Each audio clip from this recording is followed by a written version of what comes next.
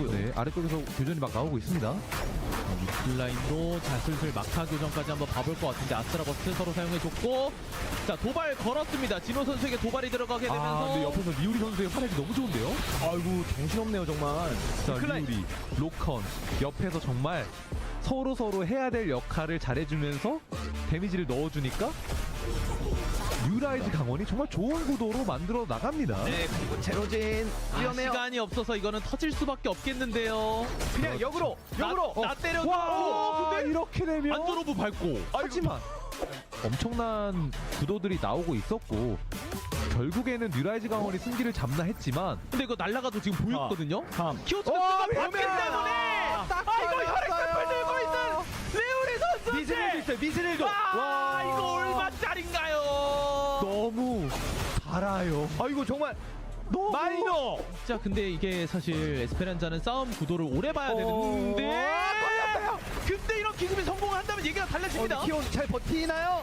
이거 하지만 네. 시야가 다 보이는 곳 시야가 다 보이는 곳 풀스윙까지도 워낙 깔끔하게 들어갔기 때문에 뭐 해볼 수가 없었고요. 공주님도 누웠고요. 결국 알론소 혼자 와, 오랫동안. 이거는 알론소가 그런데 우리를 건드린 너네를 토마호크 스핀으로 잘 한번 밀어내줬고요, 니시카 선수. 그렇죠. 자 그리고 원딜들 가지고 있는 프레이야 자 거리 주지 않으면서 스킬들 잘 회피해냈고 그런데 알론소가 그대로 프레이야 쪽 원거리 딜러 선수들이 워낙 스무스하게 잘 빠져나가는데요? 그리고 주모 선수가 지금 궁극기로 상대방 딜러들 그냥 다 묶어내고 있다 보니까 프리딜가 너무 깔끔하게 잡히면서 이겨줄 것 같고 자 왼쪽 한번 보겠습니다. 2대2 교전인데요. 이치나가 먼저 다운되어 있는 상황. 로컨 선수 그대로 하나 마무리하면서 승전보 받아줍니다. 근데 이러면 나딘 체력이 좀 적기 때문에 굉장히 불리한 상황까지 갈 것 같거든요. 이거 근데 비약한 궁극기도 없다 와. 보니까 여기서 질각이 안 돼요. 네, 앞으로 와 이게 정말 어려운 싸움이 될 것 같습니다. 결국에 치바메가 그냥 알론소한테 궁극기 타면서 뒤쪽 원딜 쪽에 침투가 가능하기 때문에 게더링필드의 역할도 진짜 중요해졌거든요. 그렇죠. 그래서 많이 들어오는 거 한번 끌어주는 주모 선수. 근데 시간이 그렇게 많지 않지만 다행히도 크로노스피어가 프레이야 쪽으로 이동해주면서 운이 굉장히 좋았어요. 자, 그래도 사거리적으로 이득 볼 수 있는 건 확실히 프레이야 쪽이기 때문에 이 구도를 잃고 싶지 않을 것 같은데 하지만 점점 시간이 밀려나. 없어서 뒤로 밀려나서. 빠지기가 힘들어지는데요. 자, 그래도 게더링. 거리 주지 않았고 여기서 않아요. 하나만 마무리하면 돼요. 와, 그래요. 하나만 마무리하면 프레이야가 이득을 보는데 그리고 자 뒤쪽에 잡을 수 있나요? 주모 선수가 빵!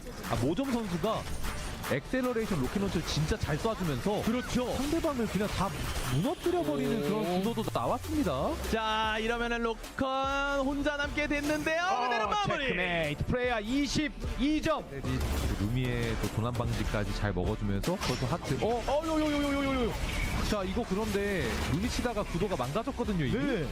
그래서 F.S에도 좋은데요?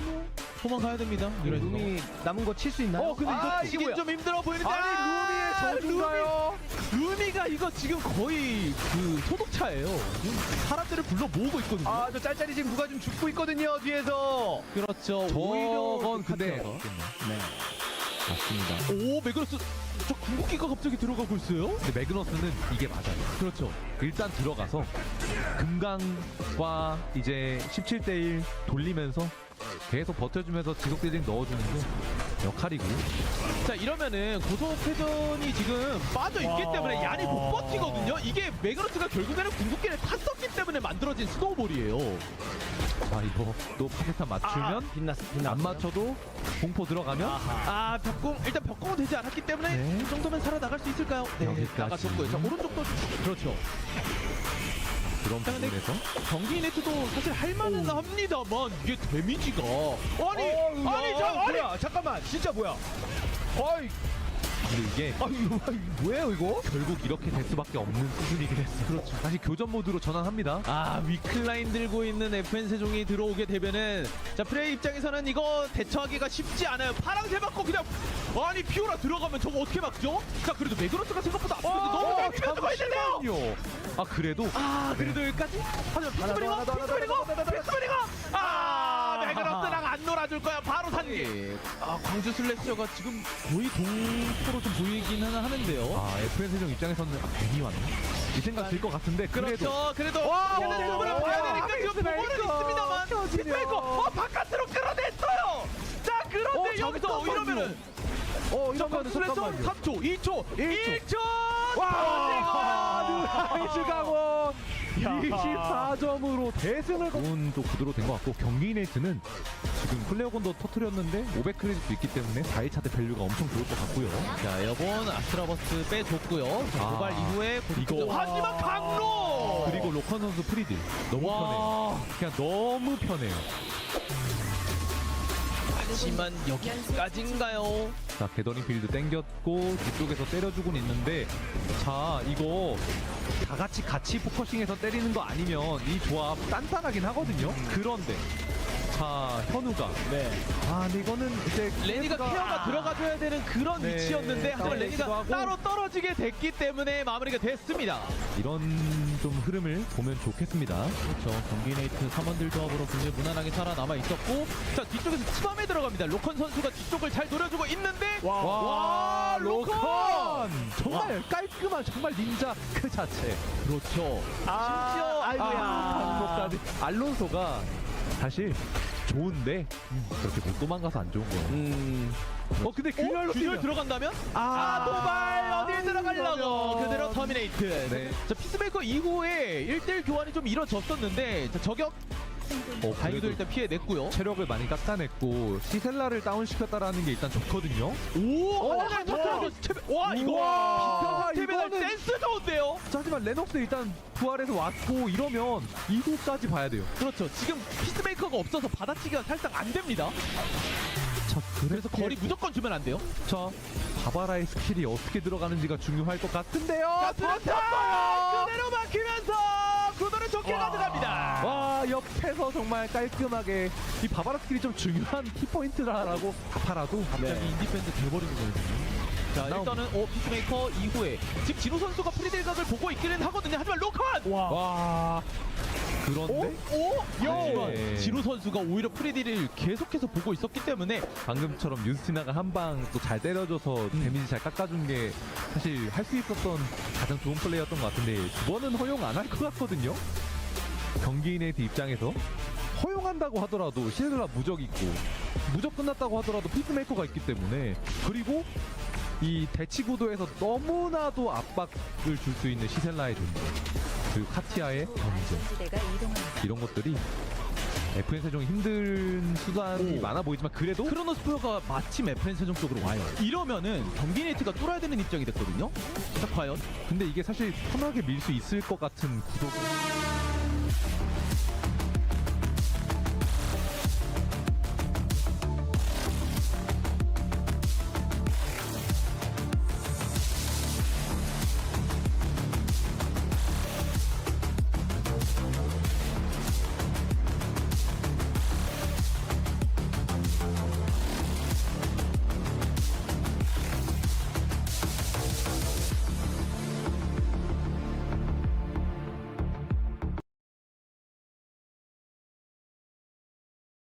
Ladies and gentlemen, welcome back to Eternal Return Masters, day number 2 this time around for Season 9 Phase number 1.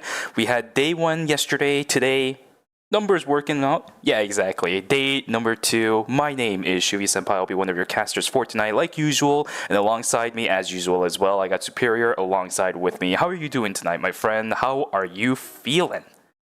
I'm back and I am excited for today because we got some monster groups coming up for you guys very shortly. Group C and D for the group stages. And yeah, I'm very excited to see what these teams are going to be playing and sort of their game plan going into the group stages for today. Yeah, this is one thing that we talked about a lot yesterday, even as the games were going through, right? Groups A and B, in and of themselves, were absolutely incredible games, but you really just cannot help but think about the games that are actually going to be happening here today. We have Group C as well as Group D that are going to be lined up to be played on stream today. 4 games for each of the groups. We'll talk about the format and all of that stuff in just a second. So let's actually start beginning with what the overview of the event is going to look like, Super.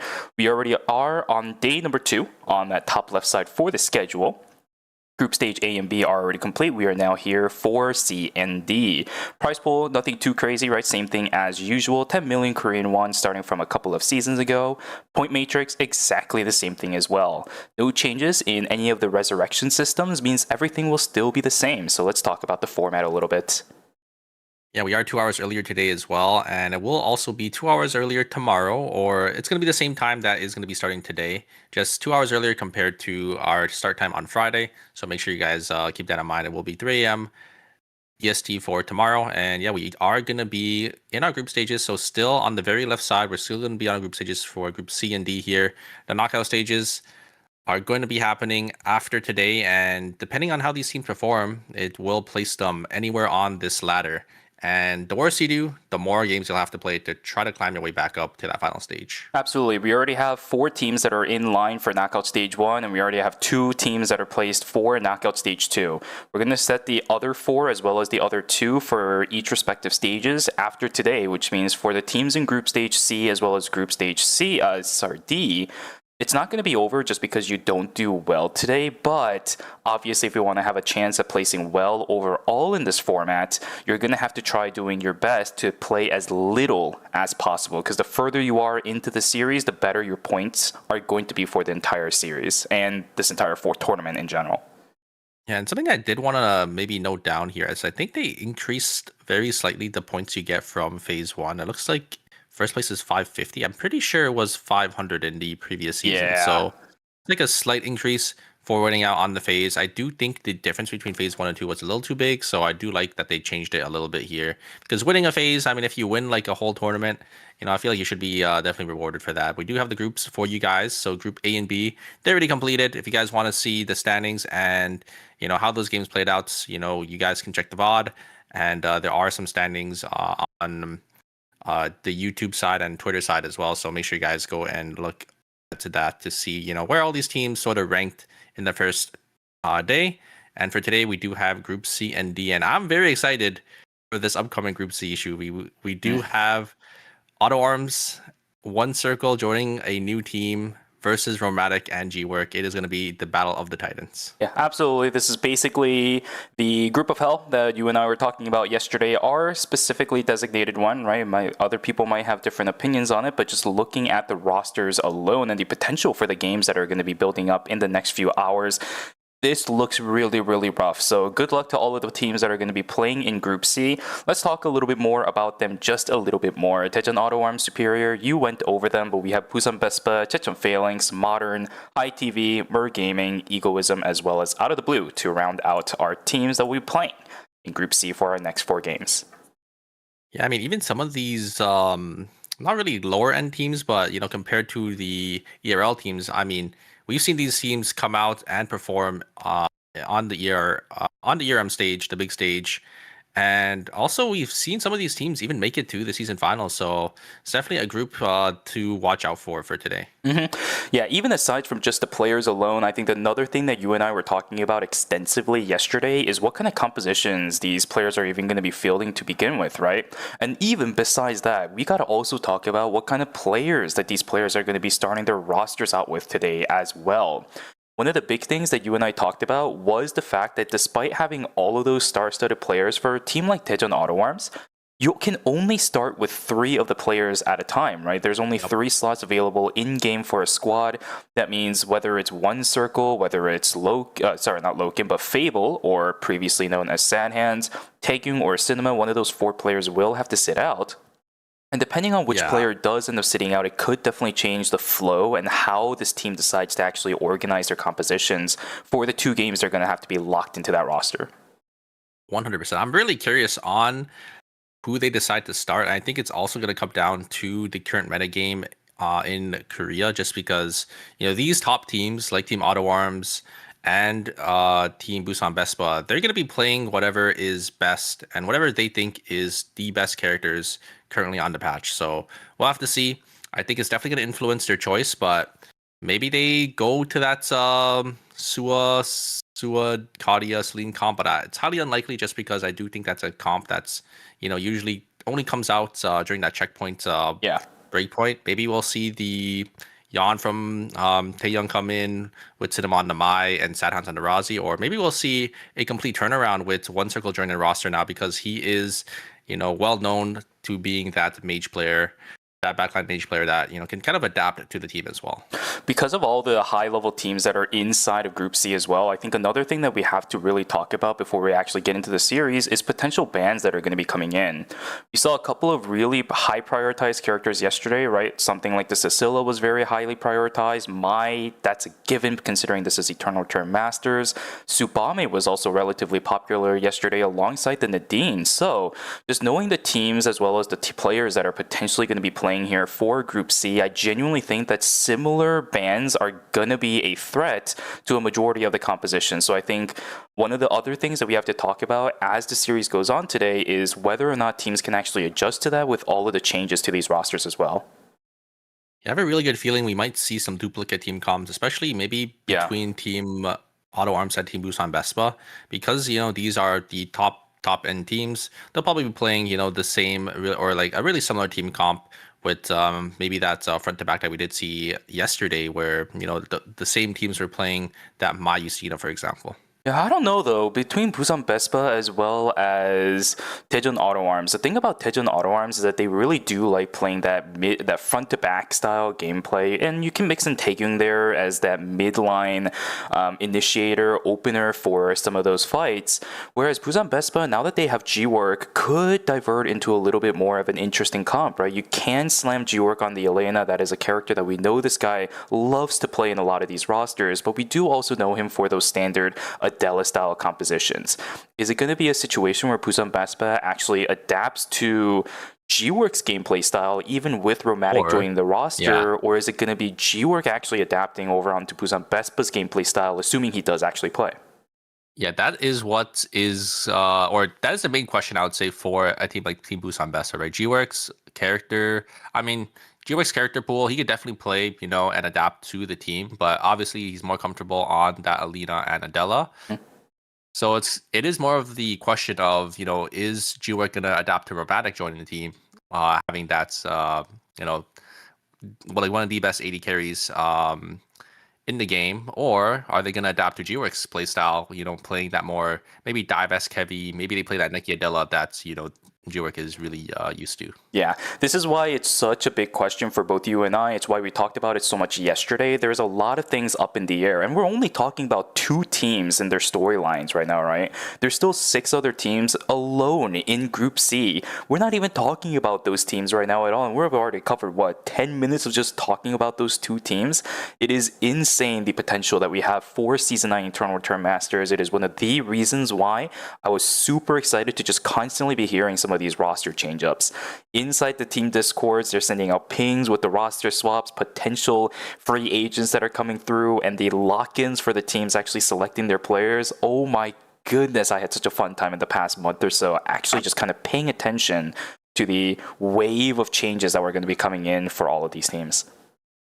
Yeah, 100%. I think another team to watch out for is definitely going to be Phalanx, just because this is a team that has really weird team comps, but they kind of make and shape up the meta a little bit, right? We did see them playing I think they were the originators of playing the Mai Hyunwoo Lenny team comp that did end up actually taking quite the meta share when it was actually really, really strong, right? We saw a lot of teams, sort of swapping over to it.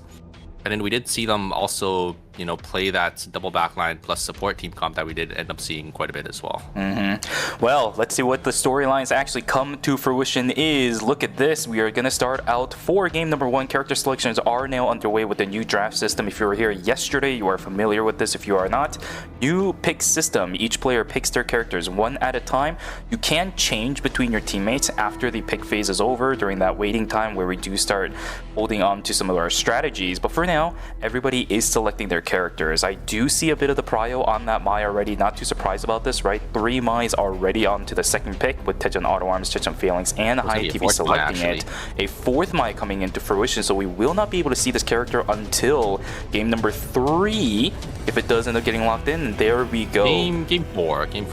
Because they'll be banned for 2 and 3. Yes, you're absolutely correct. I do apologize. Game 4, so we are not going to be able to see that until game number 4. I don't believe there are any other 3+ picks at this point. I do see a couple of duplicates, so. Like the Yumin. Yeah. Justina is also double picked. Lenny, I don't think so. Lenny? Yeah. No, there is a Lenny, yeah, for a dual pick, but that's Two it. Lennys, yeah. Yep, it's just going to be the My Band, just like we mentioned at the beginning of the stream.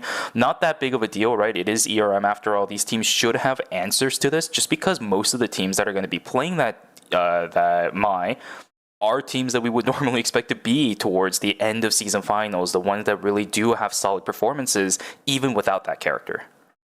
Yeah, 100%. And it looks like it is going to be one circle going to be in the main roster here. Looks like Taeyoung is actually going to be the one subbed out for Team Auto Arms for the first two games here. Maybe we'll see them swap in. Busan Best was actually opting to put G-Work on the Alina instead of actually playing the Mai like these other teams playing that front to back. So have to see how G-Work is going to be able to utilize the Alina over the Mai. I think the Mai is definitely going to be a little more tankier. It has, a lot more tools, but Alina having that dive in with that crossbow Nadine could be deadly.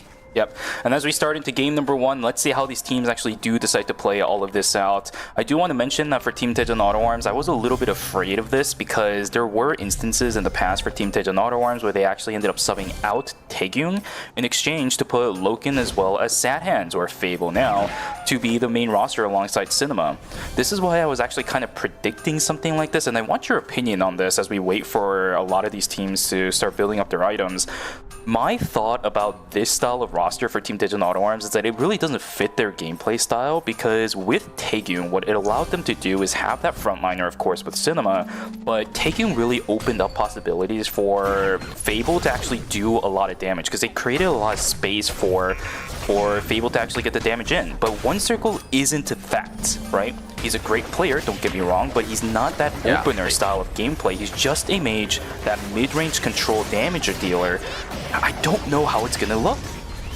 Yeah, I mean, it's going to be up, I think, to the members of Auto Arms to switch up their playstyle, right? Because they're going to be playing more of that typical front to back, whereas before, for Team Auto Arms, Taeyoung was that initiator to sort of make space for the team. But I think with One Circle, they'll probably be okay. Yeah, indeed. Fight inside of a forest. It's going to be Team Modern that actually does end up taking the lead on this one, as one's already going to fall down. Bintum on the Felix will get taken down. Unfortunately, the 1v2 split, it's not going to be enough for the Felix this early on. Another small team fight inside of Cemetery. Bleeding into Chapel, it will be enough to knock down Narmok.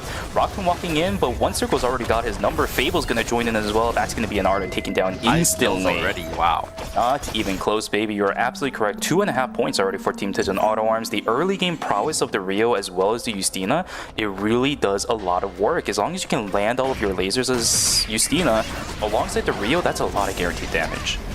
Yeah, looks like Dina is going to get caught out here by the side of Team Modern. Modern is playing this double hyper carry. I actually really kind of like this team. It's a double hyper carry with the Lenny to dive in here, so you have to be a little careful because obviously Shuailin and a character like Hisui are not really that tanky, so they can easily get bursted down. But that's a lot of big X factors, right? You and I always talk about this, but X factors in games really make a difference because they kind of pull out plays that you don't expect, even for these pro players as well, because you don't tend to see them very often. A lot of teams actually don't have great responses to them until they get the feel for that, which is usually around phase number 2. But it's in the beginning of phase number 1, right? So a lot of these teams aren't really going to have the best of answers to it. Shuailin plus the Hisui, you mess up against that comp once, it is going to be absolutely detrimental. I love the way that Team Modern is shaping up their team composition right now with the new roster that they're fielding for Season 9 as well. I actually have a lot of double melee kind of brawly teams here, I think, in this lobby, right? Team Modern, even High TV, Merc Gaming, Egoism, Out of the Blue. So all these 5 teams, it's all on the right side of the teams on the bottom there. All of them are playing these double, triple melee teams, and they're gonna have to watch out, playing into the triple backline because you are really susceptible to getting bursted down and just losing to these AD carries. G-Work trying to look for a little bit more. Narmok is going to get frozen up. He will get taken down as Dan's Macabre going to lock him down even further. That means Fang has to actually run away. I don't know exactly what all of these teams are fighting for inside of Fire Station right around here because the meteorites, yeah, it's a little bit to the right. Got about 20 seconds until that's going to actually pop. Kiro standing around on that Shuichi, going to make it a little bit rough for the lane to continue contesting, especially without the Dan's Macabre. But ends up getting found out. out by team out of the blue. This is a little bit brutal. Fang about to get taken down. Dema is really good at knocking down tanks. There we go. The color swaps is going to be enough for that HP % damage to knock that Mai down. We hit day number 2. Let's see which teams are going to be able to get some of these objective contests. For now, Titum Phalanx looking for these animals. Can they get away is the question. I think a wolf has been stolen away by Team Egoism, but what is the fight going to amount to? Yeah, he's still trying to stay alive. The ultimate is already down. Yushiman pretty low, but look at the health bar on the side of Team Egoism. It's not that bad. They will both back away from each other, but the damage has been done to the Mai. The other members of those teams are just not coming to help at all. They're probably busy doing their own thing as well.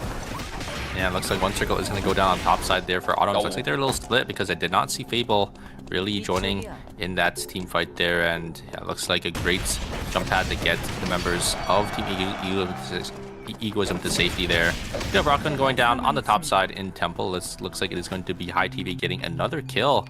They are playing the Mai, Shoichi, and Yan. It is Kiro on that Shoichi. We really haven't seen him come out too often here, and I'm kind of excited to see Shoichi coming back. I am as well. Unfortunately, it's not going to be Lumino, right? He is going to be playing most likely in the next set of games that we have tonight, but Kiro is also a very, very, very well-known Shoichi player in KR. Probably actually one of the more popular ones before Lumino started coming into fray. But interestingly enough, a content creator over in KR actually did a video, I think within the last couple of months, that was talking about Shoichi gameplay. And Kiro was the one to do it. Look at the damage output on that Shoichi. It's looking pretty good. It's not going to be enough to knock down anybody from team out of the blue. Osu also ended up getting out, so it's a 0 for 0 between these two teams. A little unfortunate because I think if High TV had their items, if the Shoichi had that 4-score already built up, that was an easy double kill there. But unfortunately, they just got caught at a bad timing testing for that kiosk buy-in to get those 4 scores. They just didn't have enough items there. They did end up getting those 2 4 scores from the Mai and the Shoichi's credit, so they do have the items now. But yeah, a little too late, but a little late than never. I do also want to really give credit for Hikase. He actually timed his Echoes of the Earth really, really well. Just because the Shoichi is on top of you, he's not that big of a threat until he starts throwing down the ultimate, right? At this stage in the game without any items, they do really need it, but the fight is going to begin. Fable, a little bit off on the backside. We saw how good Mai is, but it's a little bit early on into the game. Damage output between the two teams looking pretty solid. Cinema, same HP as Totem. Both Mai's actually losing out on their healing drones. One circle pumping out the lasers, but he is a little bit down on items. Never mind, it's going to be enough. Oh my god, Bintum with the Tempest Hydra is going to be able to knock down one circle. It's a 1-for-1 trade, but the problem is Bintum is a little bit too much of a threat. Alpha is going to get stolen away by Team Desonato Arms. Bintum, my goodness, what an absolutely gutsy play paying off in the end. 1-for-1 trade. Oh, yeah, I've only charged up this Hydra to actually just finish off one circle there. Here comes Engage coming out for the side of Team High TV. The huge exclusive actually coming to actually keep Revolu safe. And wait a second, Hero can get the damage from the daggers here. He's able to jump and get the execute actually. I think he actually finished this. A huge damage coming out from the body explosion, but it's not going to be enough. The Mai is going to be there to finish off their Shoichi. Just barely not enough there. Maybe if they got a couple more resets would have had it, but yeah, just not having the cooldowns I think just yet in the mid game here. And it looks like it is going to be Team Phalanx coming out on top. Pretty brutal. Inside of Uptown, another fight as the Shuelin's going to get taken down first, unfortunately, but the Hisui is still max HP. Miko in the backside trying to support this Hisui as much as possible, but the damage output on the other side is also looking very solid. Can she stay alive? Absolutely not. It's not going to be that W3 to keep her health bar alive. Tehu will fall. 2 members of Modern down. And the stain from Egoism, I think, was slightly higher, and they do have that Yumin already sitting on 4 items, and Yumin is such a great character to fight these double melees. He just does so much damage. It's just, I mean, the one downside to Yumin is he doesn't have as far range as those backline mages, but into these melee hyper carries, you could just shred them. Hyunwoo looking pretty fine. Look at this, happy 9.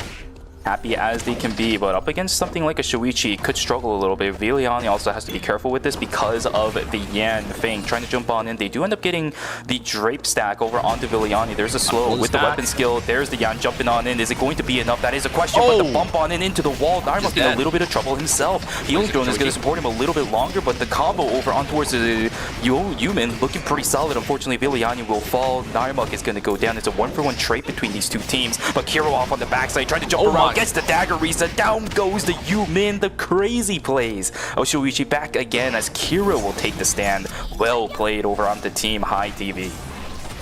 Yeah, huge find from the Shoichi. They're able to kill the Lenny really quickly and get the resets to actually jump back over the wall to get onto the Yumin to finish them off. And once the Yumin's down, just not enough damage from that Hyunwoo. The Mai and the Shoichi are going to be enough to secure that team fight. So it was a good call for them to back away. And oh no, a huge blunder here coming out from Bintum, but it's a little unfortunate. I don't think recognized there was a team in the zone. Just ended up white littling right into the hands of Dushiman there. A great exclusive with the combo coming out from the Adina is going to be able to secure 2 kills for the side of Team Phalanx into the side Team Air Gaming. So an early minus 400, a little unfortunate there. And oh, a huge Lenny's Ring Trap actually going to connect onto the Justina. And it's going to be 2 kills. Busan Vespa struggling a little bit here in game number 1. This is what I mean as well, right? Again, it's the X factors of both the Hisui as well as Shueilin. I think Daegu could have definitely been punished a little bit more by Team Busan Vespa, but they didn't end up doing it. Hisui by herself, no support from the Lenny for a couple of seconds before she got her, Tsubame Gaeshi off. Right up until then, she was pretty vulnerable, but everybody on Busan Vespa ended up splitting apart, giving an easy way in for the Shueilin. Well played over to Team Modern, and now Busan Vespa has to come up with answers to team compositions like that, because there are plenty of those here. Yeah, I really like Team Modern's team comp. It's because it's 2 flat, really flashy 1v3 type, bruiser characters that, like you said, has that X factor, and then the Lenny to kind of support them as well. I do think they probably will struggle into the better front to back teams, but if they find an angle onto the backliners, they could definitely just really burst them down. Let's see if Team Egoism wants to fight up against Merc Gaming. The only problem is inside a research center, Arda has a little bit too much leniency. I like the call from Team Merc Gaming to hold their ground. Same thing for Egoism to back away. Now it's going to go into night number 3. Let's see which team is able to pick up this purple box. G-Work is sticking in. Nobody really wants to contest this. The purple box has been picked up, and G-Work is on the backside, but Romantic is in trouble. He is about to get taken down. Kira will snipe him down. Well played over onto Team High TV once again to just get the isolation kill over onto the Nadine. G-Work does end up picking up a Mithril, so it is a 50 credit advantage, but having you spend those credits to get the res back is just not going to be fun. Yeah, a little unfortunate for Busan Vespa. They ended up getting caught. The one downside to Alina is, she is a full dive tank, so it can't really help peel for their team, but it is going to be up to Romantic and Lucina to sort of play that backline 2v2 well. Comes to engage a huge taunt coming out from Maya, 3-man taunt. Can Hero come back with the damage on the Shoichi here? There's so much damage from my the god. Shoichi. So many resets. They do end up actually finishing Bintum, and they're actually going to be able to swing the fight. Yeah, indeed. Kiro is still on the chase. He doesn't have any resets, but the dagger drops with the last auto attack he needed on the chicken. Raccoon doesn't really have anywhere else he can go. He does end up getting the unleashed power, but it's just not enough. Well played again to Team High TV. Unfortunately, Dynamo tried to go back for the body of Bintum and got caught out by Team Titan Auto Arms, but the value of the kills that Team High TV are getting in the past couple of minutes are actually insane because, a majority of the kills so far in this game have come after day number 3. Losing -200 for Team High TV after all of the massacre that they've entrailed inside of Lumia Island, I don't think -200 is going to be that big of a deal for these guys right now. Unless they lose more. Not too big of a deal, but I mean, losing credit is always just not something you want to be seeing, especially because I think they are slightly behind in their items. They are saving for that blood sample on that Mai to try to get that Shoichi blood going, I think, but compared to the rest of the lobby here, because of how high tempo these games are in at this level of play, even a -200 can set you back quite a bit. You have Phalanx looking for an angle onto the side of Egoism, and it looks like Egoism will be able to get themselves on out with that steady movement speed. It's gonna be a little hard for this team to walk up here. They're taking a lot of damage from this Nadine. The ult is gonna come down. Great dodge out coming out from Revolt, actually dodging out on so many of those skills from the Yumin and the Lenny there, but a great exclusive actually to get Revolt to safety. Damage coming out from Yumin. Is it going to be enough? Oh no! Revolt just barely lives, and the Yumin is going to go down so close coming out from Egoism. I think that is going to be it. The third party is going to be here. High TV gonna be able to intercept their escape, and they will end up going down in 8th place. What a great try from Human though, right? Oh my goodness, Yohi, if he landed a couple more of those skills, one more extra take inside of that wind tunnel, maybe he would have been able to get something done. Maybe he would have been able to push away the members of Team 9ㅅPhalanx, but it's just not going to happen for game number 1. Unfortunately, they will fall down 3.5 points for that team. Not that bad of a result. Let's see how it goes up on the northern side as Team Out of the Blue trying to contest in terms of position up against Busan Vespa, but the zone is going to close in about 40 seconds. G-Work doing a lot of damage. The Dance Macabre looking pretty solid, but the wall has been set. Unfortunately, the Debbie and Marlene needing a whole lot of punishment, and G-Work actually ends up going down first, but the damage output from Busan Vespa a little bit too much to deal with. Osu also falls down. I think that was the Ghost Light that ended up knocking him down. GSXG, he is going to have to book it. Jack Lee, that is just not the way you want to go, but it's just the way that you get to have to go in the end. The Kiosk call down plus minus 400. It's just not that great for Out of the Blue. Yeah, I mean, a huge play from G-Work there, just able to get so much value on Alina before going down, hitting the ultimate, I think, on 2 members, and also just getting the freezes, just jumping on forward, getting as much damage down on that Alina. You know, as a tank, you love to see you doing about 50% of every of the members on the team's HP bar. And a huge combo coming out from the side of Team Busan Vespa, just able to just immediately burst down that human. And once the human's down, that is a lot of your damage gone for the side of Team Out of the Blue. So it looks like they're gonna have to retreat, and another minus 200, and they don't really have enough credits to get the res back up just yet, so they're gonna be on the back foot for this game. I think Nighttime actually screwed with Jack Lee a little bit there, because he tried dashing in on an Elena of all things, trying to get a little bit of damage in, but the result I don't think would have been different at all, right? Because you already used your dash in, that's an Elena sitting in front of you, and that Elena's name is G-Work. He loves jumping in on towards a backline. But if they do the work for him, the hard work for him, all he has to do is just use his weapon skill and get the freeze on, and it's the easiest job in the world. Yo, he just gave it straight over to him. Team Phalanx looks like they're keeping safe here in Forest, and there is a team on the bottom side. Mirror Gaming is just sitting in the corner here. Look at their items. They're not really looking too good, so it looks like they're just going to try ratting it out for some placements, maybe try looking for a third party. I don't think they want to take any team fights. Osu is going to get caught here by the side of Team Modern. Can they get away? It is Dash Hyland who has a lot of dashes and movement speed to get the gap closed, but there is Osu. Missing the dash over the wall.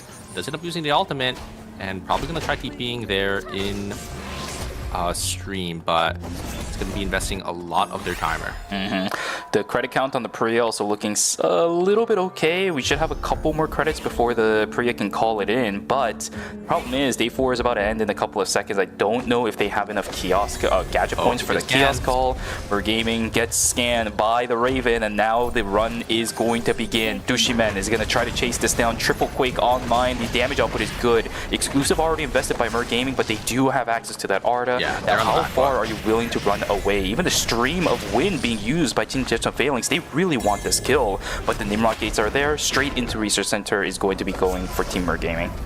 Yeah, I can't really chase into that Arda because of those Nimrod gates, and I don't really blame Team Phalanx for chasing that, right? I think they saw the item difference from the side of Team Mer Gaming, and they just thought, you know, it's 3 easy kills if we can get this team fight going, but Team Mer Gaming is going to deny that, and they're just going to run away there. Oh my god, if that flash cut actually ended up hitting any of the members from Team High TV, it could have been a little bit of trouble, but everybody managing to get away. Straight into yet another team, though. They see a bunch of cameras set up. Are these people ready to deal with Team 9ㅅ Auto Arms? Item on this team is looking pretty solid. The fight is going to begin, but the Rain of Arrow is actually slowing down the entire backside of Team High TV. They can't support the mine whatsoever. Yeah. Beautiful Rain of Arrows coming through from one circle to deny everything that this team wanted to do.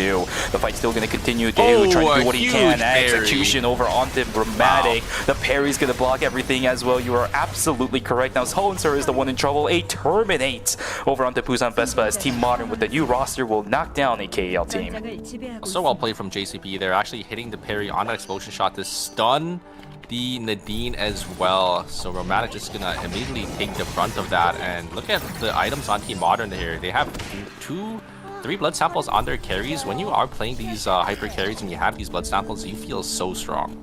Blood Ripper is such a high value item over onto the Hisui. I actually wonder what the Shui Lin is sitting on right now. Team Berg Gaming, they are in hell at the moment. I think they're going to start moving down towards the south side of the map. Doesn't want to take any additional timer, but you can see what their game plan is. Walking down into archery range will probably make their way down on towards hotel because of all the pings that are being made up on the northern side, and Daejeon Auto Arms holding the line. But what's going on here? 1 second for Nymok. Well, all of them, I think. They only have 1 second on every single one of their members, so they definitely cannot tank any more red timer. I think they're just trying to avoid these teams that are just so much farther ahead. They're gonna try getting some more placement points here. A little far up from the T. There is the engage coming up from the Mai, but the Mai is a little far forward now. Here comes the engage from the other Mai, and they're just gonna get caught out here. Yeah, I don't think they should have looked for that engage, but I think maybe the call just wasn't there. Yeah, the shot calling was a little bit shoddy because Raccoon ended up getting tagged by Ghostlight, and then the Mai started going in, so something went wrong in the communication between these players. Bintum also caught out, means Merc Gaming will most likely be down to 1 player in a few seconds. Revolut gonna dash on in with the Monkey Wire. Bintum trying his absolute best, trying himself to get away. One more Wolf might catch up. There it is. The slow is there. Totem with 10 seconds, but the Nimrod's Gate will get the Felix out of there. Totem will still fall down, so Team Merc Gaming is still down to 2, but the Felix is still alive. The only problem is timer is just not available for them whatsoever. Yeah, I don't know what their game plan here is. They do get some more timer, and it looks like they're gonna try to walk up here to gas station. They're probably going to try playing for another placement point. I think at this point, their chances are a little cooked here. Does Auto Arms end up seeing Merc Gaming? They should be able to sniff them out. And yeah, look at the timers here for the side team Merc Gaming. They can't really walk back into red because they don't want to explode. And the 2 kills will be donated to the side team Auto Arms. Yeah, caught between a rock and a hard place. There goes yet another member as Fang is going to get found out. Luckily, we'll secure the 4th place spot, so that's an extra placement point going in. And now we are down to 3. Really good fight between Team Modern. Let's see how it goes. Versus, yeah, our front to back team versus our double hyper carry dive team here. Can they find an angle onto the back line? You can see the items are pretty equal. I think 3 bloods each on each of their carries. So we're gonna have to see, can they find an angle onto Fable or 1 circle here? 1 circle on that, you know, having that ultimate, that Astra barrage, the safety. There is the movement speed. Oh no! Down, and that's exactly what I was worried about. It's just too much damage and too much healing and kite back from a team like Team Auto Arms here. Just able to just dodge out on so much of the damage and just dish it back out with that Rio and that Yusina. Absolutely. I was about to say that Team Daejeon Auto Arms, if they make 1 single mistake, Modern can capitalize, but it's actually Team Modern that ends up making the mistake here instead. Beautiful holds on Team Daejeon Auto Arms, not panicking just because a Shueilin is on top of you, to use all of the crowd control to deny that, right? Because the parry would have actually ended up stunning a couple of members, but they didn't use any hard crowd control to actually proc that stun coming through from the parry.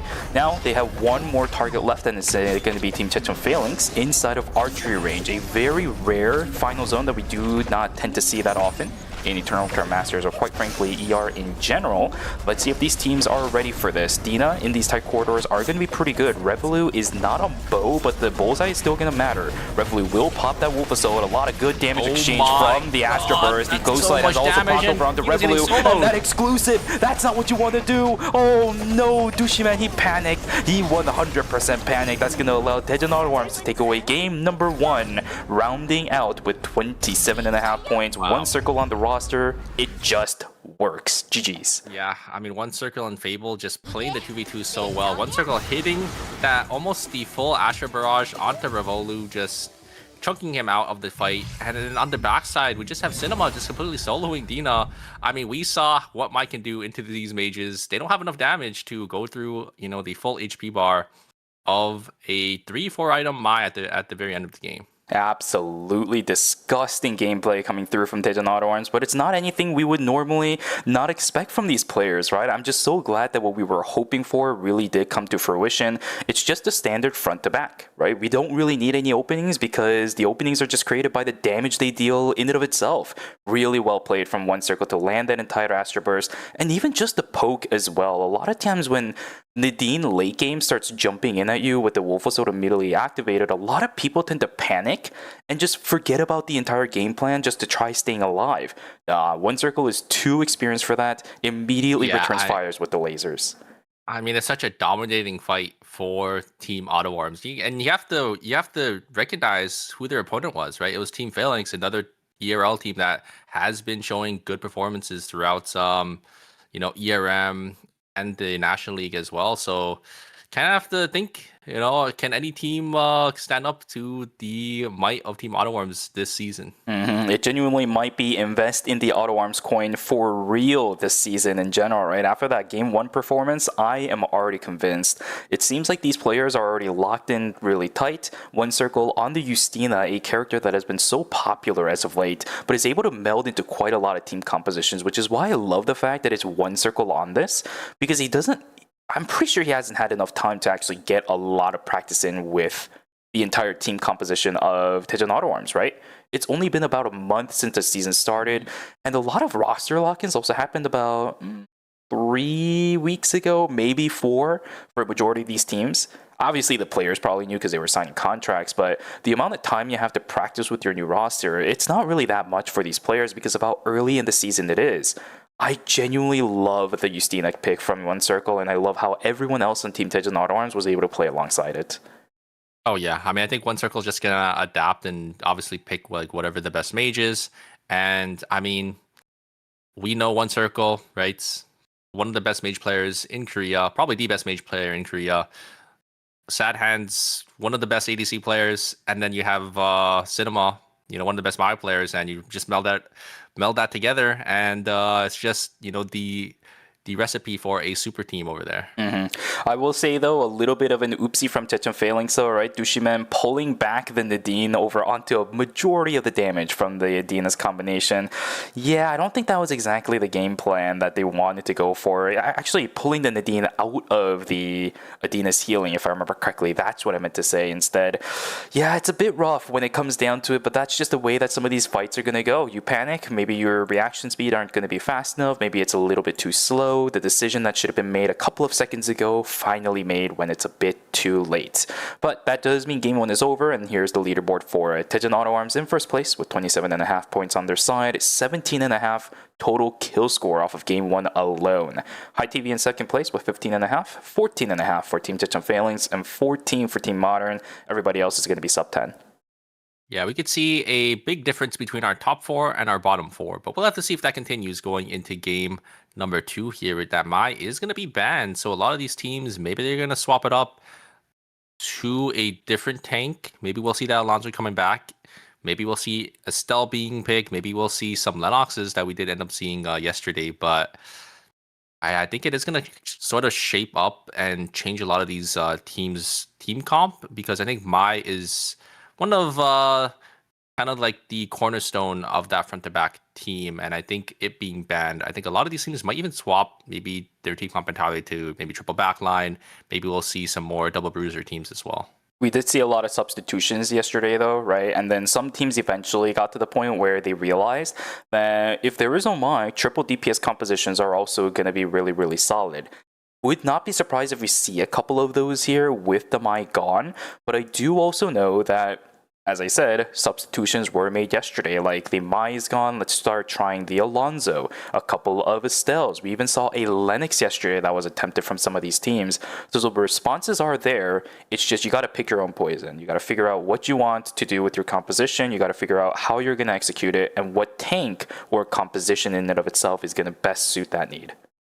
Yeah, I'm really curious to see what these teams are going to be picking with that Mai ban, right? It's because I think Mai, obviously, like I said, is that pick that you kind of need for these front to back teams. But I mean, you don't really need the Mai. You could play these substitute tanks, but it's obviously not going to feel as good as having that Mai. So I do think there are going to be a lot of team comp changes coming up. Yeah, a lot of people, when it comes to the Mai, will specifically think about the exclusive and how good of a life-saving tool that is, right? Like, things like also Estelle has it. But if you notice while playing game number 1, or watching game number 1, I should say, is how good of an initiator Mai also is. We saw actually multiple 3-man level 2 Quakes popping, and the damage output coming out from some of these Mais is tremendous. And you can't do that with something like Estelle. Yeah, 100%. I think my basically has it all, as a tank in, the competitive scene, right? She's got a really good engage with her, catwalk. She has some decent CC if you land the taunt.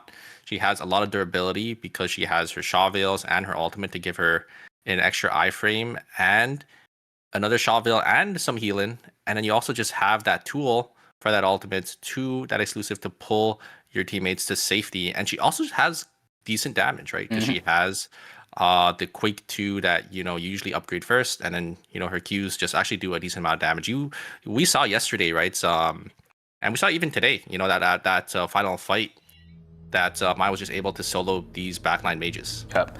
Yeah, it's a very, very scary character that we won't unfortunately be able to see until game number 4. She's going to be banned for 2 games, 2 and 3. We will not be able to see her, so some teams are going to just be coping on that until game number 4, which means for the rest of the lobby, we'll figure out what we are going to start seeing. Romantic, I see him on the hard. It's Busan Bespa. I think I know what's starting to come online. Yep, it should be the triple backline with the Cecilia combinations. It's like the bread and butter of KR triple DPS composition, so it all comes down to what G-Work wants to do. I have a couple of thoughts in mind. Adela, I don't think would work the best with this. I know it is G-Work. He's hovering him right now. I think Adela is okay, but it doesn't really bring out the flavor of triple DPS. It's great, but a lot of triple DPS really wants you to really push the lead, and while Adela is really good at doing that, it's a little bit spaced out in how often you can do it. It will be locked in, so triple DPS with the Heart and the Cecilia bread and butter, plus the Adela for G-Work, is what Busan Bespa will lock in for game number 2. I apologize. Whereas Tejan Auto Arms also running a similar flavor, but with different characters altogether. Nia, Justina, and the Heart. Obviously, the Heart absolutely needed to make this kind of composition work. We're gonna see that happen.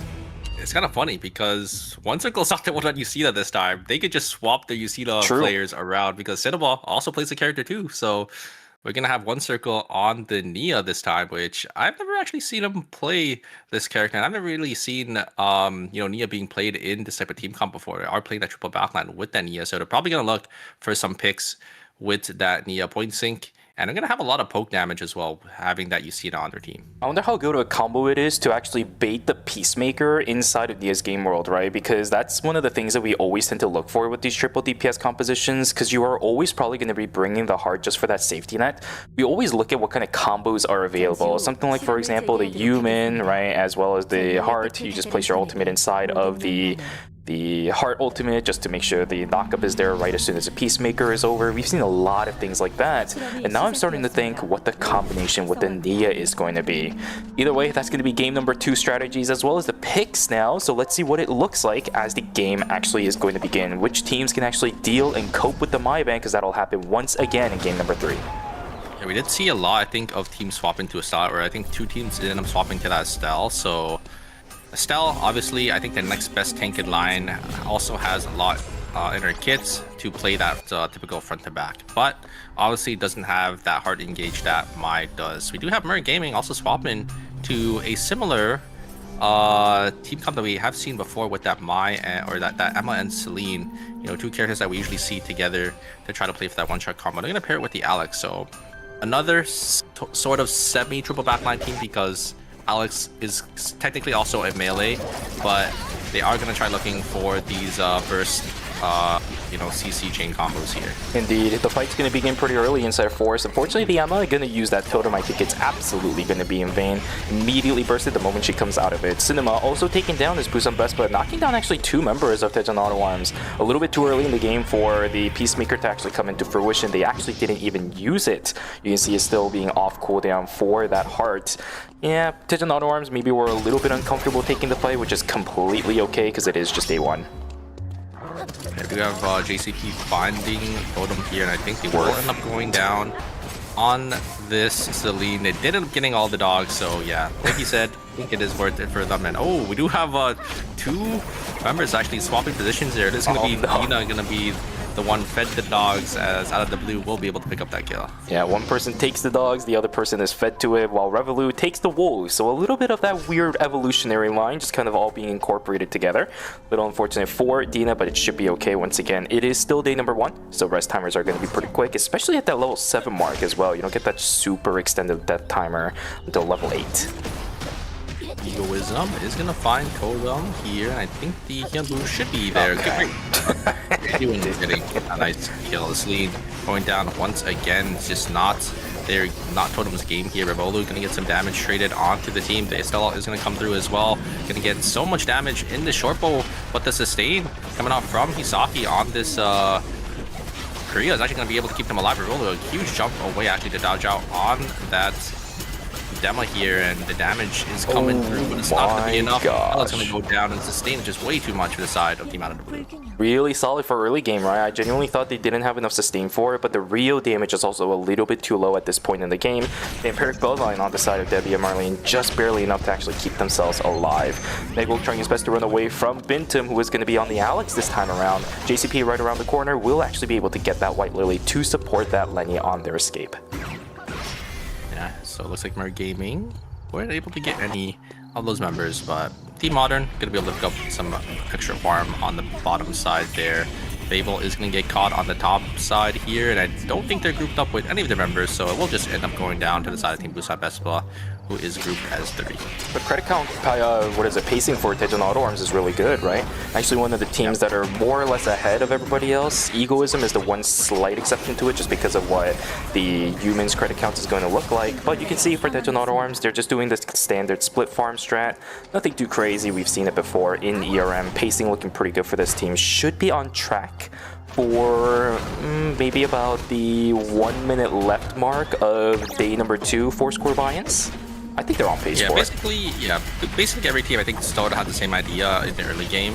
Okay, because it's sort of like the standard. There is the Neo's game actually going to come down, but the damage isn't going to be there, and the Shoichi combo is just going to instantly kill Fable. Not even going to be able to use the Peacemaker, and it looks like One Circle is going to be the last member alive, going to be forced to get on out of there, and they're not going to be able to grab the tree, so gonna be actually set behind this game for the side Team Auto Arms. Okay, this is really awkward because the combination that they're doing and the Peacemaker is just never coming through at all. This is a little bit weird, but the fight's gonna begin inside of Hotel for the Tree of Life. Now the Peacemaker is gonna be activated, but which team is actually gonna take the advantage? Who's on best man? A little bit of trouble. Queen's not gonna land. It's Team Modern with the double bruiser frontliners that can actually knock down the triple DPS of the early game sections of Team Busan Vespa. We have Egoism in a little bit of trouble on the south side of the map as well. Yogi in a whole heap of trouble. Revolue is going to get taken down on top of that. Daejeon Failing's trying their best to run away as well. There are so many people inside a factory, even though it's such a big zone, it feels so claustrophobic. Beasts are coming in.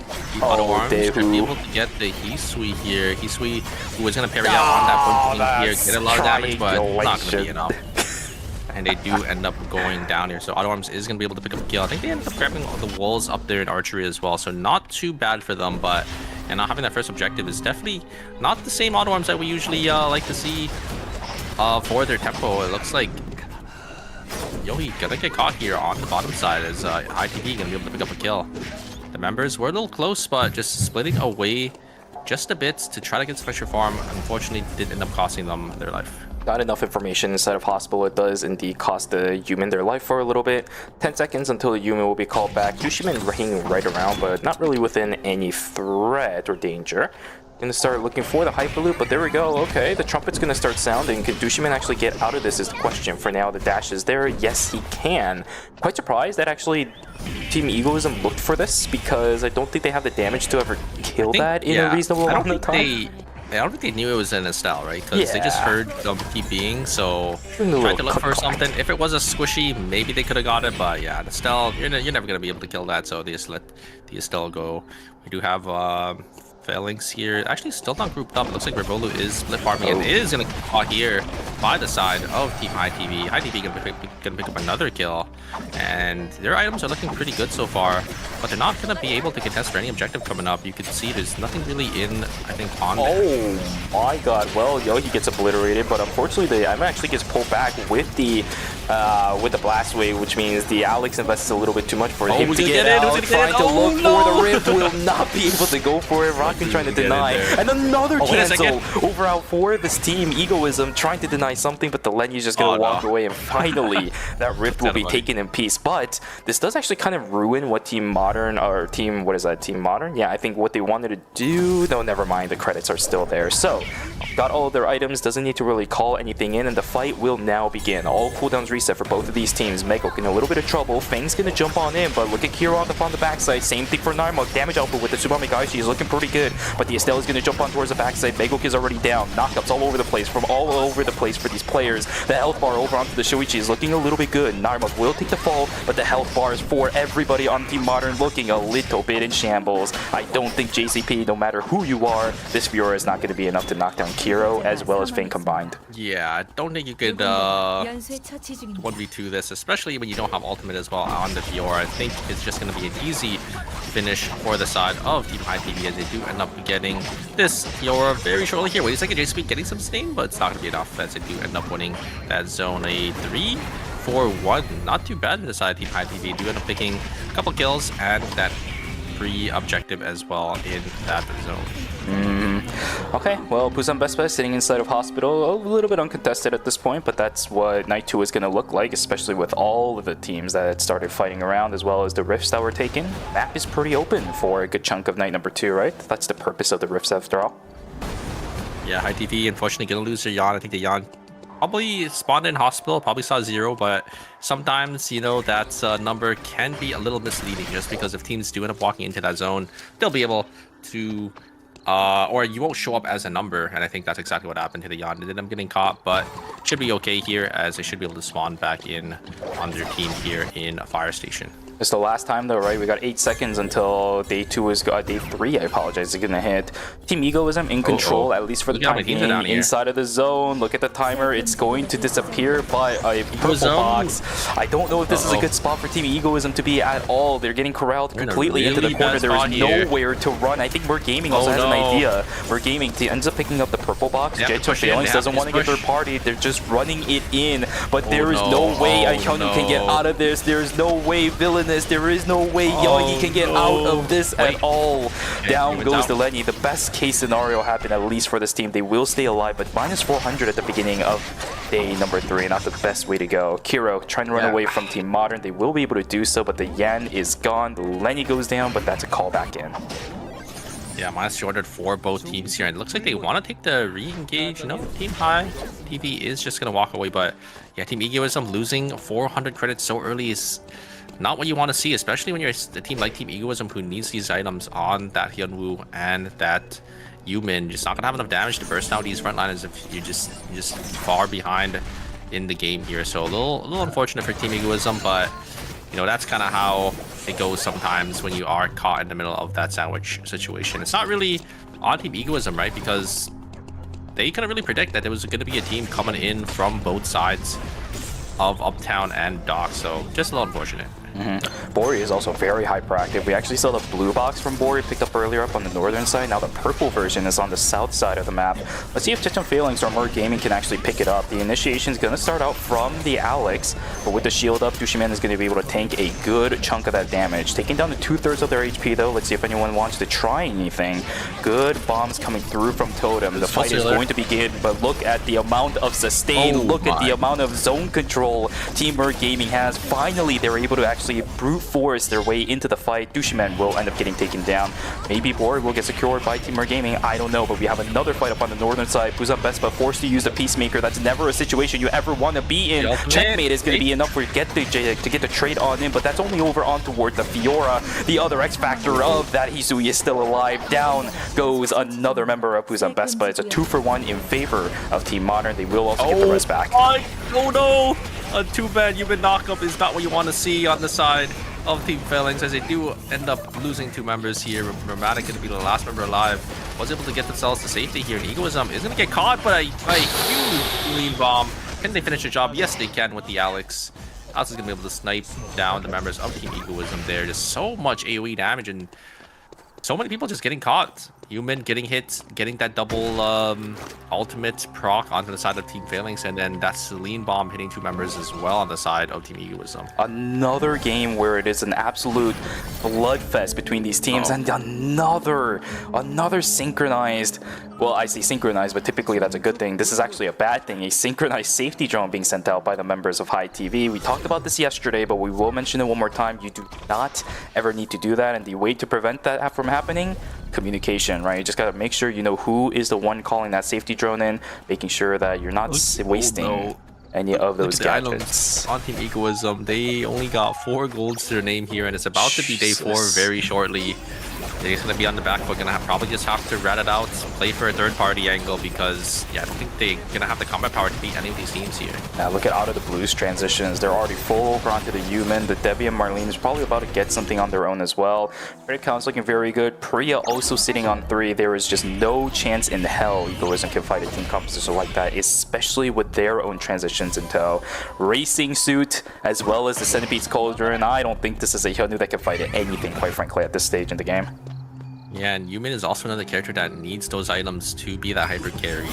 Just not gonna look too good for the side team Egoism. I think if any team sees them, they're just gonna start, or they'll just pull the trigger and really take the team fight. I think that is exactly what Team Auto is doing. There's a pistol skill forward from one circle.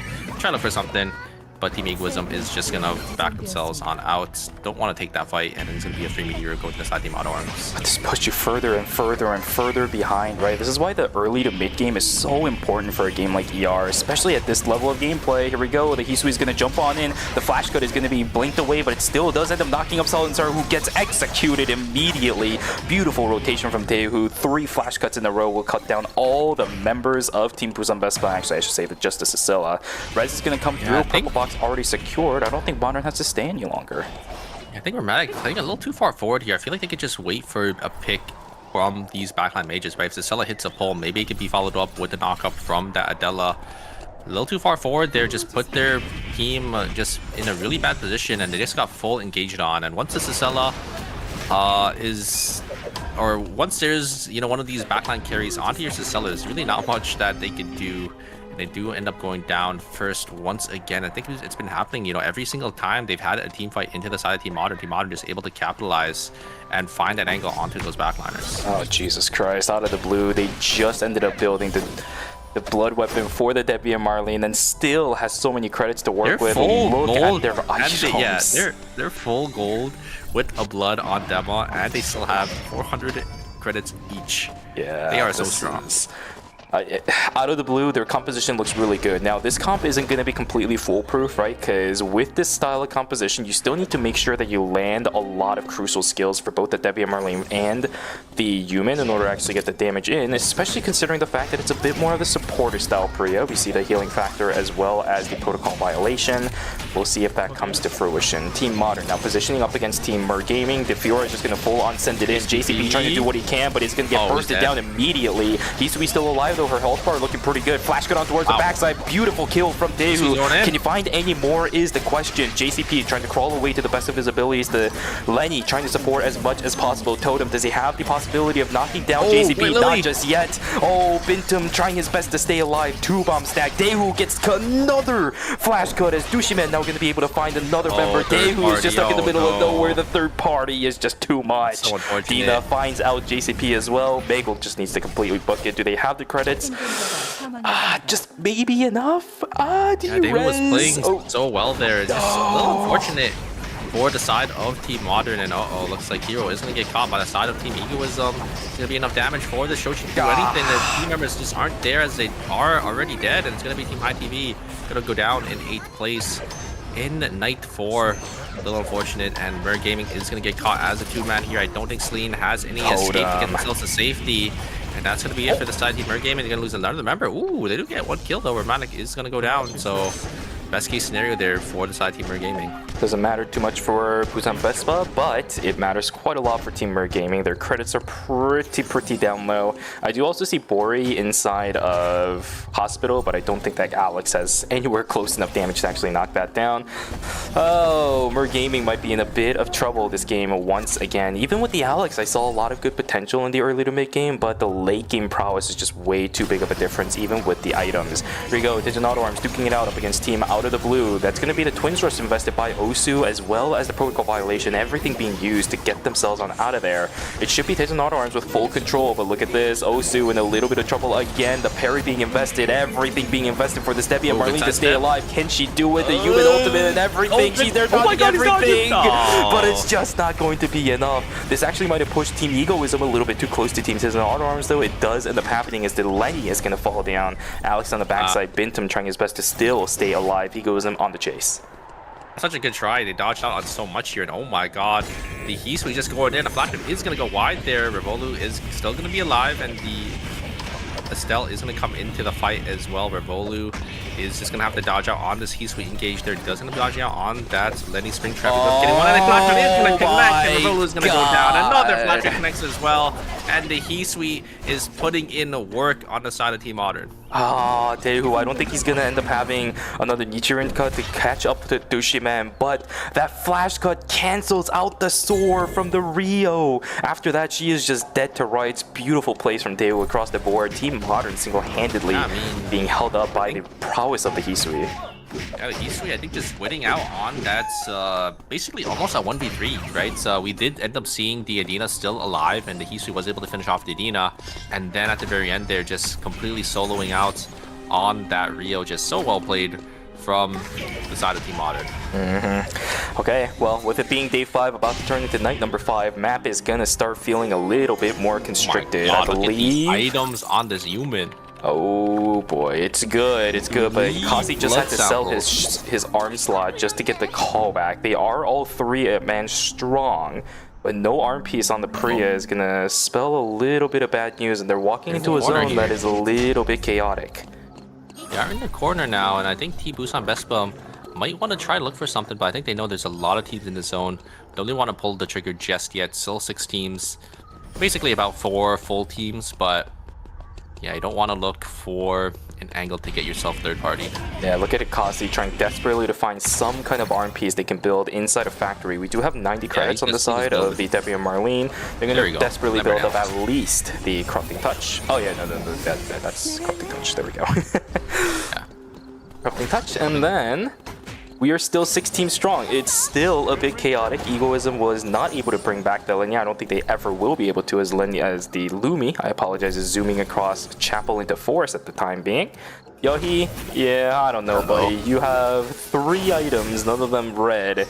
Out of the blue, that's quite a bit. They may have had to sell something for the Priya, you could see the but... difference, and you could see the other human here having 3 blood items for himself. So Jesus, now they're stuck in the middle of 2 to 3 different teams. Yohi, last member alive, and I think that is going to be it. I don't think Team Out of the Blue want to pull the trigger. They don't want to put themselves in that third-party situation, so they're not going to kill the human just yet, but I think the human is going to go down now. There is going to be a VLS going to be used by the side of Team Busan Vespa to get themselves to safety. On the outside, Nichiren Cut is going to connect onto Osu on the bottom side here, and they're going to try looking for this team fight. There's a random Estelle on the top side as well, walking into the zone. We do have...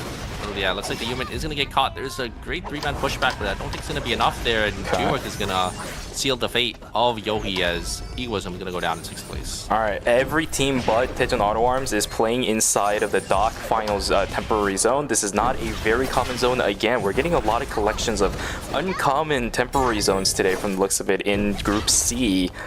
Oh, the entire map just being played by Tejon Auto Arms. They have a free zone up on the north side. This is what they are so good at doing, right? Tejon Auto Arms, they do this all the time, especially with one circle as well now. They're going to be doing this strategy even further. Look at how chaotic this is going to be. The parry activated straight in towards the Knife Ward combination. It is so easy. And we finally see the Peacemaker for the first time on the side of Busan Vespa. It's going to work this time around. Romantic will end up getting an execution. Terminate online. Dushiman is alone. And the kill should go over to Busan Vespa with the Queen landing. There we go. G-Work though, it's going to get caught out by the Twins Rush. There is no checkmate available for this player. Down he goes. Is the damage output from Romantic and Tones are going to be enough? There's the pullback over onto Osu, but that is a Debbie and Marlene. I don't think this is going to happen for Busan Vespa unless these two can pull out a miracle play amongst each other. Yeah, I don't think it's going to happen. This unit is on 3 blood samples. I think Yumi can just maybe take this 1v2 by himself here, but yeah, G-Work, unfortunately, I think just dashing in,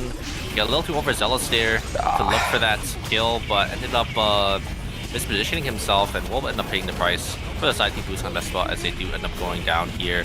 Still a decent game for them with 14.5 points for themselves, but not going to be able to look for the win. Out of the Blue may have tricked a little bit in the late stages of the game, but they are going to go walk into the final zone. The problem is it's Tejon Auto Arms. They might not be 3 blood items strong on the Yumin, but we have a pretty good distribution of red items on Tejon Auto Arms as well, right? The High Noon and the Heartbreaker. Yeah, they got 2 bloods for themselves, so they have to be feeling pretty good about this. And I think it's just gonna be up to team out of the blue to walk into this triple range team. So yeah, I mean, triple range always has that advantage when you are able to secure your temporary zone, because these teams are going to be forced to walk into you, and they're just going to take so much poke damage before they can even walk up. Yeah, I mean, how do you do this? We're all playing mid-range to close-range characters on the side of Team Out of the Blue. They have a Nia and a Justina on the other side. The moment Osu goes in, he's going to get bursted down in a One blink. Nia point sync is going to... Oh, there it is. Okay. Didn't do actually that much damage. I don't know about that one. A lot of sustain, but they're gonna try to actually find Oncer. Oncer's gonna be forced to blink themselves on out of there. And look at the damage coming out from this human, chunking down Fable down to half HP as well. They do have a big HP advantage because of this. Yeah, just able to just give them so much extra sustain with these shields. Maybe gonna be able to actually swing the fight into their favor here. You're also having some poke as well. Do have the final zone is going to be moving down to the bottom side here, so it's going to actually favor the side of Team Auto who's already positioned for it here. Fable actually forward a little too far up. Way to dodge out on the damage, but the damage isn't there. Team Auto not able to get any real damage here. Osu on the backside able to get one, but a huge ultimate coming out from One Circle, able to actually finish. The human is going to be able to do it here. Can he get the Freya? He does, and comes down to 1v1. A great ultimate coming out. Can someone get away? I don't think so. Osu just needs to get a couple more auto attacks, and that is going to be it. Team Out of the Blue come out and take down Team Auto Arms. Massive fight from Team Out of the Blue to be able to finish out the game. A great kill over onto GSXG's Human, but in the end, I think Osu being able to get out of Nia's game world even before it comes down, just like he saw into the future, was what ended up sealing the deal. GG's to Team Out of the Blue. Great fight from Osu to round out game number 2. Yeah, I think the item difference was slightly obviously in the side of Team Out of the Blue's favor. The Human having an extra 2 blood samples definitely came to bite Team Auto Arms back there, and I do think, I don't know, Team Auto Arms looked a little scattered, right? So, they're playing this triple backline team, and this didn't really have any good targets because they don't really have any hard CC in the team, right? They were able to catch the Human because I think the Human did end up walking into the Nia's game world, but Osu was just already on top of both of the backliners, and the Peacemaker was forced to be used early.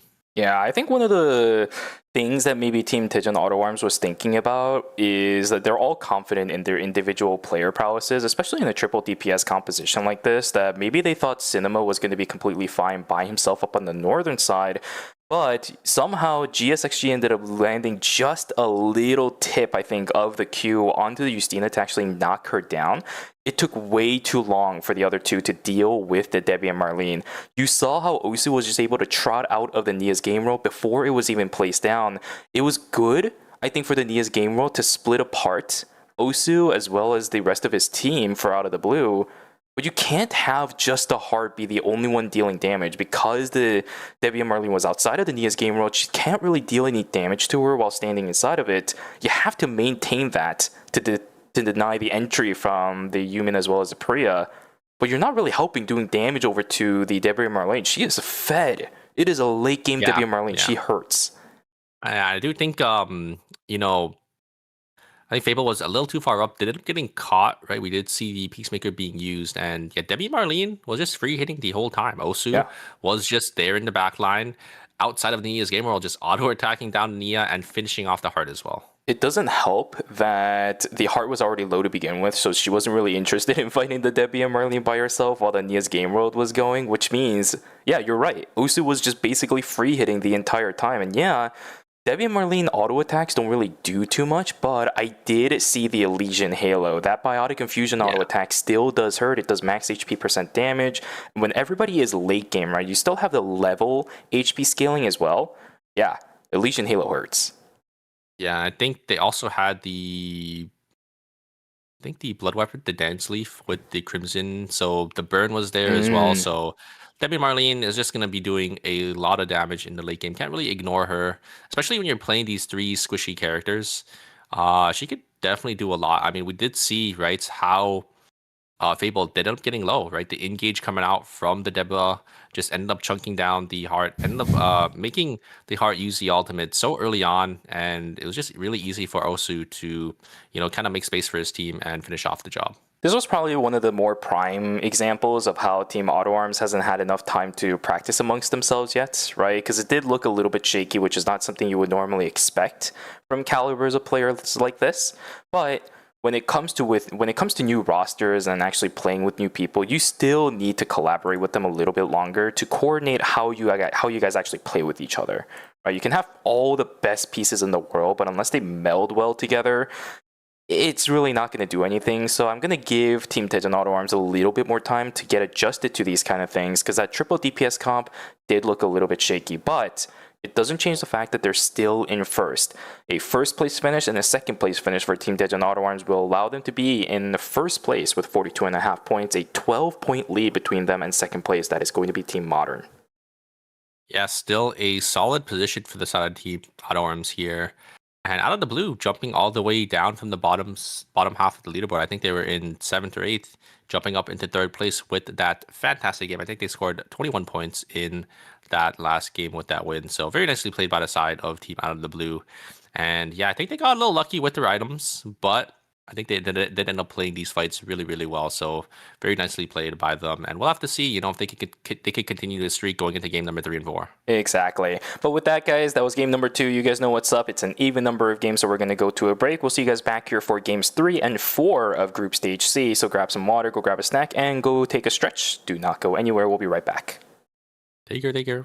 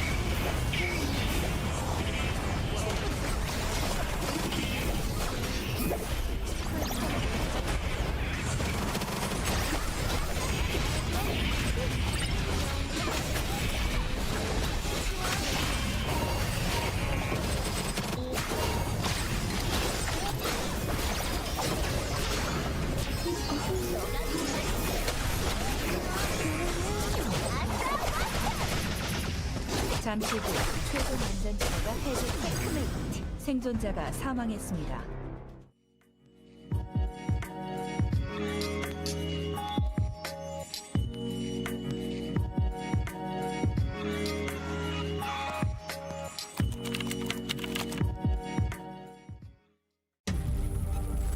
You're ready to get in the game now.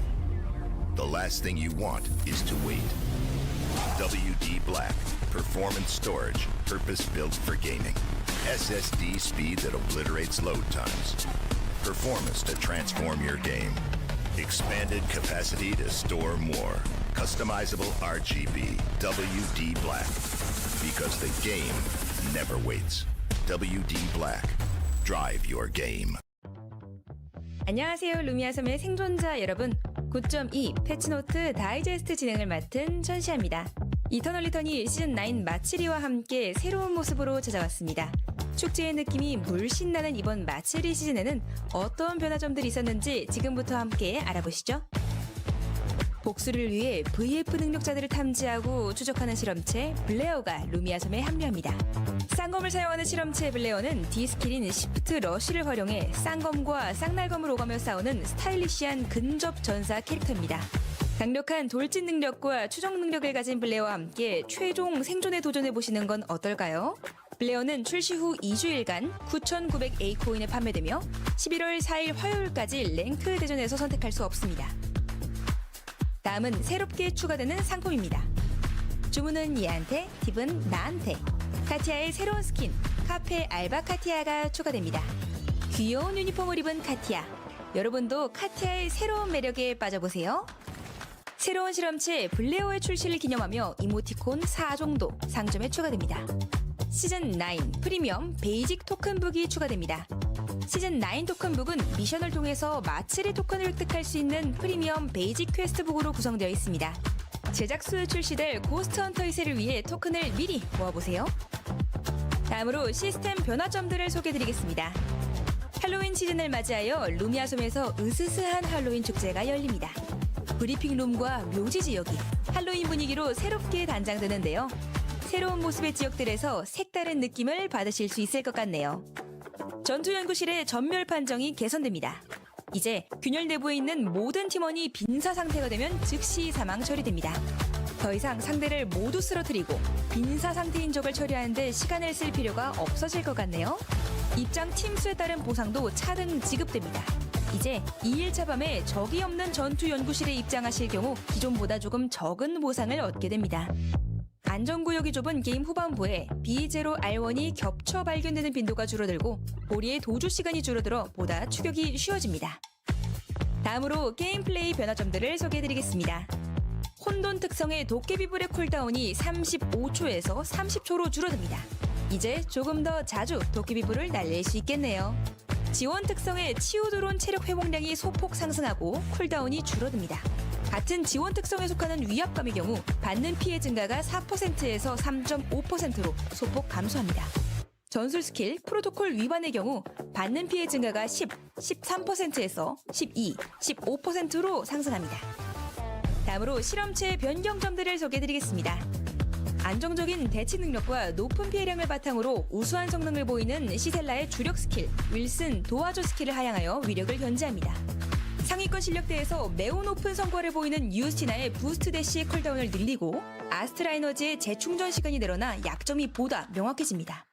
높은 피해량을 바탕으로 지속적으로 평균 이상의 지표를 보이는 이슈투반의 경우 파동 함수 붕괴 스킬의 피해량을 낮춥니다. 계속해서 높은 성과를 보이고 있는 제키의 기본 방어력을 낮춰 내구도를 견제하고 전기톱 살인마의 이동 속도 증가 효과를 감소시켜 기동 능력을 약화시킵니다.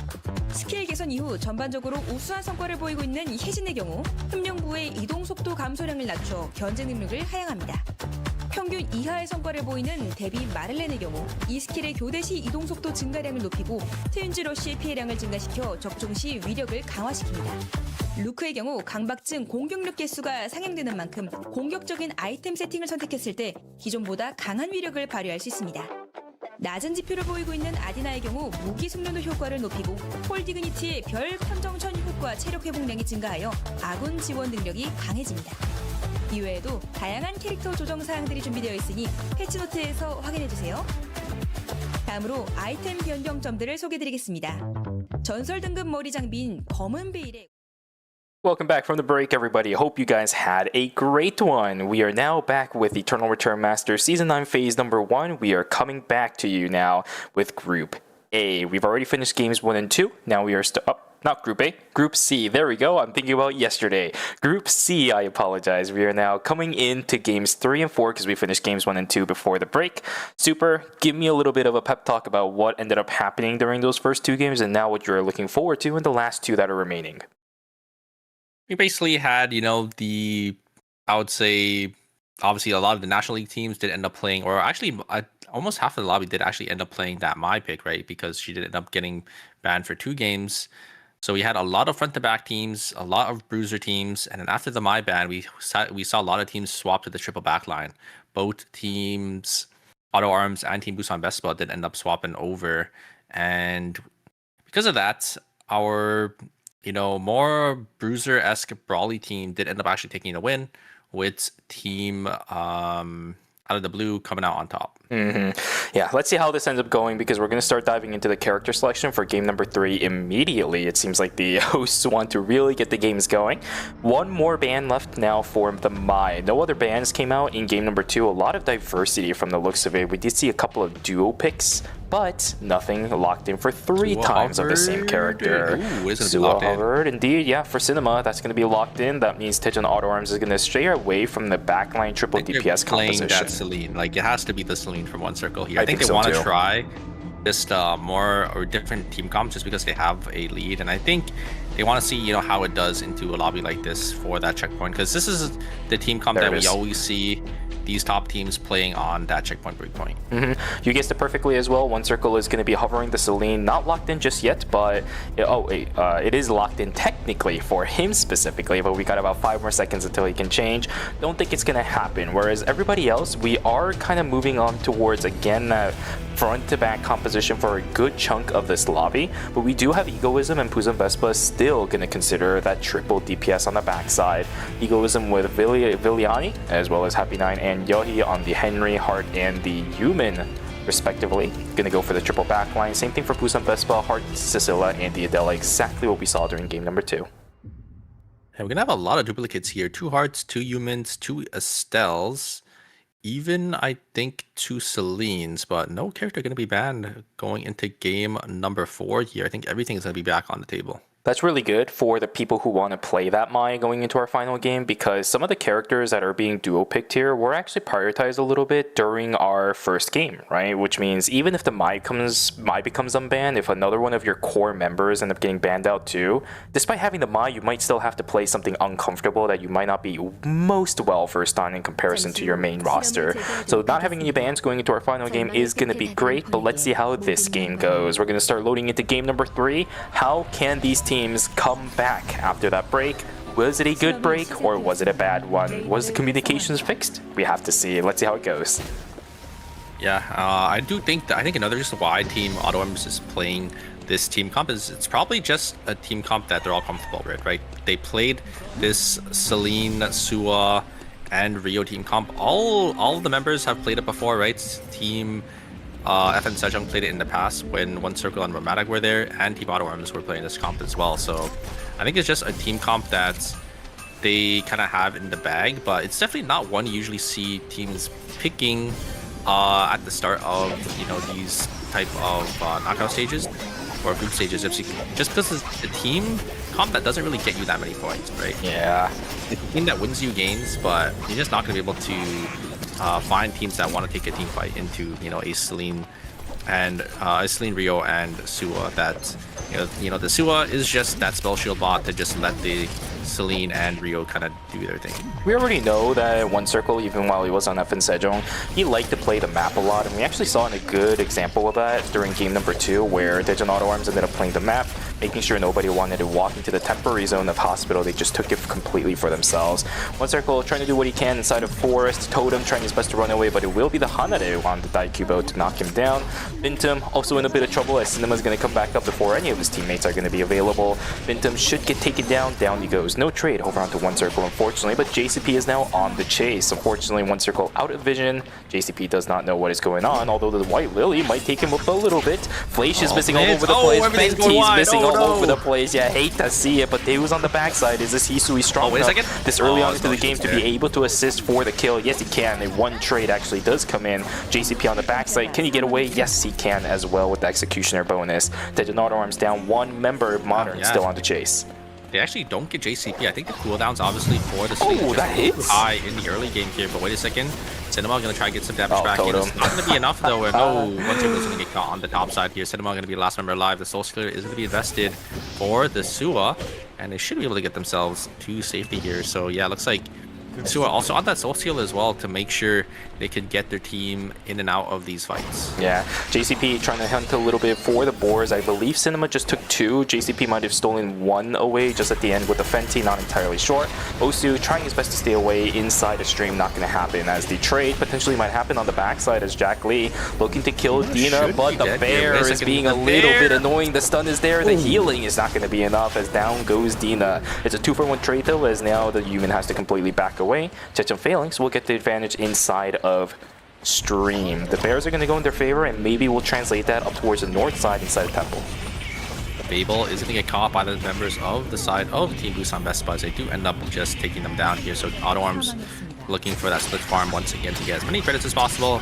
There is the full combo coming out from the Fiora here. JCP getting a lot of damage, and the Henry ult is going to come down, but a little too late as the Peacemaker is going to pop already, and Henry's going to be the force to get themselves on out. God, I don't know what it is, but using that Fenty to proc the touche stacks, it always just feels so good, right? Because the health bar shakes, you can feel it. The impact is there. I love to see that. And you also get the sustain now, right? Yes. For that Fiora, so you're actually able to kind of live through and drain tank some of these melees now. Yeah, funnily enough, I was actually playing with a Fiora player, a resident NA Fiora player, one of our OGs, Rengar Oscar. One of my friends also didn't realize that there was a sustain, and they were wondering why. I believe it was Tindalos, no, not Tindalos, but it was the Cladal ring was being built as a transition for the Fiora. Well, there is some additional sustain, and it's being procced now. Look at that, JCP staying alive. Tehu will be traded out, but Meg standing up in the front side as a Freya, still tanking everything. The kill from JCP over on the totem is there. A proc over onto the Raccoon. Emma is about to die. Down they go. The break is there. JCP to clean up the kills. Yeah, a little unfortunate for Mergame. I think the Emma actually walked into all 3 of the Echoes of the Earth from that Priya, so it was just dancing the whole time there.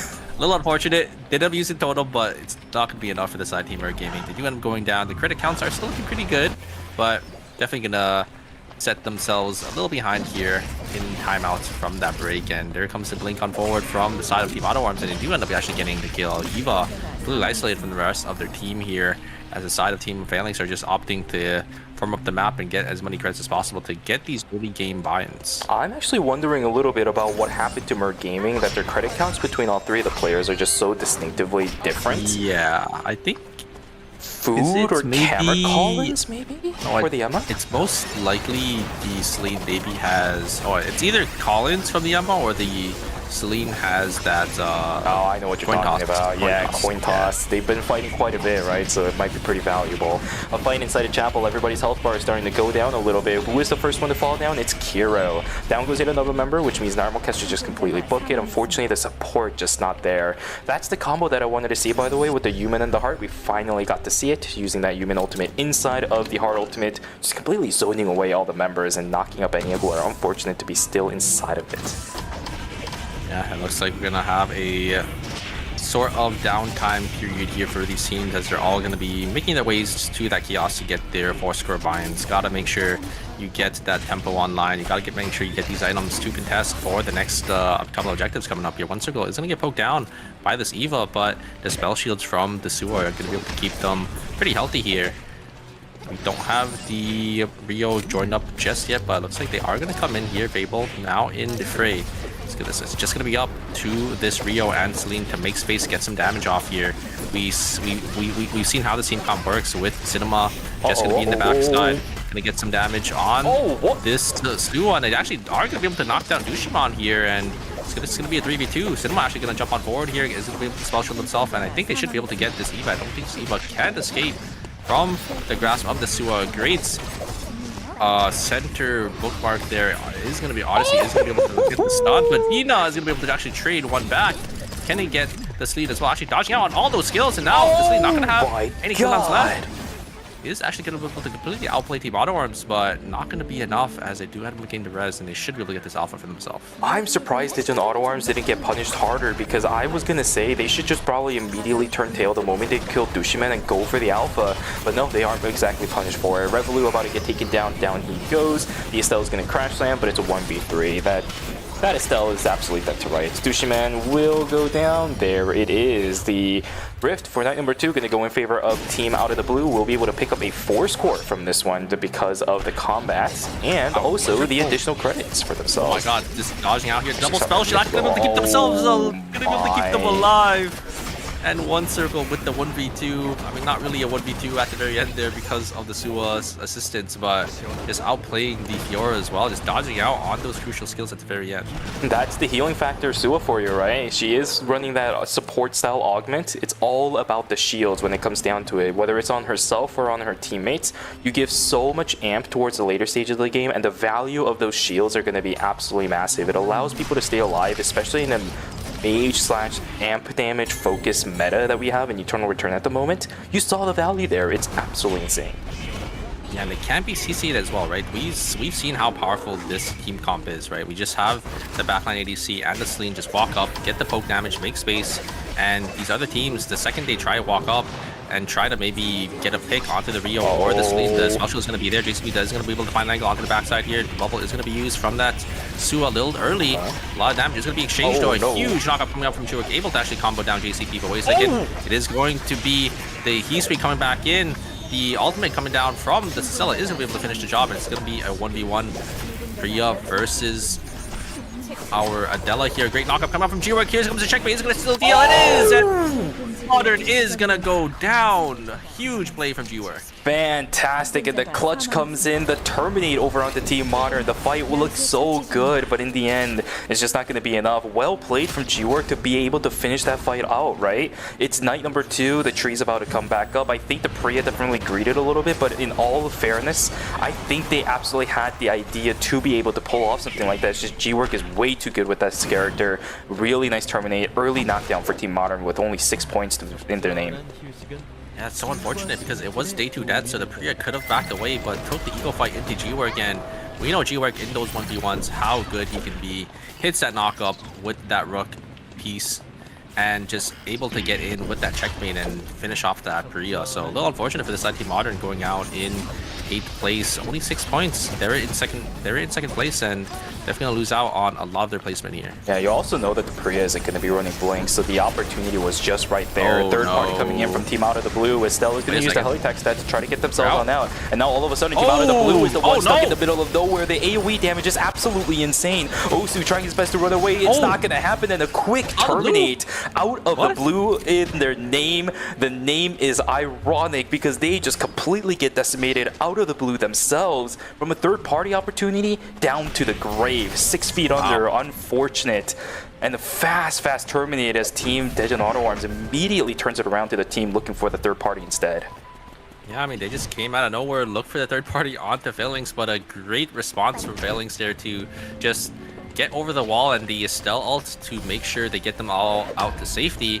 And then out of the blue are just the ones in trouble there. Great blink on forward from one circle to get that Blink last wave to push the members of Team Out of the Blue back into the hands of Team Auto Arms, and Auto Arms were able to get all of those kills. It's so rough to be in a situation like that, but the immediate responses from not just Team Tejan Auto Arms, but I also think Tejan Phalanx as well, right? The Estelle instantly sending the Helitax stat actually gave enough space without the Estelle being in danger. Everybody else on that team also immediately ran away, so the communication is now on point. I don't know what happened during game number 3 and game number 2 or in between during the break, but these teams are locked in. They understand exactly how to play the macro right now. Yeah, Team Auto Arms, they just look so accelerated in this game. They just got that Omega completely uncontested, and they have enough credits to get some blood samples here very shortly. That Chaser is going to come on line for that Celine probably after the night cycle, because you can't call bloods just yet until it gets to day 4 here.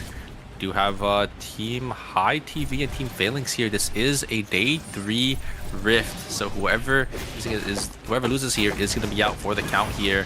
Stacks are going to be charged up from this Yan. It's going to be a little hard for these backliners to walk up. As a Yan, you know, having full stacks here can't really walk up into that, so they're just gonna wait for this to drop. But the timers are ticking for the side of Team Phalanx here. They're gonna be their hand is gonna be forced very soon. This is really bad. Narmok, all they have to do is just buy a little bit of time. The lasers are going crazy. Kiro on the backside, can he get the damage down before anybody starts going through? There's no timer available on Team High TV. Revolu will end up falling down. Dina just in the middle of nowhere. He's got no timer. There is no damage to back this up either. Tejan Phalanx will take the fall and a terminate inside of the Dimensional Rift for Team High TV. It looked pretty decent for Tejan Phalanx. I like the idea of trying to keep themselves safe, but you run out of timer really fast at this stage in the game. I mean, so it's so hard to push into a 10 stack. Yeah, has so much extra range. You can't give him the cameras. Yeah, they just burned way too much timer there, so they were just forced in. I was a little surprised that Kiro was down on so much timer as well. I don't know where he ended up losing that timer, so I mean, they don't really know that, right? They don't. The enemy team, Phalanx, didn't really know that Kira also just had about 5 to 10 seconds left, so they couldn't really ground it, and their hand was just forced there. Looks like the Estella is actually going to be caught, but the Heli instantly. Very nice response coming out for the side of Team ITP. Yeah, good stuff from the Estelle. They also end up yoinking away that gold cube, which is going to be an additional 50 gold for them, 50 credits for themselves. One thing I do also want to mention as well for High TV, I think 9ㅅ did an exceptional play there. I don't know if anyone caught it towards the end. Remember the moment you go into Dimensional Rift, all of your character cooldowns are immediately refreshed, including your tactical skills and everything like that too. 9ㅅ ended up waiting until the end of the timer of when the rift is actually going to pop. He popped the Tetragon in order to get his unyielding stacks, went in and slowly reset the timer on his unyielding stacks by autoing things like plants and things like that too. So those small things really makes a big difference when it comes to the pressure Team High TV is able to push on in. Question is it going to work against Busan Vespa, because now they're the ones on the run? Yeah, I think Busan Vespa know the item difference is pretty big. This Estelle has no item, so they're going to try full chasing, but Estelle just having that shield bash is just get themselves away here. Team Busan Vespa not going to continue to chase, and they're just going to go back, maybe play for this red box down here in Uptown. And we're going to have Team Egoism actually contesting Team Team Auto Arms for this wick line. I don't think they want to take this team fight here. Look at the side of Team Auto Arms. They have both the Alpha Omega buff on a double poke team, and they also just have a lot of items. Blood sample already on that Celine with that chaser, and Fable sitting on 5 golds as well. So I don't think really any team is going to be able to contest Team Auto Arms this game. I think they probably have this in the bag. This is really brutal because this is probably one of the best paces that Egoism has been on this entire series so far, but they still can't hold a candle up against Team Daejeon Auto Arms. It really sucks, right? If you have this kind of pace in a solo queue ranked game, you know you're going to be ahead of pretty much like everyone else in the lobby to a certain degree. But in ERM, it's a completely different beast. Daejeon Auto Arms, as you said, is going to have that Wicked Line for free, which actually ends up forcing Team High TV versus Egoism to be in a fight about amongst each other inside of Forest. Yohee trying to push on forward. Fang sitting at about 2/3 of his HP. Tetragon's going to go down, but nobody in Team Egoism is brute forcing the issue. I love this play from Egoism. They're actually going to end up forcing away the members of High TV. They can't even retaliate because they don't have the Yan ultimate anymore.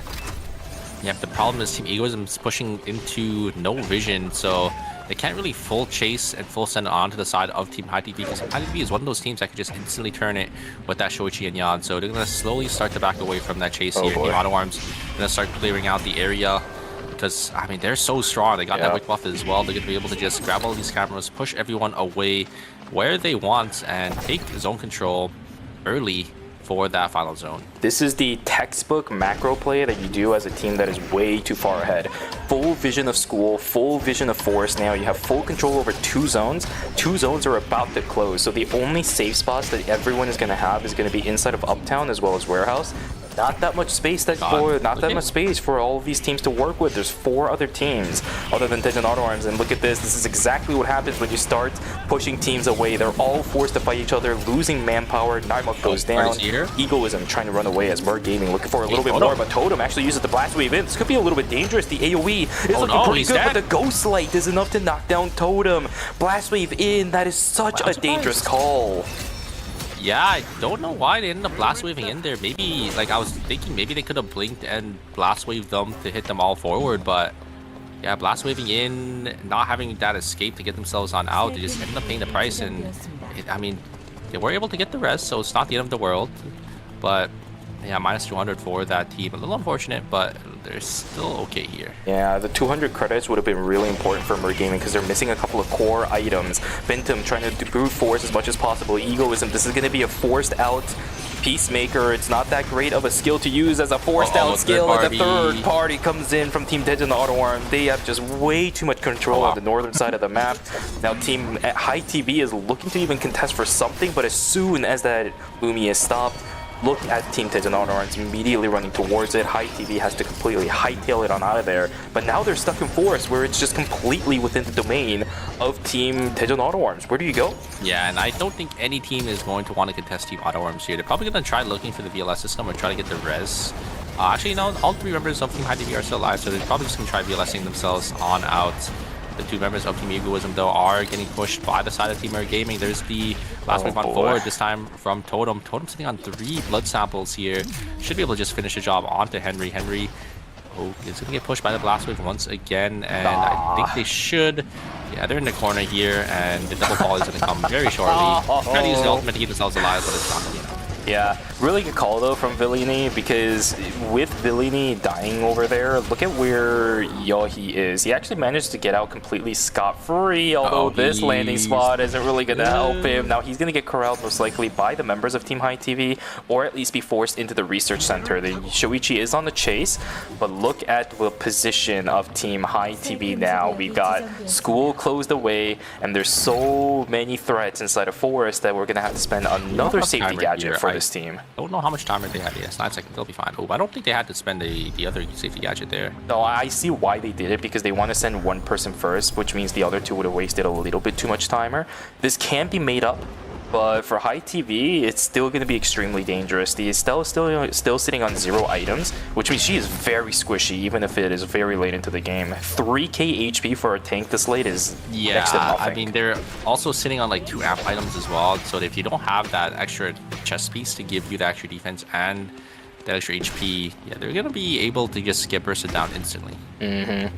Okay, Uptown is going to be slightly contested for the time being, but our 2 temporary zones are going to be Forest as well as Warehouse.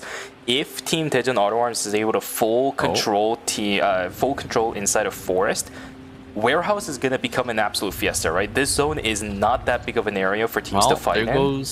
There goes Yohi's chances to res, and now Team Egoism are just going to be playing that solo. It's so sad, because you can see the amount of credits they have as well. Yeah. They could have bought some blood samples. They could have been in a pretty good spot this game, but unfortunately just ended up getting caught, and they're going to have to play for displacement now here. But Busan Vespa didn't know Yohi was in that corner, and they didn't check it. So Yohi should be able to maybe secure themselves some extra placement. Yeah, but look at this now. Look at where Team Mer Gaming, not Mer Gaming, but High TV is once again. They're completely off on the backside. Timer is going to be granted a little bit, but now with about 40 seconds to go until the zone is going to pop, and with the sheer number of teams that are in here, I think High TV has to do something real fast. They're also locked behind the Shoichi Ruthless ultimate cooldown as well. Something needs to be pulled from the trigger of Team High TV. I don't think they can really relax like this and just keep taking damage and let this Busan Vespa team just do whatever they want. The trigger's going to be pulled by Kiro. Fortunately, the heli tax that's going to go on to the person who doesn't necessarily need it. The communication between these teammates is just looking a little bit shoddy. Kiro's going to look for something, doesn't end up finding anything for it. Fang looking for the safe zone. It's not going to happen as Mer Gaming also starts to walk on in. Yeah, the engage for the Yan just went a little wide, and once it goes wide, you're just in their face, and just gonna get caught there. A little unfortunate. We do actually have Romantic on the top side here. There comes the Cell ultimate, gonna be able to chunk all the members of the side of Team Earth Gaming. Oh, they can't even leave. Look at the HP difference. There's the double taunt from the Alex, but it's not gonna be enough. Members of the side of Team Busan Vespa are just able to just lose zone. Team Earth Gaming, they're just gonna get a clean trio for the side Team Busan Vespa, but now they're gonna have to fight the Titans of Team Auto Arms here. But they have a lot of items. They have maybe three blood samples coming in with that blood buy-in on Warehouse, but giving zone control to a team like Team Auto Arms, it's gonna be a little tough. Oh, this is gonna be rough. This is gonna be rough. It's tight corridors everywhere. And the problem now, I think, for Team Busan Vespa also is that for a composition that really likes doing picks based off of skills, Cinema has the shields, right? So this is gonna be a bit of a rough time trying to actually pick off anybody. The spell shields are gonna provide a lot more leniency for both One Circle as well as Fable. It's just Cinema has to calm this correctly. Spell shield plus the electric shift, but that is the tactical skill invested from Fable. That's gonna be down for about 20 seconds if that's level 2. Maybe this is the time that Busan Vespa could look for something, but Team Daejeon Auto Arms just doesn't give anything to them. And look at that. That's the delay. The shield is just so valuable on the side of Team Daejeon Auto Arms.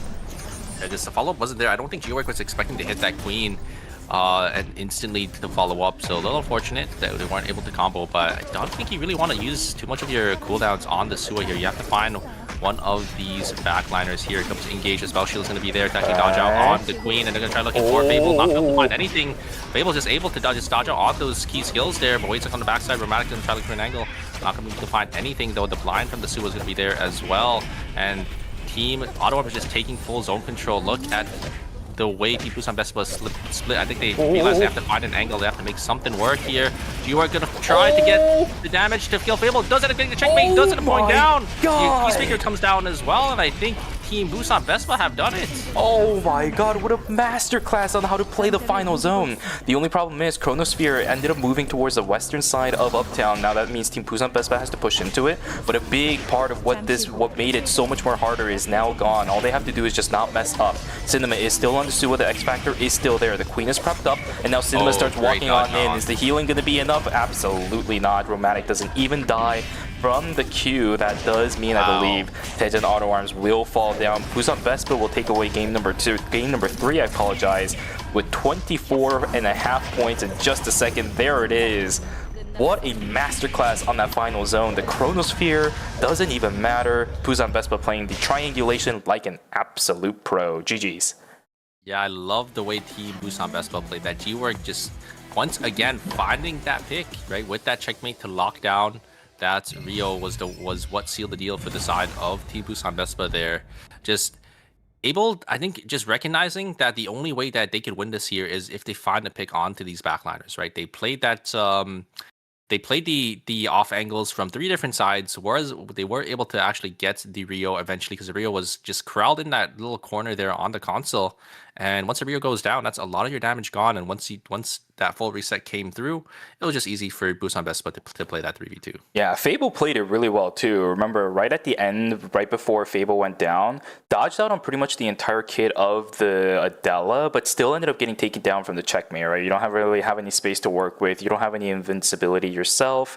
That late into the game, I don't think any number of Suwa shields are really saving you at that point. But really, really, really big play, I think, to the heart of Busan Vespa. You saw them constantly refreshing the EMP drone that was catching out vision inside of the house. And by doing that, I don't think Taejun Auto Arms ever had an idea of where the heart was until she started blinking in on towards the Rio at the end there. You saw them hesitating a little bit on how to actually respond to that. And that's because the information was just so starved inside of that building. No information means you can't really have a strategy for what's coming. With a multi-prong attack like that, there's way too many things you have to keep track of. That was just excellent plays from Busan Vespa, well coordinated. Yeah, I think that's one thing a lot of people overlooked, right? Is the vision play and the way these teams play around with these EMPs and these cameras to make sure they get into these angles that these teams aren't expecting, right? They use the EMPs, Dramatic didn't, Dramatic had that angle onto the back line there with that heart because he did end up using those EMPs to, kind of negate those cameras. And if your team like Team Auto Arms, you place cameras behind you thinking that you'll have full knowledge of, if you're getting flanked by some of these teams, and those EMPs can just come down and sometimes you don't even know that they're blocking out on your vision. Yeah, you're so focused on what's happening in front of you that you're not keeping track of the minimap, and by the time you realize something is going really bad for you, it's already too late. The flank cover is just coming. I think the one thing is you have the cameras behind you, right? Thinking that obviously, since you have the cameras behind you, enemies will show up on the minimap. But if you EMP it, if your camera isn't positioned on the bottom side there, which in that situation, Team Auto Arms were looking basically above them because they're trying to look for, I think it was G-Work and the Cicella instead. They don't really know, right? They don't really know that their backside is not being covered. Yep. One of the biggest things about the Uptown Final Zone in general is that bush right underneath the CCTV. That has been contested for seasons now. Ever since ER first came out and the Final Zone was in Uptown, that bush has been contested for such a long time. And the moment you lose vision inside of it, you already know you're in trouble. So again, just a really good play from Team Busan Vespa, but it doesn't change what the leaderboard is going to look like for Taejun Auto Arms. They're so consistent with the games that they've done today that they're still going to be in first place by 15.5 points compared to the second place team, who will now, as a matter of fact, be Busan Vespa after that Game 3 performance. But they're down 45 points only for that team in comparison to Team Taejun Auto Arms. Yeah, I mean, Team Auto Arms still obviously always make it to the final zone. And even though they're not winning these games, they're still getting a lot of kills as well.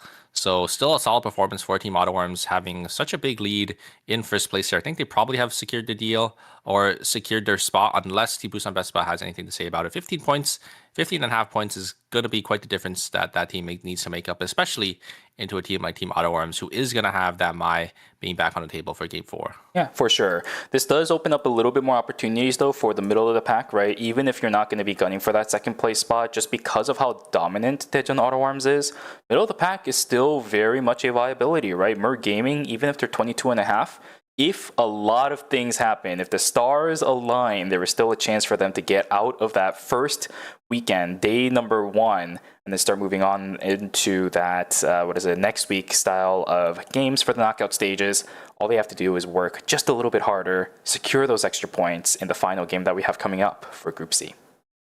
Yeah, I think even third place is in contention for a lot of these teams to still make it in. So still a lot of work for these teams to sort of make up the points that they weren't able to get in the first 3 games, but it's definitely doable. Yeah, absolutely. It's one of the reasons why nobody should be giving up just yet. At the very least, you do not want to play this weekend, probably, right? Knockout Stage 1 and Knockout Stage 2, it sets up for a very long road that you're going to have. Once you start going into 3, 4, and obviously starting from Knockout Stage number 5, now you really start having a little bit more comfortable buffer in how you can actually make it to the point where you're going to be starting to get some of those circuit points that's going to be so important for the end of the season. Knockout Stage 1 and 2 is really not close to any of that, and the fact that you have to play another set tomorrow instead of waiting until next week and seeing what some of the other teams are going to be bringing to the table, that's where it starts to get a little bit rough. So work hard. We still have one more game left, which could theoretically, for a lot of the teams in this lobby, be that game-changing game. You never know what's going to happen until the end of the series. And you say 1 set, but some of these teams are going to have to play 2 sets, right? Because if they start in Knockout Stage 1, they'll have to if they win and they get into that top 4, they'll have to play Knockout Stage 2 as well. So 8 more games for some of these teams this weekend. And for the other teams, we'll see them back here next week. Yeah, honestly, even casting 8 games is tiresome enough. Playing 8 games consecutively, oh my goodness. The amount of stress, the amount of strain that these players are gonna have to go through just for this weekend alone, right? If you go into knockout stages 1 and 2, then they have to do that all over again next week if they want to continue their streak and potentially have that golden run from 1 all the way to the finals. It's a long road ahead. You do not want to be part of that situation, so everybody has to start focusing up, lock in, and look for the dub in our final game. Yeah, just get as many points as possible to crawl your way up here. Don't want to be in that 7th to 8th place spot, but if they are, it is what it is. We'll see them back here again tomorrow. Absolutely. So let's start looking a little bit ahead now for our final game that's going to be coming up. Mai is back. No other bans remaining in this game either, which means everything is on the table. We should start seeing the Mai probably coming back because of how good and of stable a stable character she is. But how many teams are going to be defaulting onto that, especially with all the success we've seen from some of these teams on different style of compositions? I do see Cinema locking in the Mai. Same thing for Totem. Both of those players are going to be on it. But what is all the other teams going to be looking for? Are we going to see the 4 Mais once again, or is it just going to go down to maybe 3, maybe even 2? The 5 Mais. Oh, maybe 4, just because I think Boost Bespar might be swapping off of it because they are locking in that Hearts of Sella once again. So probably playing that triple backline team, but Mer Gaming, I think, swapping to the Mai this time around, and we're going to see Team High TV going to be locking in too. Yeah, I wonder what the strategy for Team Out of the Blue is going to be. Same thing as usual. No real big changes. Mer Gaming is also going to be going back to their default Game 1 composition with Bintum most likely on the Felix, which is something that is not surprising for both you and I, right? Bintum, very solid Felix player. This should be a pick. Hopefully that doesn't go awry in the mid game this time. They were super behind on items in Game 1, which is why they were struggling through that game. But if that doesn't happen, Bintum is very confident on this Felix. We even saw the Tempest Hydra blink in to get some of these fight reversals. If he has items, he can do that, absolutely no question. So let's see how Mer Gaming pulls it off in this game again. And we saw him completely one-shot one circle, who wasn't really expecting a fully charged Tempest Hydra in that bush from that Felix. So maybe we'll see that happen again. Highly doubt it though, because I think charging your Tempest Hydra is usually not the play, but I think in that situation, Bintum recognized his opportunity there and was able to capitalize on it. But yeah, we are gonna have 4 Mais this game. No more bans because this is the final game for Group C here. And yeah, Team Auto Arms back on their front to back team that we saw such a dominant performance of them in game number 1. Will all the other teams be able to deal with it, or is it going to be just Team Tej and Auto Arms securing their spot in first place? We'll have to take a look as we're going to load into our final game of Group Stage C. After this, of course, we'll have our 4 games of Group Stage D, but this is going to be the last time you see these 8 teams until we start heading into the knockout stages. Yeah, team out of the blue on their normal team comp. I think a lot of teams are just playing with playing basically the same team comp that they did in game number 1. I think it's only Team Merc Gaming that did end up swapping a little bit here. Yeah, 3 of our minds within the same camera distance from each other. All of them pretty much running the same build at this point, because my has been pretty stagnant on the build path that they've had for quite a while now. Yeah. This is the standard build. I think I think I also run this build as well. You just go pond, fire station, or fire station pond. It's a 2-zoner.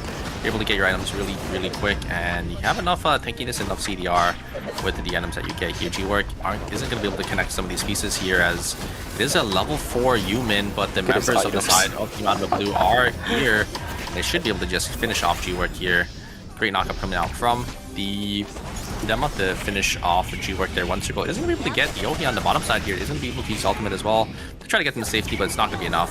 It's going to be a 1-for-1 trade. Still a lot of fights. Everybody's really desperately looking for these points. G-Work trying to chase over onto Totem, but he's a little bit too far away with the speed gate. But instead, Revelry will fall down up on the south, down on the south side of the map as Team Modern looking to turn their fates around too, right? We had a really solid games 1 and 2 for Team Modern, but in game number 3 it was a little bit iffy, which is why they're down in that 3rd place spot right now. Wants to try making those 9 points back up to see if they can get into 2nd. And GCP back on that Shulin there over the Fiora. I do think the Shuailin is, I don't know if it's better just because Fiora does have that burst damage, but you know, that Shuailin is that hyper carry and has that extra sustain as well. Kiro, unfortunately, gonna try looking for that Ruthless, but not gonna be able to find anything as they do end up going down to Dina. Very fast there on that D.Va. Fortunately, Tehu, yeah, Bintum, usually up against melees, Bintum on Felix will tend to win it out, but unfortunately, Hisui is not really a melee-based character. It's only there for the cooldown resets anyways.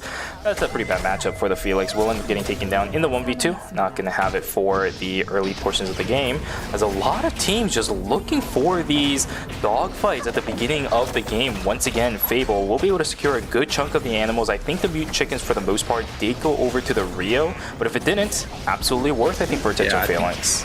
I think that Mai got most of it just because Mai has the AoE damage. A lot of AoE, yeah.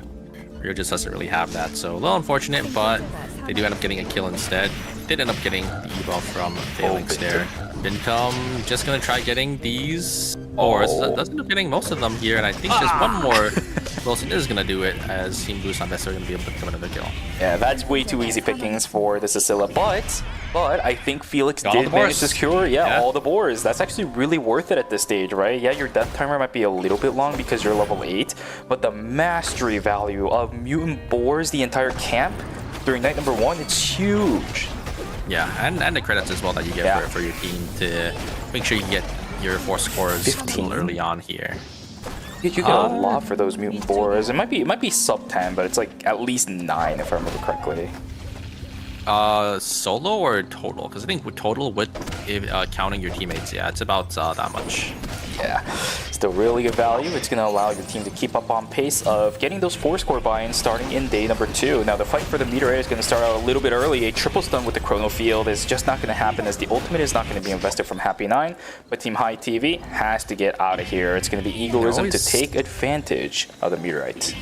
And Team High TV always getting caught here in these 2v3s or 1v3s here. No, Kiro gonna get caught as well here. Phalanx is gonna be able to get the knockup onto Eva, and Eva's just gonna be able to just beam them down, and they do end up going down. So High TV just completely stagnated here on this first objective, and yeah, they're gonna get sent.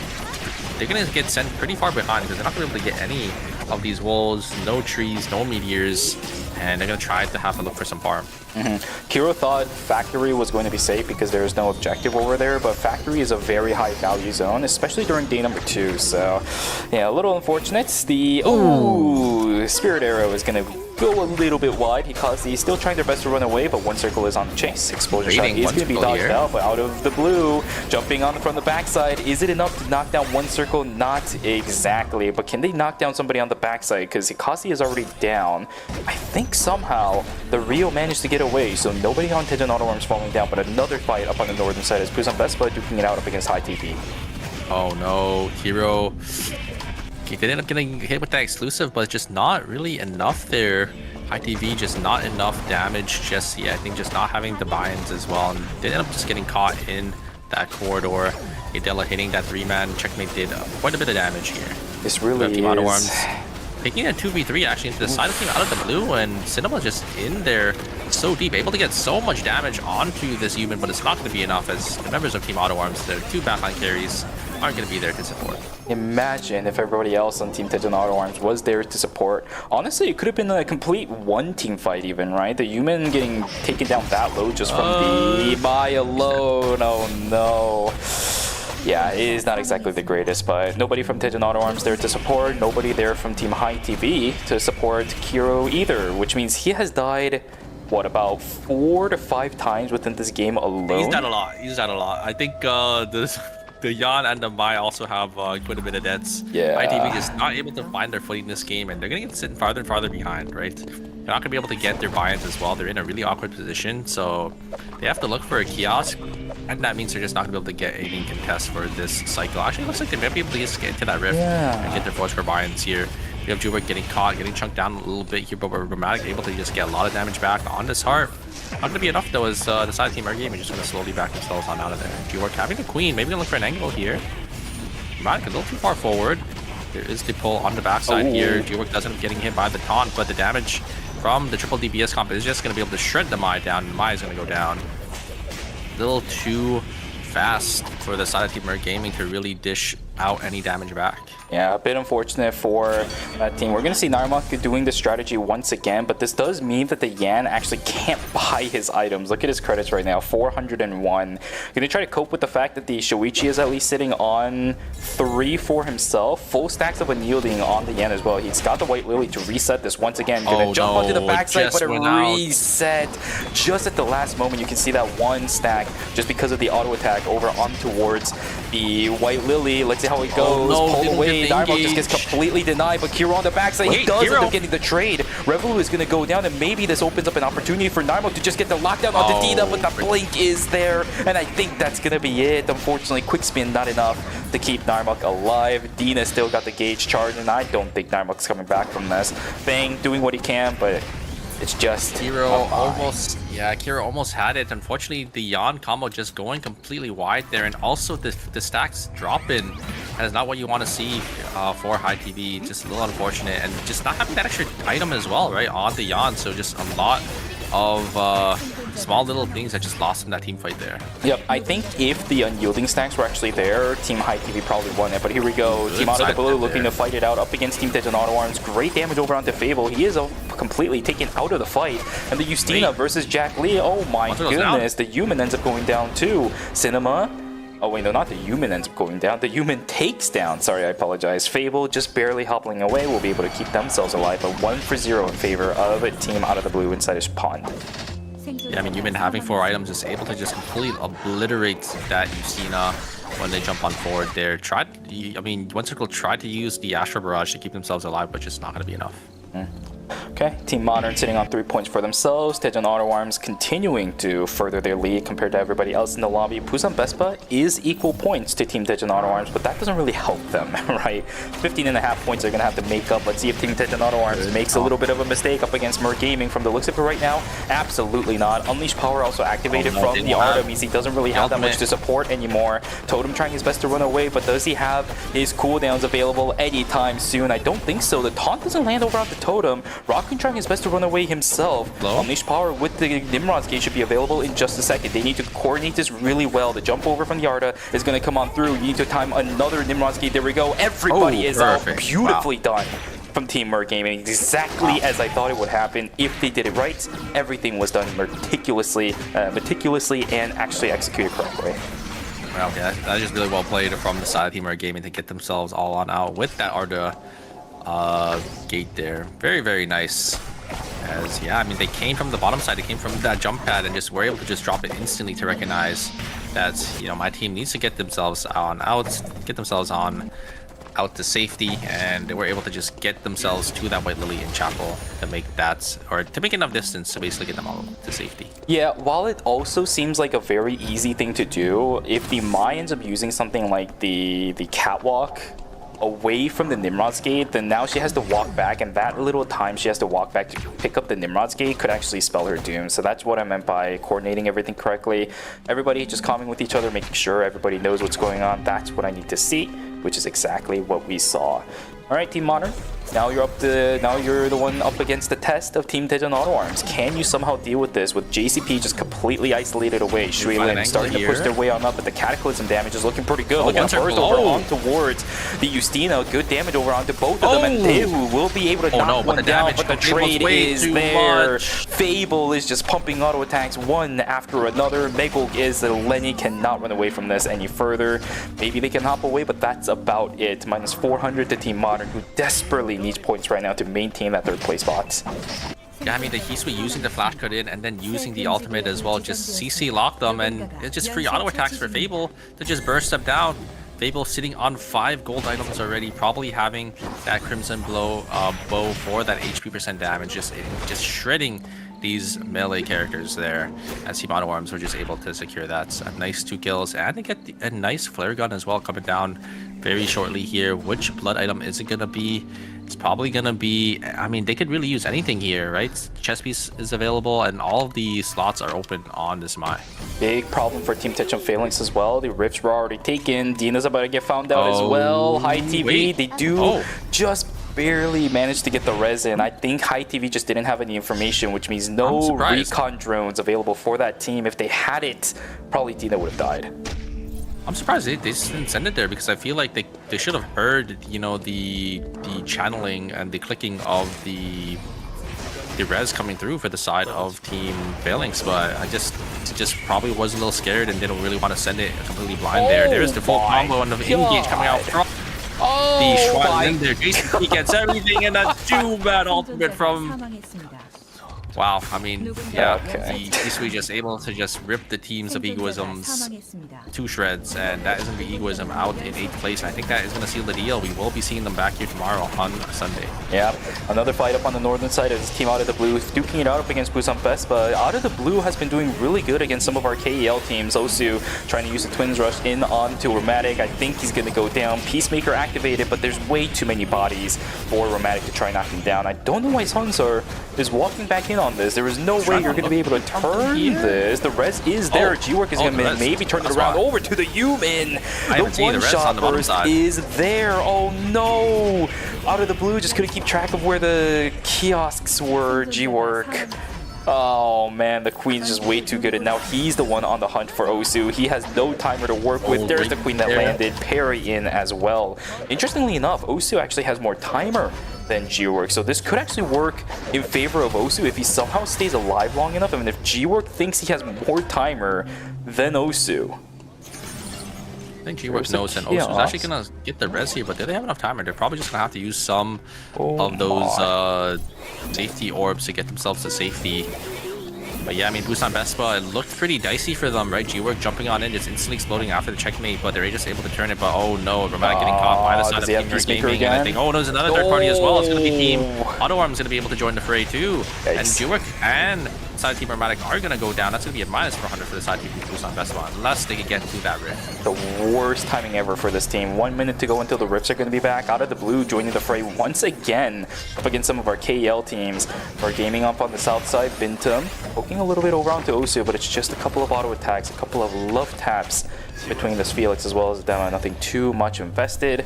Daejeon Auto Arms will also keep themselves a little bit safe as they walk down towards the right side of Police Station. Yeah, it's going to be mass 400, and Totem just going to full send it on to G-Work. G-Work doesn't have the checkmate just yet. He is going to go down once again. And Team Busan Vespa going to be on the back foot now. Romatic, I think, is going to get caught. They do have the art. And Nimrod's Gate, do they want to chase the Scylla? It looks like they're not going to, but a nice 2 kills to the side Team are gaming. what a beautiful Nimrod game. That's the benefit of the art, right? You love to see it. We always have seen it in the past. It happens once again. Out of Blue trying to duke it out up against Team Tej and Auto Arms. Once again, their track record against some of our KL teams have been pretty solid tonight. But there's a third party coming in from the left side. Tej and Phalanx trying to duke it out. No, it's not even gonna be close. What happened to the Deed and the Eva? Dushiman couldn't do anything. Yeah, just a huge taunt there coming out from Cinema, just able to find that angle as Revolu and Dina did end up stacking up on the backside there, and a great follow-up from Team Auto Arms.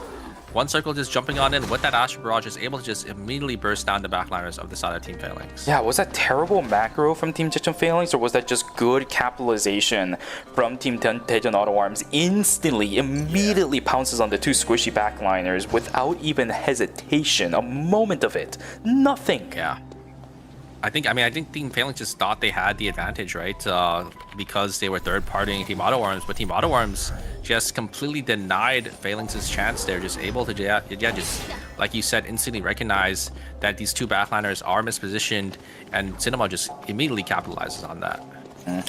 Really rough for Team Tej and Phalanx. I don't think they are ever going to have really enough credits to get the reses back either. Maybe one, but there's no more rifts. That's the biggest problem for Team Tej and Phalanx. Uh-oh, this is a little bit awkward, but the Nimrod gate still exists. Oh my goodness, JCP still really wants in on this. He has the full stacks, does end up getting their dash resets. Raccoon has to blink away. We should have the Nimrod's gate in just a couple of seconds. Once again, there's the blink away. He has it. Does end up staying alive, but the distance has been made. This is exactly where Team Modern wants to be. The distance, it's not there anymore. I think with the Nimrod's gate one more time, Team Mer Gaming should be completely fine, but Tehu really wants it. Not gonna find that flash cut in. Yeah, I can't really chase into an the camera just disappeared. Also, just dropping some gate or some dices behind them, but yeah, it is gonna be Team Phalanx unfortunately getting caught here. As you could see their credit counts, they didn't really have enough to get their teammates back into the game anyways. Probably was gonna try ratting for some extra placement points, but it is gonna be Team Modern gonna be able to sniff that one out there. A little unfortunate, as they came from the red side of stream, so you don't really expect a team to just walk at you from a full red zone. That is also one of the worst timings I've ever seen of a camera actually expiring, because the camera that Dushiman was sitting right on top of would have seen Mer Gaming walking in, would have given enough time for Dushiman to respond to it and start running away, but it expired the moment Mer Gaming started walking into the vision of Dushiman, which is really brutal. Just unlucky for Tej and Phalanx. We'll see them probably tomorrow for knockout stage 1 or 2. Yeah. Mer Gaming already has 7 points. They just need a couple more. 7.5, 3 extra points so far. Just need 1 more points to outscore Team Phalanx. That could be one less series that Mer Gaming has to play, but are they going to be confident enough to fight this out? They've had a couple of failed fights already. Even though the items on Bintum are really good, everyone else's is exceptional. That's the problem that you have when you start losing fights at this point in the game. Even if yours is decent, everyone else's is way too good. Now you start losing confidence, now you start losing fights. It's just gonna suck across the board. For gaming, just 1 more point. You're not doing the math, obviously, because you're focused on the game right now, but just 1 more point. Let's see, Fable, great check with the Hanare. The Twin Source being sent out as well, but the White Lily is there to get Fable out. Great game sense. I'm really surprised that Fable didn't die there, but a huge play coming out. Yeah, walked up by themselves, but just able to use the electric shift and then the sword to get themselves on that White Lily to get themselves to safety. Okay, Astro Burst invested from 1 circle, but Totem is just completely split away. Look at Cinema single-handedly holding the backside of Team Mer Gaming. Nimrod's going to be activated to keep Totem alive. Great call once again from Team Mer Gaming. But on Hospital, there was a fight happening. Team Modern looking to duke it out up against Team High TV, but the problem is, the trades are already there. The Shui lane's about to get taken down. Daimon dodges away from the flash cut, but they actually kill the Hisui is the question. No, not just yet, but the problem now is, do they have enough damage to actually hit? Kill Daemon again! No! Oh my goodness, Daewoo knocks down the Yen, and now he's the one that has advantage. Vayne can't really do anything about this. Maybe he can try to kill the body of the Lenny, but you have way too much cooldown in between your dashes that you just can't stop the rest from happening. They did end up locking down the body of the Shui Lin, but now the Hisui and the Lenny are still alive. Everyone else is still in absolute shambles with their items and compositions. Namai is going to get caught here, I think, by a side Team Merc Gaming, and this should secure Team Merc Gaming spot in knockout stage. I think knockout stage 2 a minimum here. They do get the kill, so they get 2 extra points. Get that extra kill point and that placement point as well. Our gaming. 2 duos here, actually. Yeah, exactly, and that's what I'm worried about for these teams, right? Merc Gaming is slowly making their way up towards the north side. Out of the Blue, though, is also up on the north side of the map, too. They're actually looking to contest Team Daejeon Auto Arms instead. Merc Gaming now see Daejeon Auto Arms and immediately backs away.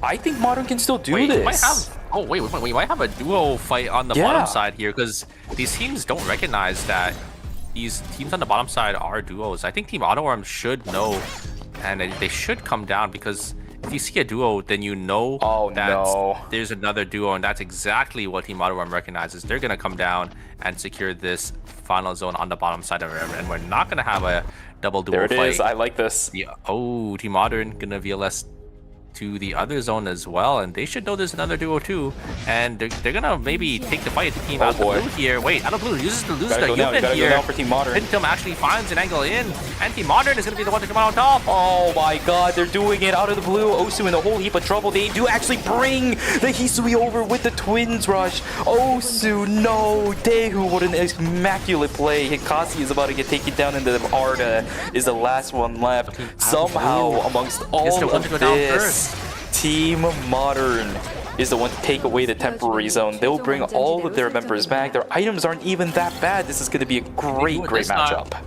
We did see this fight, and we saw how well Team Auto Arms played the front to back to deny any opportunity for this double, hyper carry bruiser-esque team comp to look for that dive on these hyper carries or on these carries on the side of Team Auto Arms. I'm gonna have to see if Team Auto Arms is gonna be able to deny Team Modern again. Yeah, the items for Team Modern are really good this time again as well, but it's not triple blood items over onto the Shui Lane. They have 2 over onto the Hisui. I think they're selecting their win condition very well. Shui Lane is really good, but it's not going to be the level of the Hisui if the Hisui is played correct. The Hisui, if they can hit the flash cut onto any of the backliners, like the Rio can just instantly explode. So I think that's probably what they're going to look for. They have to look for an angle onto the backline here, because we're not going to be able to kill Demai anytime soon.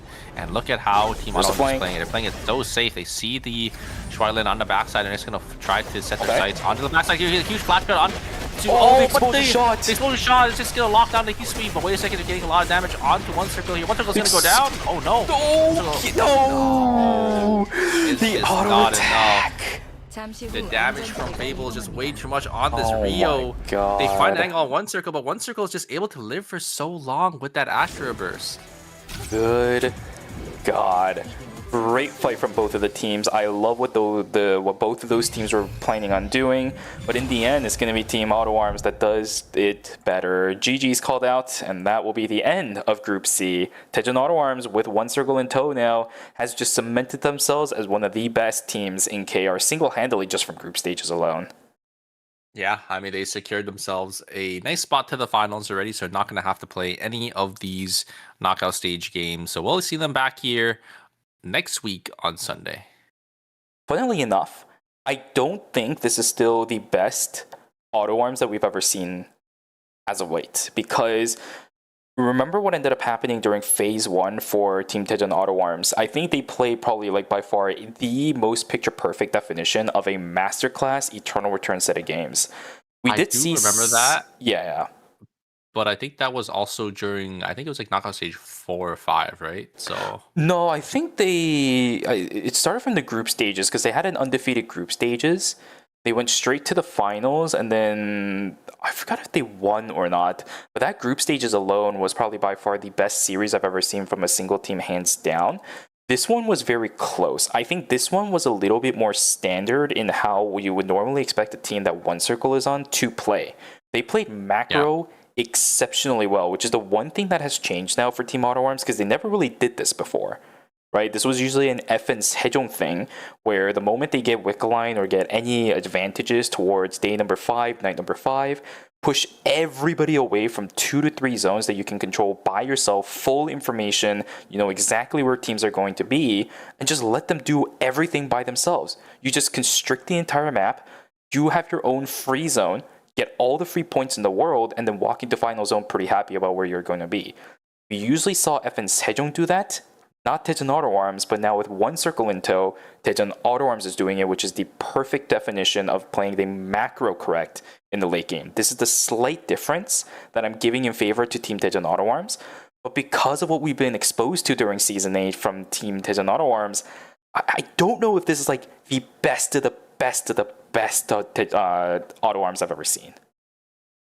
I think their off comps were a little shaky, right? But if we're just counting the by Rio and Justina games, they look really, really solid, right? I think they just need to polish up on the other comp stats. You know, they'll have to play once the mic does end up getting banned.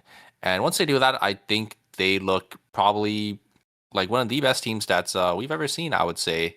Just because, like you said, I think the macro game is a lot better. We did see Team Auto Arms have a really dominant performance in the last season, kind of following suits from that. We could kind of sort of compare, right, the 2 new rosters.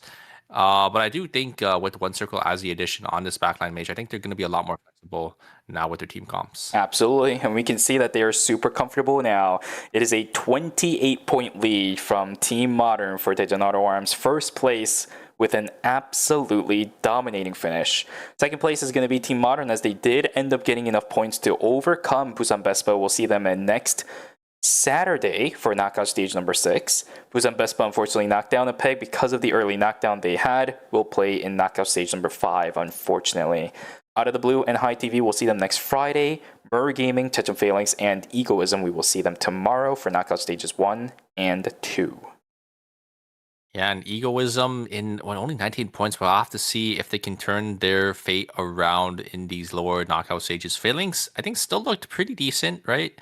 Not the end of the world. 30.5. It's relatively close. Besides, you know, the top team and the bottom team in this lobby. So we'll have to see how they could do in you know, the first couple of knockout stages here. Exactly. Me as well. I have a good amount of faith, especially for Chechen Phalanx. I don't think their downfall today was necessarily that they played bad. It's just there was a lot of third partying going on around where Chechen Phalanx was, which led them to kind of snowball the behindness. I'm forgetting a word that could probably properly define this, but they fell behind over and over again throughout the entire course of the series, which could definitely change around during the group stages, right? After all, Chechen Phalanx is one of our KEL teams. But on that note, I definitely do think there needs to be some cleanup on how they decide to take some of these fights. It looked a little bit shaky when it comes to the initiation. And up against teams like Daejeon Auto Arms as well as Busan Bespa, you can definitely feel that they were a lot more hesitant in comparison to some of the other teams in trying to initiate against them, which does cause problems sometimes. Yeah, 100%. And also playing a slightly different variant than these other teams, right? They are playing that Eva instead of that Justina. So Eva, a little less mobile, does have a lot more damage, but you know, you do need that lockdown from that Mai, and it does give teams that window of opportunity to just jump into the back line when the Mai is looking for that initiation. You need a lot of investments over onto to the Eva as well, right? Whenever we see players like Storm Chaser or even I'm forgetting some of our Eva players, but Storm Chaser, let's just take an example of that. We usually see them completely pop off when we start seeing them have like 3 items with the Force Core, and I think it's either a meteorite or a tree just for the headpiece. Or we see them way later into the game. Yeah, or a Mithril. Or Dragon Sphere, I think it was, right? Yeah, Dragon Sphere. Yeah. Or we see them way later in the game when we're about 1,000 credits deep into investing into the Eva with the Chaser and everything else that comes alongside of it. Yeah. That's the kind of problems that we have with the Eva. She has very designated strength power spikes, but until then, you don't really do much with it. In a tournament setting, it kind of hurts. Yeah, I mean, we saw how much damage this Eva can do when you do have that lockdown, right? Like we saw the Mai, I think last season, just taunt. I think it was like it was an Alonso with like full items, and the Eva just 100-0'd them in the blink of an eye. So this Eva can do a lot of damage, has an extra range as well, but you just have to play a little safe, right? It's really easy and really susceptible to you getting caught, especially when you're a character that doesn't really have that much mobility that some of these other backliners do. Maybe for this group, it was a little bit unfortunate that those kind of compositions existed because there was a lot of dogfighting in this one. Everybody just kind of bumping fists against each other, making sure that all the power spikes were met, just kind of bashing heads against each other as well. Eva doesn't really do well against those, and we can definitely tell Chechen Phalanx did end up struggling today, despite some of the really nice plays that we did see coming out from that team tonight. So it could have been a little bit unlucky. We'll see whether or not that's going to change during the knockout stages that we will see that team play in. Let's talk about what's going to be coming up next, right, Super? With game number 4 now, Group C is over. That means we have one last group that we need to watch before knockout stages are going to begin. So let's actually bring up the teams that are going to be playing once again for knockout stage D, group stage D, to see what we have up on the chopping block. We got Always Inchan, DS Guardians, Old Boy indeed, Shadow Golden Light, Yangju Whales, Invisible Circus, Achilles, as well as Runatic Bai for the 8 teams that we'll be watching in the next 4 games after the break. Yeah, I mean, Always Inchan, will it be Luminal Coin or... Wait, actually... Oh no, Blaster's still there, yeah. Luminal Coin or Blaster Coin this time? Who are they going to be putting onto the field? Would it be that Tazia or that Shoichi that we usually see? Or maybe we'll see the Luminal Theodore come back that we have seen him play as well. I think a lot of these teams are relatively familiar names, but usually some of these players, we usually don't see them playing with each other. I think a lot of new rosters here and some new names for sure coming in for Group D. Something that I'm really interested about, just looking in the grand scheme of things, is Achilles has Chone in there, which if you remember is one of our resident Hisui players in ERM, which means potentially we could have a series where 2 Hisui aficionados actually go up against each other to see who amongst them is just the better one. Can Achilles somehow last long enough inside of this tournament that we can see the Chone versus Daehu matchup? Or is it going to be a situation where Achilles actually takes that Achilles heel and unfortunately takes the fall within the group stages to make it a very rough road ahead for this team to try matching up against Modern next Saturday? Yes, Saturday. I mean, I love watching Hisui. She's such a flashy character, and as long as the Hisui is connecting their flash cuts and just jumping in onto these backliners, she could do so much damage and just wreak so much havoc onto these front to back teams, and just one shot, right? Like any ADC, any mage that she is able to get on top of. We saw it today. I think Daehu definitely set the bar high when it comes to the potential of Hisui in ERM. Chone definitely has the skill sets to be able to match that, but the question is, as our resident ERM Hisui, will he actually be able to overcome it and make sure that we understand that Hisui is going to be a genuine threat in phase number 1. If you just have to deal with Daehu, for some of these teams, it's going to be possible. We saw Tejon Auto Arms do it, but if there's multiple Hisui players, that's when it can become a problem. 2 different playstyles of the Hisui with 2 different players can make it very difficult for you to keep up with what you actually have to do to win out some of these games. So Chone, it's going to all come down on you for us to know whether or not the Hisui character is going to have to be something a lot of these players focus on being able to counter. I think Hisui is pretty solid as well, especially if you're not going into these like really, really high level teams like Team Auto Arms, because I mean, it's just up to your backliners to dodge out on those flash cuts. If you get hit by one single flash cut, as an ADC or as a mage, you could just instantly explode. So just have to dodge out on those. And I mean, even Team Auto Arms, right? They were struggling a little bit into this Hisui. The Hisui was able to get in onto like one circle, but the response, I think, from Team Auto Arms is kind of what separates their team compared to a lot of these other front to back teams. Absolutely. So continuing the talk for Group D, are there any groups, or I should say, are there any teams that you're very excited to watch? Any teams that you're looking forward to specifically watching? Maybe any teams that you're rooting for in Group D specifically? I love watching Team Always Inchan just because they always play that hyper carry, whether it be that Shoichi or Tazia, and I just love seeing those characters come out and start swinging at some of these teams. Me as well. But for me, I think my heart is always going to rely on Team Shadow Golden Light because Youngman being back on the TIA most likely is just going to be another fun time for us to watch, right? Fancy, Dozy, as well as Youngman has always been a team that just gives us a good show. Whether or not they do well, I think this team is always one with the triple DPS composition that they pretty much have been running for seasons now, right? Like technically with a very specific double quotation mark, the OG triple DPS of KR in modern times, right? Yeah. They're probably going to be back doing the exact same thing, just bringing the entire table back over on its head, see if they can make sure that their triple DPS composition can hold a candle against the other teams. Super. That was game number 4, though, for Group C, which means we are done now for Group C. We're going to be heading on over onto Group D after the break. So for all of you guys in the chat, don't go anywhere. Grab some water, though. Grab a snack and go take a stretch. We'll see you guys back here for games 1 and 2 of Group D. Digger.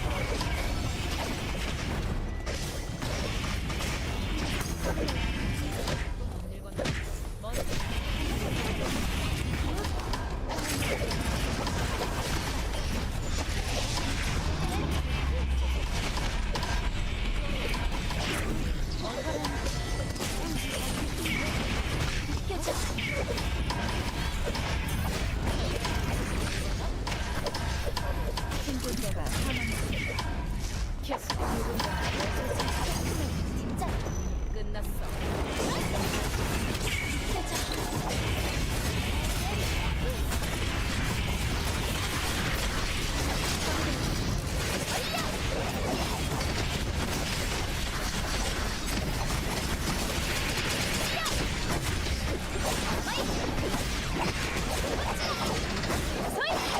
생존자가 사망했을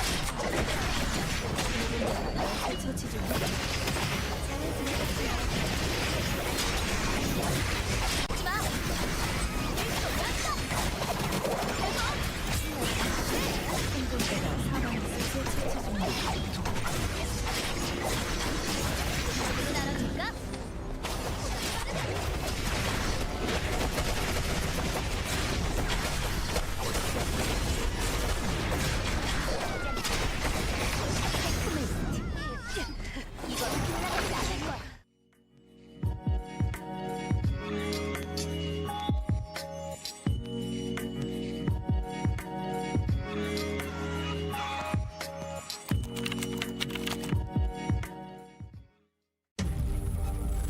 You're ready to get in the game now.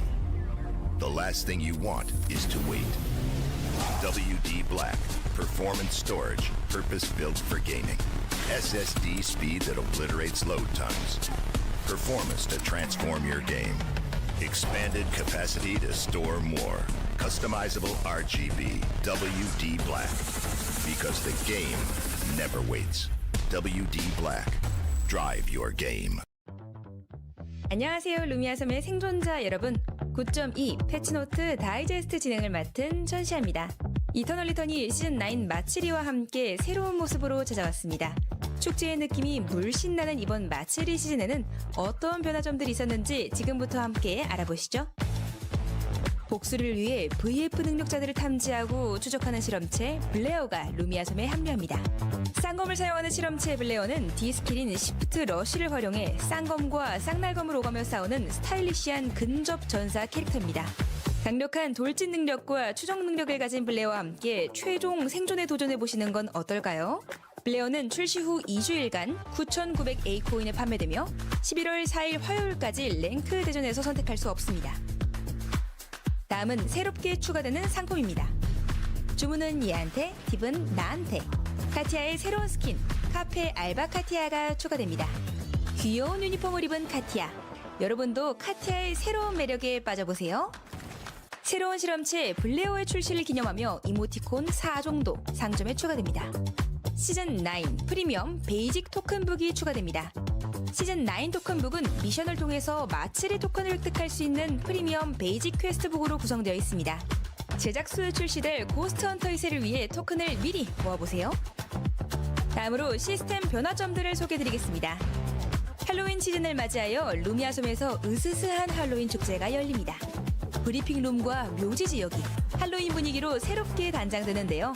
새로운 모습의 지역들에서 색다른 느낌을 받으실 수 있을 것 같네요. 전투연구실의 전멸 판정이 개선됩니다. 이제 균열 내부에 있는 모든 팀원이 빈사 상태가 되면 즉시 사망 처리됩니다.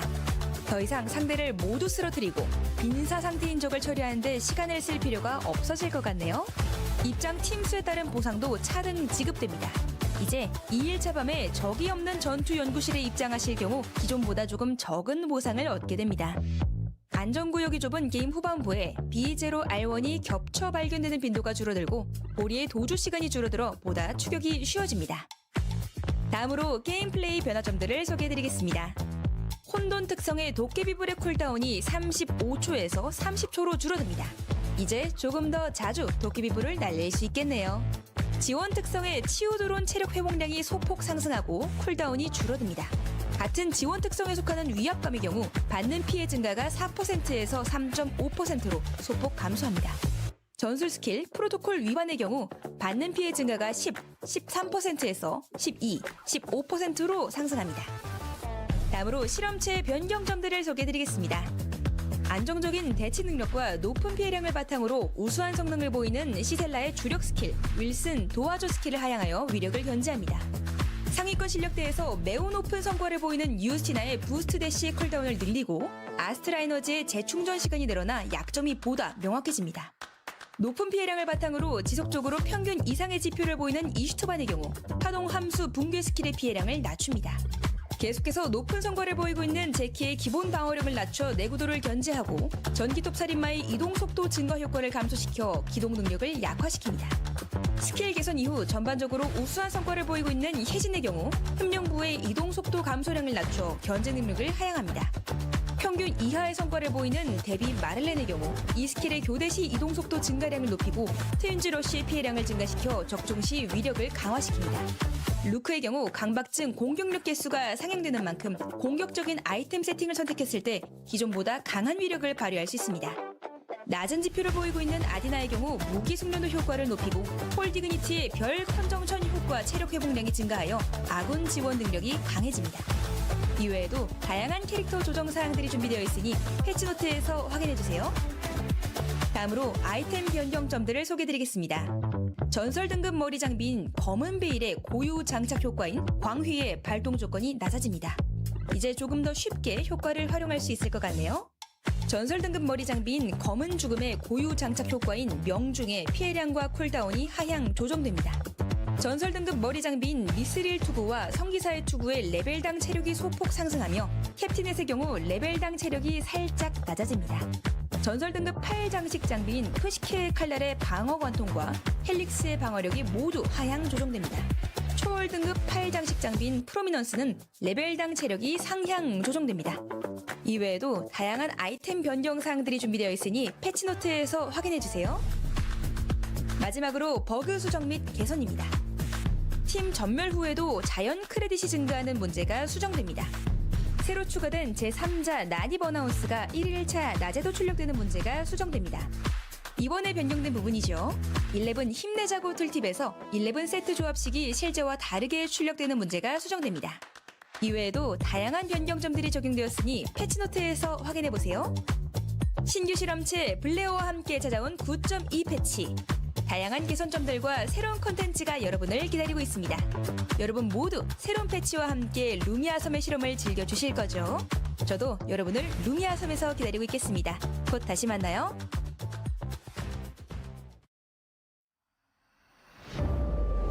예기치 못한 사고는 언제나 발생할 수 있지.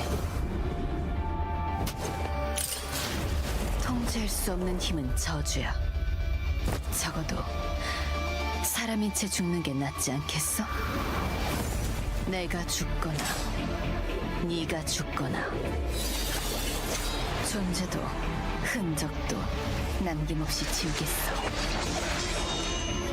시간 끌 필요 없겠지. 이걸로 과거를 바꿀 순 없겠지만 미래라면 지겹게도 몰려드는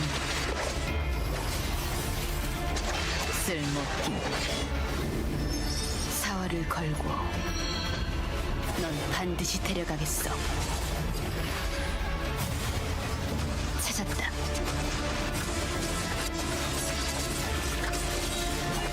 얌전히 죽어. 결국 괴물 하나가 죽는 건 변하지 않겠지. 내가 괴물이 되기 전에 날 죽여줘.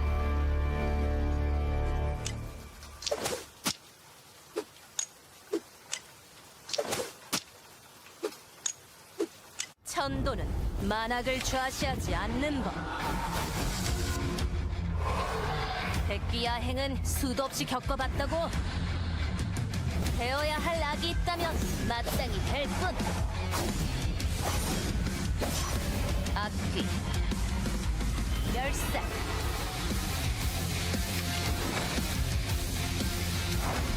악령이건 악인이건 전부 베어주겠어. 악은 뵐 뿐. 어디 한가롭게 떠도는 악기 없나? 지옥에서 참회해라!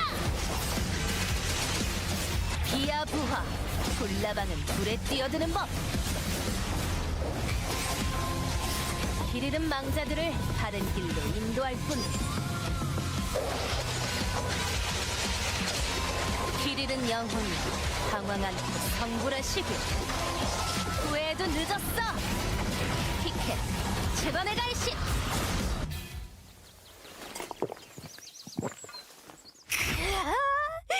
이 맛에 산다니까.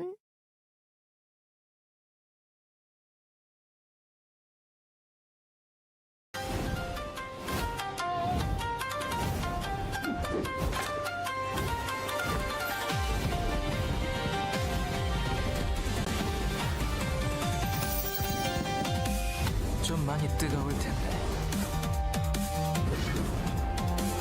떨어지는 게 좋은 걸. 이런 걸 바란 거라면 실컷 보여주지. 이번엔 제 차례로군요. 몸가짐을 신경 쓰게 되네요. 딱히 가리는 음식은 없습니다.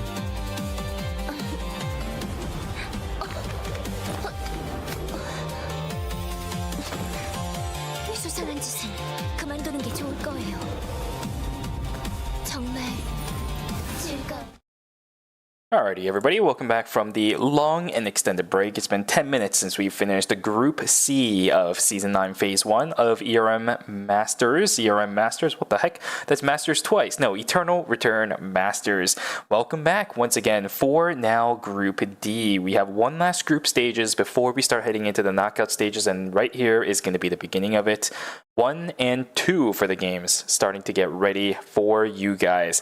Super, we talked a little bit about the teams that are going to be playing in this one. Now, what are you really excited to kind of just see? What are you expecting from these teams? Anything you want to really share with us before we start diving into the series? Always excited to see the team comps coming in for these teams, right? Will we see the Mai, maybe big ban again? Will we see maybe a unique ban come in that we haven't seen in the other groups? Maybe we have a bunch of players that are playing the same pick, maybe 3 of the same mains in one group that we haven't seen before in the past. So very excited to see, what kind of takes fruition in this lobby and what adjustments these teams are going to make to try to adapt to this group. Yeah, me as well. Let's talk about some of the teams once again for Group D. It's going to be Always Incheon, DS Guardians, Old Boy, Shadow Golden Light, Youngju Whales, Invisible Circus, Achilles, as well as Runatic Bai.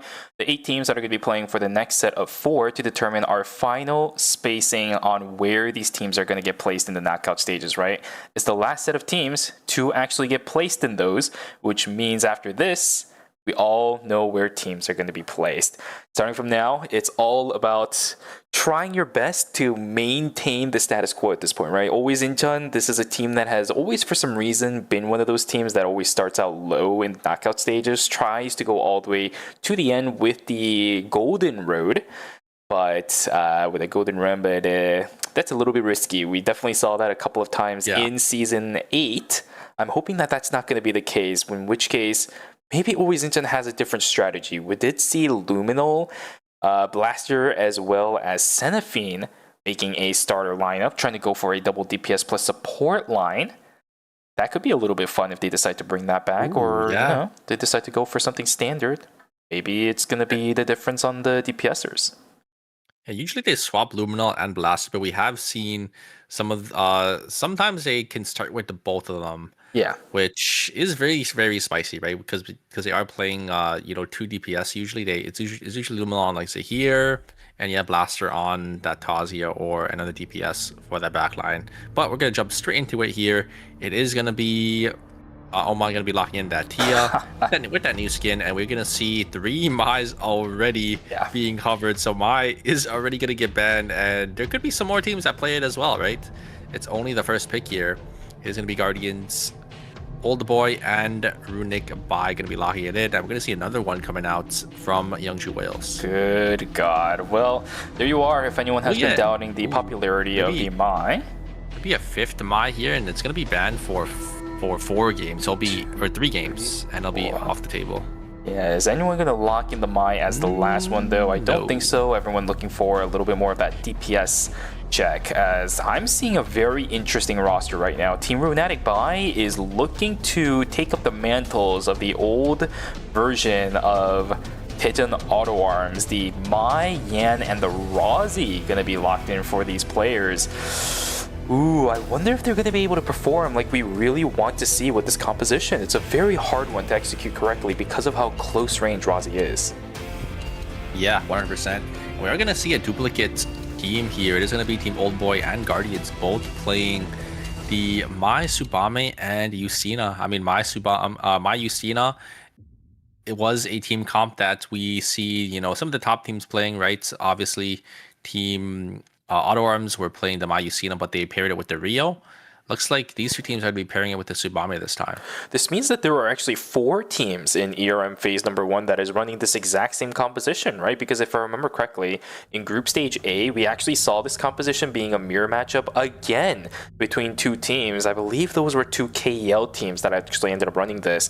That means, again, Super, 4 teams with this exact roster. This phase could get really fun if all of those 4 teams somehow manage to get into one single lobby. Can you imagine the nerve of these teams playing those exact same things into each other? I mean, it's just a really solid team comp, right? Mai being the premier tank once again after, you know, all of her small little buffs that she did end up getting in the previous seasons, and then Justina, one of the premier mages after her release, took about a month or 2 before teams started picking her up. She's just a really solid backline mage that has a lot of mobility and also a lot of initiation and a lot of damage. Indeed. And also the survivability on her is really good as well because of that Trobarage. Yeah, exactly. Well, okay, so let's take a look at what this lobby is going to look like, because we did focus a little bit more onto Runatic Bai, but everybody else also has some very interesting compositions, right? We actually have a double Alex pickup for this lobby as well. Achilles is going to be running that, same thing for Invisible Circus. Chon on the Hisui as well, but this time instead of having a couple of support characters on the side of the Hisui, he actually has a lot of hard crowd controllers with the Alex and the Hyejin. I actually really like this because it gives even more spacing for the Hisui. This only makes it just a little bit more difficult for Chon, because that means he doesn't have that much support from his teammates other than the hard crowd control.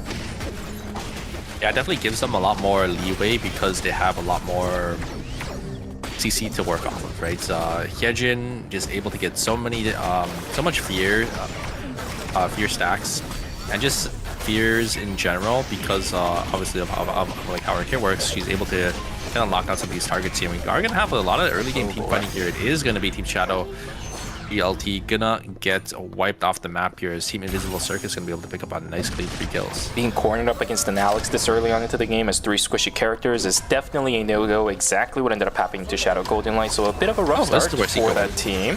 Zico with Team Invincible Circus, though a little bit of a new roster that Zico's going to be a part of, unfortunately, will take the fall. Will not have any impact as the Adela, at least for the time being.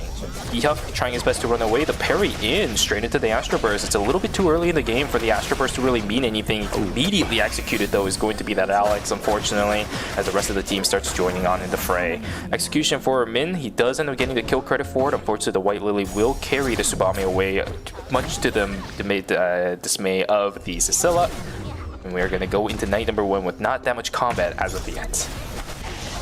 Never mind. Team Old Boy gonna be able to grab those bears. So we do have a fight for these bears in stream, though the ultimate from the Heat Suite gonna go wide and is gonna get pulled. Oh, and the quick cut goes wide as well, and it's just a free easy kill for the side of Team Youngju Whales. Okay, that's not really spelling any good confidence yet, right? It's day 1, it's only night number 1 as well, but okay, well, this kind of stuff really spells out confidence. Kyungwei as the Nikki trying to fight it out now up against Mandu, but Irem is pretty good at dodging a lot of this. Execution bonus, it's not gonna matter. Mandu will be able to knock down Kyungwei. Good fight. It's a 1-for-1 trade. Again, 4 early kills for the side of Team Invisible Circus. You have to be feeling pretty good about that. Youngman is gonna get caught here by the Yan of the side of Team Runatic Bai. Runatic Bai are completely split away here. Both the Yan and the Rozzy taking different team fights here. And Rozzy is going to get caught by Blaster, able to get so much damage with Xenophine on that Charlotte to support as well. Good thing Ghost ended up getting out, because you can see the death timer is actually starting to stack up pretty rough right now for some of these teams as well. We're at 20 seconds for these death timers. That stuff resets and you have to wait out the whole duration again. That's a whole 40 seconds you're gonna have to wait. Complex, you can't dash out of there, but look at this, the EMP Raj is just holding down the members of Always Incheon a little bit too well. Charlotte is down. The Tazia is down. There goes the Nikki down into the ground. It's going to be Team Achilles knocking down the entirety of it. Always Incheon inside of Forest. This Alex making really good value in game number 1 of Group D. Yeah, the AoE damage coming out from Achilles, they're just able to chunk down both Xenophine and Blaster down to about like 10 to 20% HP. Not really much they could really do about that. It is going to be a taunt onto the Alex here. Alex is going to get targeted by this Tsubame. The Tsubame is going to turn their sights onto this Hisui. A great parry to block on some damage was not going to be enough. A great fear from the Hyejin's not going to be there to kill any of the members on the side of Team Guardians. So Team Guardians will be able to pick up that nice easy kill and grab that tree for themselves as well. Yeah, the Hex was really close, but the fight was over before they could actually capitalize on it. Dozy had a little bit of trouble themselves trying to run away from everybody of Team Always Incheon. I don't think they have the leniency of chasing this, but I do see the Tazia still making a run for it. Dozy still doing his best to run away as the heart. You know his flanger cooldowns are going to be a little bit long. Fancy also going to get taken down by the Ghost Light, surprisingly enough. And all the animals inside of, all the bears inside of school is available too. What were we doing during night number 1? Just fighting? And is that it? Yeah, I think so. And I think Ozzy is playing with fire here, trying to walk up into this Nikki. We do have the Alex on the other side. Maybe gonna try looking for a TP, but I think might get caught out. Actually, it looks like Alex is gonna be able to walk through. But here comes the engage from Nikki. Nikki is going to be able to get that glove skill to make that gap close there. They're all the great parry coming out from that Alex to keep themselves alive. But the ultimate from the Charlotte is able to block all the damage coming out from this Adela. But the Adela is going to try to look for an angle in. A great parry from that Nikki. And a huge White Lily to get Seiko out with that checkmate, not going to be able to get any of the damage, and it is going to be Team Always Incheon coming out with a nice 2 kills. Xenophine on the Charlotte is just able to capitalize on healing all of his teammates so quickly when the initiation from these teams that rely on landing skills so much is so disjointed, right? These small instances of damage is going to be easily healed back up by the Charlotte. Goes with a double taunt coming in. Let's see if DS Guardians can actually make back up this fight, at least for the time being. Absolutely not. Zoe obliterated Ghost, about to get taken down, but there's just no more DPSs left on DS Guardians that can contest for that. 2-for-0 in favor of Team Runatic Bai up against DS Guardians in Beach. Yeah, very nicely played by the side of Team Runatic Bai. The double taunt there coming out from the Mai. I thought Team Guardians were going to be able to turn it with that Tsubame damage, but it just wasn't enough as the Mai was just able to just live for so long, right? Having that exclusive for themselves to get them some extra HP and some extra dinkiness with that Shaw Veil here. And we do have Youngman actually jumping on forward.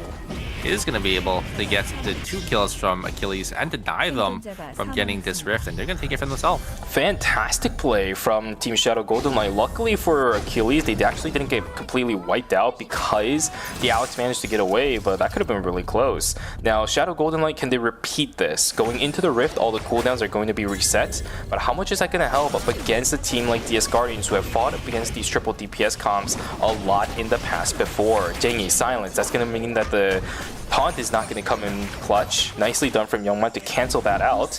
The Guardians have to find somehow a way on in. Min is going to get a little bit of DPS off, but has to go back over to his wooden totem. Do they have any ways back on in? Soe is just so low inside of this fight. Peacemaker is going to come online as well. Full Rainbow is going to completely split apart the fight, and this is a masterclass from Team Shadow Golden Knight on how to operate this triple DPS. Min going to get taken down. Down goes Soe. A 3-for-0 from Shadow Golden Knight. Wow. Expert usage of their entire kits, especially Youngman, canceling out the initial Mai initiation with that red-yellow combination to get the silence. Yeah, they just look so clean on this triple backline team. The HP, it wasn't even close. The HP advantage was just always in Team Shadow Golden Knight's favor here. We do have the engage. Ooh, a huge exclusive actually coming out to dodge out on the ultimate from the Tsubame. Tsubame is going to be able to finish off the Maya though, and going to be able to get a lot of damage back. Able to kite out with that movement speed from that W there. You're going to have some poke damage from the Justina, able to chunk down this Rozzy down to about half HP and able to space it so well here. Who's going to be able to get it? The Rozzy is actually going to be able to finish off the Tsubame, who actually did end up using the ultimate on forward there. Great damage coming out in exchange from Runatic there as they do end up taking 2 members of the side of Team Old Boy. Runatic by my butt. That might be a Runatic high moment. If this guy is disappearing after that kind of a play, I would not like to see that happen. Great play from Runatic. I know it was a little bit gutsy, but unfortunately for everybody on the side of Team Old Boy, yeah, that Yam was far gone, right? You're not really going to be able to catch him, so it's a really nice risk that Runatic ended up taking. But another fight between these 2 teams. It's going to be round 2 between these guys, but Malsa is just completely caught out by himself. The defense from the ultimate is going to allow him to stay alive, but purple box goes towards Team Runatic Bai. Great fight once again. 2-for-0 basically at this point for Runatic Bai up against Team Old Boy. Yes. Yeah, but I think Runatic Bai were looking for something more, right? They gave up that meteorite contest for the purple box, so they could probably try getting 2. Unfortunately, yeah, Old Boy were just able to get themselves one out, and I think they should be able to secure that meteorite for themselves. It is going to go to Tsubame for those shoes. Also, when did DS Guardians get wiped? That is a good question. They're out for the count in 8th place. Terminate early for DS Guardians, which is really rough, right? This is a team that we would normally expect to be getting all the way to the end of the game, especially with Soe now on the board. Justina plus the Tsubame, you really need this kind of composition to make it through at least to day number 4, where you're going to have multiple transitions on both the Tsubame as well as the Justina. We didn't even get to that point. There's one on the Justina, probably the Dragon Scales. That's normally not going to be enough for a fight at this stage in the game. Ended up getting taken down. So yeah, not going to be able to see that Mai for the time being, at least until game number 3. And I also think that... Actually, is there any other bans in this lobby other than those? I see a couple of duplicate picks. It's just the Mai, okay. Should just be the Mai. Same story as Group C, though. After the Mai being banned, maybe we'll see some more bans coming out here. We do have Always Incheon contesting for this Omega down here in dock here. Runatic is a little too far forward. Is going to get caught by the Purge Uppercut, but a great exclusive in response coming out from Ghost to keep them safe. But now they're not going to have the access to that exclusive. Here comes the engage coming out from the Mai. The engage from the Yan. The knockup is going to go wide, but the White Lily is going to be able to get themselves to safety. They're going to try looking for the Nikki once again, but it's just not enough damage. Great stun, great CC, but it's not going to be enough, as the Nikki's just going to be able to pelt fist into Yan, and that Taz is going to be there to follow up as well. The White Lily was really good for both teams because it allowed Team Old Boy to actually, well, not Team Old Boy, but, well, you know what, let me talk about this fight, as the Astro Burst is going to be sent down pretty early on. EMP Barrage looking pretty good. Unfortunately, the flash cut from the Hisui not really going to land onto anybody, which ends up going down. Choen, the first one to fall, which means everybody else on Achilles is going to immediately hightail it on out of there. Does have enough credits to get the reds. It is night number 3, so minus 200 for this team. It's going to go over to the Alex and the Hisui's wallet. It's going to be shared between the two. Yeah, that's... I mean, hitting the flash cut matters so much on Hisui. If you don't hit it, not only do you lose your stacks, you're sitting there, just locked in animation, and yeah, you just don't have just any escape, right, on that Hisui. So it's a little unfortunate for the Hisui there, just not able to land that flash cut. You also just don't get any healing as well, right? Not Tsubame, but Hisui is one of those characters that just drives off, you know, that extra sustain from her kit. You need to constantly be landing stuff. It's one of the reasons why Hisui is one of the most complex characters. Beautiful play with us, but yeah, Hunnam is going to be able to get away. He is a Yan after all, does have a decent amount of mobility. And I don't think anyone on the side of Yangju Whales actually expected that to hit. Yeah, yeah, exactly. Nobody was ready for that, which is a little bit weird, but it's just one of those things, you give it a try. If it works, cool. If it doesn't, it probably wasn't meant to work out either way. Alright, Achilles, now time to duke it out up against Always Inchen. It's going to be a disengage from Cho. He actually ends up sending the Charlotte Q all the way into the entirety of his team. Blaster's now feeling a little bit confident. That's going to actually seal the deal for Cho and trying to fight it on back on in. The Nichirin not landing onto anything. Down goes the Hisui once again. The content for the Hisui is just not working out in favor at all for Team Achilles. Complex away, same thing for the Hyejin. They're all out. But no more credits available really to res this Hisui, at least for the time being. And I love the confidence from Blaster, just walking on forward, even dashing on forward as well, just dropping the ultimate down. I think they realized how big the item difference was, so just able to just utilize that to their advantage and get the one-up onto the side of Achilles here. Looks like the disengage is going to be called for the side of Team Shadow Golden Light. They're going to get a lot of damage. Ghost a little too far forward. The Yan ended up going down to that Sicella ult, and they should be able to get this buy as well. The exclusive is going to come down, but a little too late. Not going to dodge out on that route, as that yellow-blue is going to seal the deal for the side of Team Runatic buy. The credit count for Team Runatic buy is not really that great either.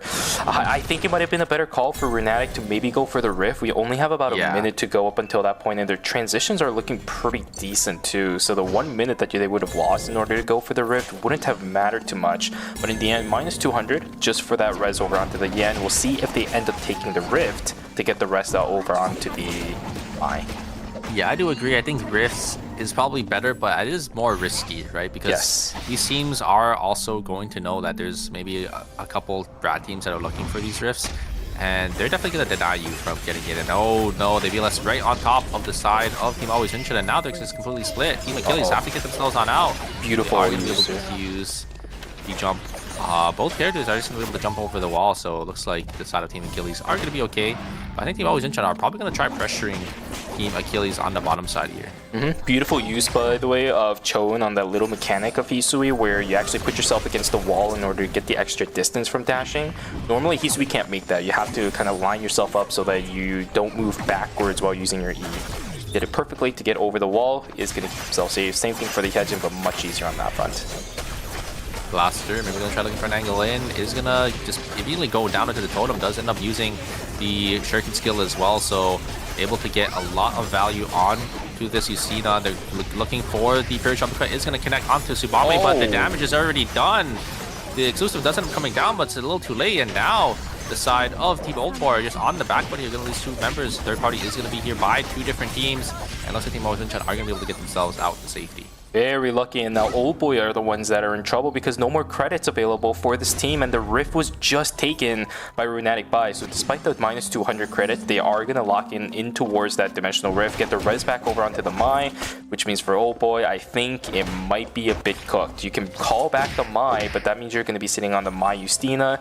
The Tsubame not being available for your team is way too detrimental in terms of your DPS output. So until we see that Tsubame may be coming back for Team Old Boy, I wouldn't really expect this team to be looking for any fights anytime soon. Yeah, you're probably going to have to look for that Lumi res and farm up some more credits during the next couple of night cycles, but it's going to be a little hard, especially at this level of play where all these teams recognize Lumi is such a pivotal kind of objective for these teams to try to get back into the game here. There's an exclusive going to pull the Yan on forward, but Seiko is actually going to be able to get themselves out to safety. Damage is going to be there from the outs, but it's not going to be enough. They're just not doing enough damage onto the side of Team Runatic buy. there is going to be the CC from the IREM, and the IREM is one of those characters that are really, really slippery, so they should be able to get themselves on out of there. Oh, Invincible Circus. Oh no, the third party is going to be here. Team Shadow Golden Light is going to be able to intercept two members of the side team Invincible Circus, as two of them are going to go down. Choen getting taken down in the middle of the Nichiren cuts. Oh, that is really unfortunate. Sorry, Rengeki, I should say. They got caught out in the middle of the Rengeki for themselves. It's going to get taken down once again. The Hisui just not showing us what it's capable of in game number 1. Invincible Circus, they're just down to the Alex here. The Lumi is rotating around back up in Temple. I think right now it's going to make their way up into Temple very shortly here. But look how many teams are going to be guarding it here on the top side. Team Always Incheon versus the side of Team Shadow Golden Light. I think Blaster wants to look for an angle in, but I don't think Team Shadow Golden Light is going to give him any angle. If Always Incheon keeps Team Shadow Golden Light distracted, this actually does end up helping Invisible Circus, right? They just want to make sure that this Lumi call is going to be safe. He will use a VLS. Does he crash land right up on time? No, he didn't catch it. You gotta make sure you remember that the crash land time also factors into when you can actually catch the Lumi out. And now he has the hyper loop back in onto Fire Station. He does end up getting a safer call. The Lumi is a little bit free on the left side. He can still get the res. Very lucky rotation. Oh, no. he doesn't have any information. Yeah, Shadow Golden Light is there to intercept as well. It's a disaster for the side of Team Invisible Circus, and now the Alex is in the middle of two teams here. Wait a second, the Alex is really slippery, able to get themselves on out. Yeah, can't go for the res anymore, and Alex is gonna be forced in the middle of two, maybe three different teams. Gonna be a little tough for Invisible Circus to get any more points here, but yeah, I guess gonna sit in this little corner. It is going to be Team Renatic Bai going to use the jump pad to get themselves to safety. Have to burn a lot of timer though. The safety orbs are going to be used to get them, I think, down to factory. But the only Wales is down there as well. Yeah, the sickest feeling in the world for the Alex right now. Unfortunately, I mean, he spent all of his timer trying to get that as well, but it just results in nothing. And he can't even go inside a cemetery to try getting the resurrections back either, although Old Boy now being prepared. Junragus is in position. He can only get one res back. Yeah, I don't think it's going to be enough to get the other one. Here we go. Let's see what the fight is going to look like. Team Shadow Golden Light, Ehuk is going to be caught out in the middle of the open. Will end up getting taken down first, so down goes the entirety of Invisible Circus. Shadow Golden Light not pushing the lead too much because Dozy was about to get taken down. Great call from that team. 1 second left for Junragus. He's going to get taken down too. Pop goes the Weasel on that front. The kill credit going in favor of Team Yangju Whales. Yeah, an Old Boy down to two members here. No, looks like the Mai is going to get caught. Wait a second, to try to look for some damage back in, but no, it's just going to be the Hyejin. Oh, the 5 was so close. Just barely not connecting in time, and it will be the Tsubame actually trading out 1 kill over Achilles down to their Alex. Old Boy down to the Tsubame here to try and get the res. They do actually end up getting the Hisui back, but Team Renatic Bai are here to intercept. The Hyejin didn't pop fast enough, which means the call is just not going to come on through, and Lumi is just going to be zooming all the way across. No timer available whatsoever. 10 seconds left now for Team Old Boy as well. Hwang, the last one alive on this front, will get a little bit of extra timer, but Lumi is just long gone. Choen doing what he can in the 1v3, trying to do what he can because the Alex can't support whatsoever. There's a good amount of crowd control, but the Tomahawk roundhouse will seal the fates of everybody on Invisible Circus. Hunnam will still lose out on their Razi, but Runatic Bai seals the fate of Invisible Circus. Runatic Bai losing out on the Razi. That is a key member of that team. But wait a second, Razi's still in the zone on the bottom side here. Maybe get the self-res. Always Incheon actually didn't finish the body on the bottom side here. It is going to be that Tsubame caught in the middle of the two teams. Wait, what? And they do end up finding. I'm surprised Runatic didn't just try to self-res from the bottom there, but maybe just not enough timer anyways. Okay, well, here we go. 5 seconds going into factory. They will make it just barely, but now you're crash landing on a team that is already prepped up and ready to fight this temporary zone. Yangju Whales, can you hold this, or will Shadow Golden Light with their triple DPS comp be able to push on through? Beautiful flank coming through. Fancy is going to be sent straight into the bubble, and now they're the ones in trouble. Peacemaker already activated. Dozy already gets taken down, and I don't think Youngman has what it takes to knock anybody down. Down goes Shadow Golden Light. A little bit of an iffy fight taken from Shadow Golden Light immediately results in the death.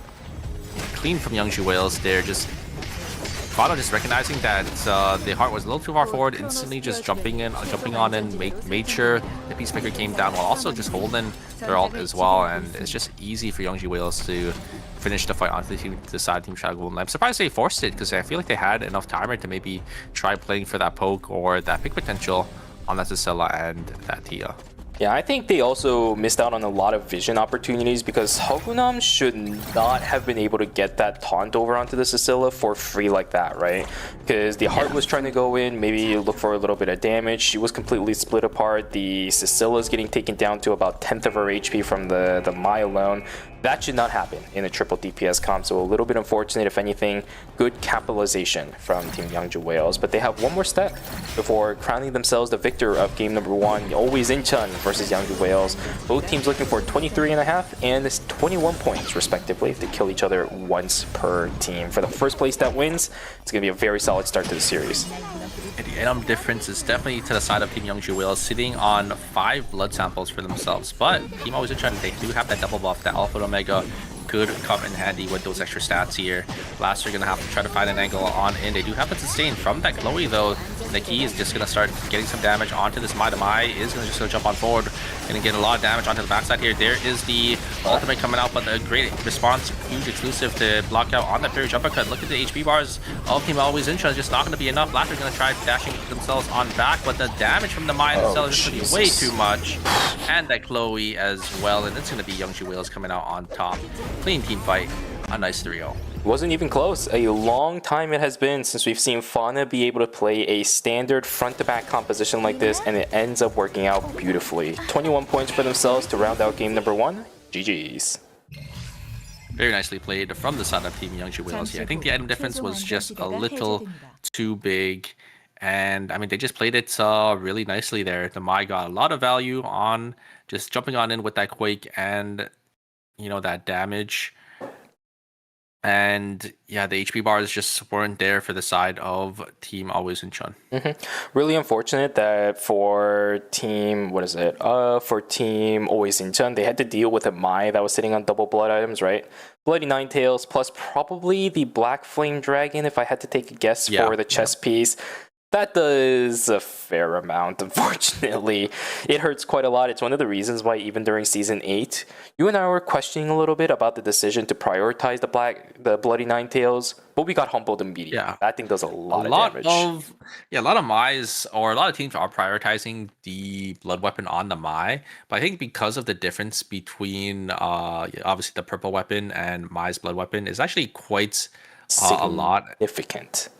And Mai does do a decent amount of damage, right? You get the armor pen, you get that extra cooldown. I think most Mais were running the whip that didn't give cooldown, so it's actually a really big upgrade for that character. Exactly. If I remember correctly as well, Quake also does skill damage. It's not true damage, so I think the armor penetration should work on that. That means just way too much DPS for some people to realize that they're just getting shredded before it's too late. For characters that rely on just moving around, walking around and right-clicking, something like the Charlotte, right? You only have a dash of hope every now and then. The Nikki is also just going to be taking a lot of punishment from something like the Chloe. The fight wasn't really even close. I thought something could have amounted it when the Charlotte ultimate came down, but when I saw the damage difference between the two, when we were about halfway into that ultimate, I knew it was over. There's just no way you can come back from that when one of the biggest ultimates for you to extend the fight out was used for basically nothing. Yeah, and I mean, I think they're also, they have that Mai into that Neki, right? We saw the Purge Uppercut come in, and I thought something could happen with that Purge Uppercut if they comboed off of it, but just immediately denied by that exclusive, right? The exclusive is just a hard counter into this Neki team. That's the value of the Mai. We talked about it all the time. It's one of the reasons actually why the Nikki Adela combination also started falling short. While that was all the craze back in the days, because people started figuring out that, hey, just pick Mai, it becomes so much easier to deal with something like that, because as long as it's not the Mai herself that gets targeted, and even if it is her, you just press one button and it nullifies so much crowd control. Yeah, as soon as you see the Purge Uppercut, you just use exclusive, and it's just a get out of jail free card, right? The alt, you just trade alt for alt, and the Purge Uppercut is just so much more important than that exclusive. we do see the leaderboard for you guys here. Youngju Whale is in first place with 21 points for themselves. A solid performance from them. Always in second with 17.5. Shadow Golden Light and Runatic Bai with 15.5 and 11. So it's sort of the same where we saw in the previous group, the top 4 teams have a pretty significant lead over our bottom 4 teams here. And for this time around, I think Shadow Golden Light, they are still holding their own too, because in comparison to Yangju Whales and Always Incheon are still able to overtake them in terms of the kill score. They're pretty much doing exactly what Shadow Golden Light has done in the past couple of seasons. This is not a team that will be able to win very consistently just because of how risky a team composition like that is to play. But at the same time, they're also really good at picking up kills because of the amount of range they have and the sheer number of crowd control they contain. You can pick off players one after another very, very easily, assuming everything goes correct. The kill score definitely reflects that. Yeah, and a team like Team Shadow Golden Light, they're playing a team that isn't playing the Mai, so they should be able to just play what they're comfortable with here. But some of these other teams that are utilizing that Mai pick are gonna have to swap to something else that they might not be familiar with, because Mai is gonna be banned for the next 3 games here. So we will see her back in for the 4th game. Yes. But I say 3 games, I mean the next 2 games. Yep. So we will see her back for the 4th game here. If anything, I wouldn't be surprised if the heart started getting banned now, because we did see a couple of hearts in game number 1, and with the Mai gone, there might be a little bit more incentive to run triple DPS. In which case, heart is definitely going to be a priority for some of these teams on the triple DPS. Usually that thing doesn't work without the safety net of the heart. So let's see how the character selection for game number 2 is going to go. Yes, what are the Guardians options for these teams? There's 1 heart. I think that is probably going to be 3, because Guardians were playing that Mai before, I'm pretty sure. So you might see this could be their 3rd heart. I don't know if Team Old Boy are going to be playing it. I think they will be as well, because they're already locking in 2 DPS, and it's a little hard. It could be a tank though. It could be like maybe Alonzo or something, but most likely I think the heart is going to come in for the side of Team Old Boy as well. Pairing it with a Bernice though, now that's a little bit of an interesting choice. The Cecilia was already giving off the vibes that it would be the triple DPS, but pairing that with a Bernice is something that I really haven't seen before. Wait a second, Cecilia is also going to be banned here, because we have 3 Cecilias already locked in. Oh, yeah. So Cecilia going to be off the table with that heart, so the triple backline team is going to be off the table going into game 3 here. So what are these teams going to play, right? The Mai is gone, the triple backline is gone as well. They're going to have to dig deep into their character pool going into game number 3. Even for Runatic Bai, like, look at this kind of composition they're being forced to be on. Charlotte, Yan, and the Rozzy, they literally subbed out their frontliner for a healing support of Charlotte. What a strange decision that we're going to be walking into for game number 2. But I like this, right? You know what you want to do with Hunnam on the Yan as well as Runatic on the Rozzy. We saw both of them actually doing some really good plays in game number 1. The Mai might be gone, but hey, you can still keep the spirit of the composition, and it's not like you have some invulnerability with the Charlotte ultimate on top of it, so maybe just run it again. I don't know. Ooh, and look what we got for the side of Team Invisible Circus. They're going to be on that Nikki Adela. Oh boy. We're going to have to see how they do end up playing this scheme comp. It is Seiko that has been, playing the Nikki Adela for, I think, about 2 or 3 seasons now. It's definitely their 3rd season, running this Adela Nikki combo here. So we'll have to see how they do end up playing it out, because it is a completely new team for the side of Seiko here. Yes, and we're going to be bringing this up again and again and again because it's the beginning of the season. The combination of Nikki Adela is simple in theory, right? On paper, it's very easy, but in execution, especially in ERM, it's very difficult to do when it comes to timing. Because now you're playing with new players, I genuinely think that's going to be a problem for Invincible Circus, right? If we see them actually land these Nikki Adela combinations consistently already from game number 2, I'll be very confident in how this team plays throughout the rest of the season, because it just goes to show me that their communication is already on point. But if it doesn't happen from this game already, then they're going to have some stuff to brush up on before we start seeing this composition again. I do think it is going to be a little tough, because there is the triple backline teams with the heart, right? Yes. So if the heart ult comes down, it's going to be pretty bad for the Nikki Adela combo because Nikki and Adela have to be so far forward with their follow-up together that the second the hard ult comes down, they can just out-trade and get you down into that lethal range, especially a character like Nikki who's not as tanky without having access to that parry. And they'll just be able to just out-trade with that hard ult. Usually you're just going to have to target the hard, in which case you have to push really far forward, in which case you become very pre-mediated, so the hard can actually preemptively place down the Peacemaker before it even comes through. So there's a lot of problems that this Nikki Adela composition will have. It is kind of funny that all of our triple battalions are playing Sicela and hard together. So it's just a slight difference. We have a Hyejin, we have a Bernice, and we have a Dia.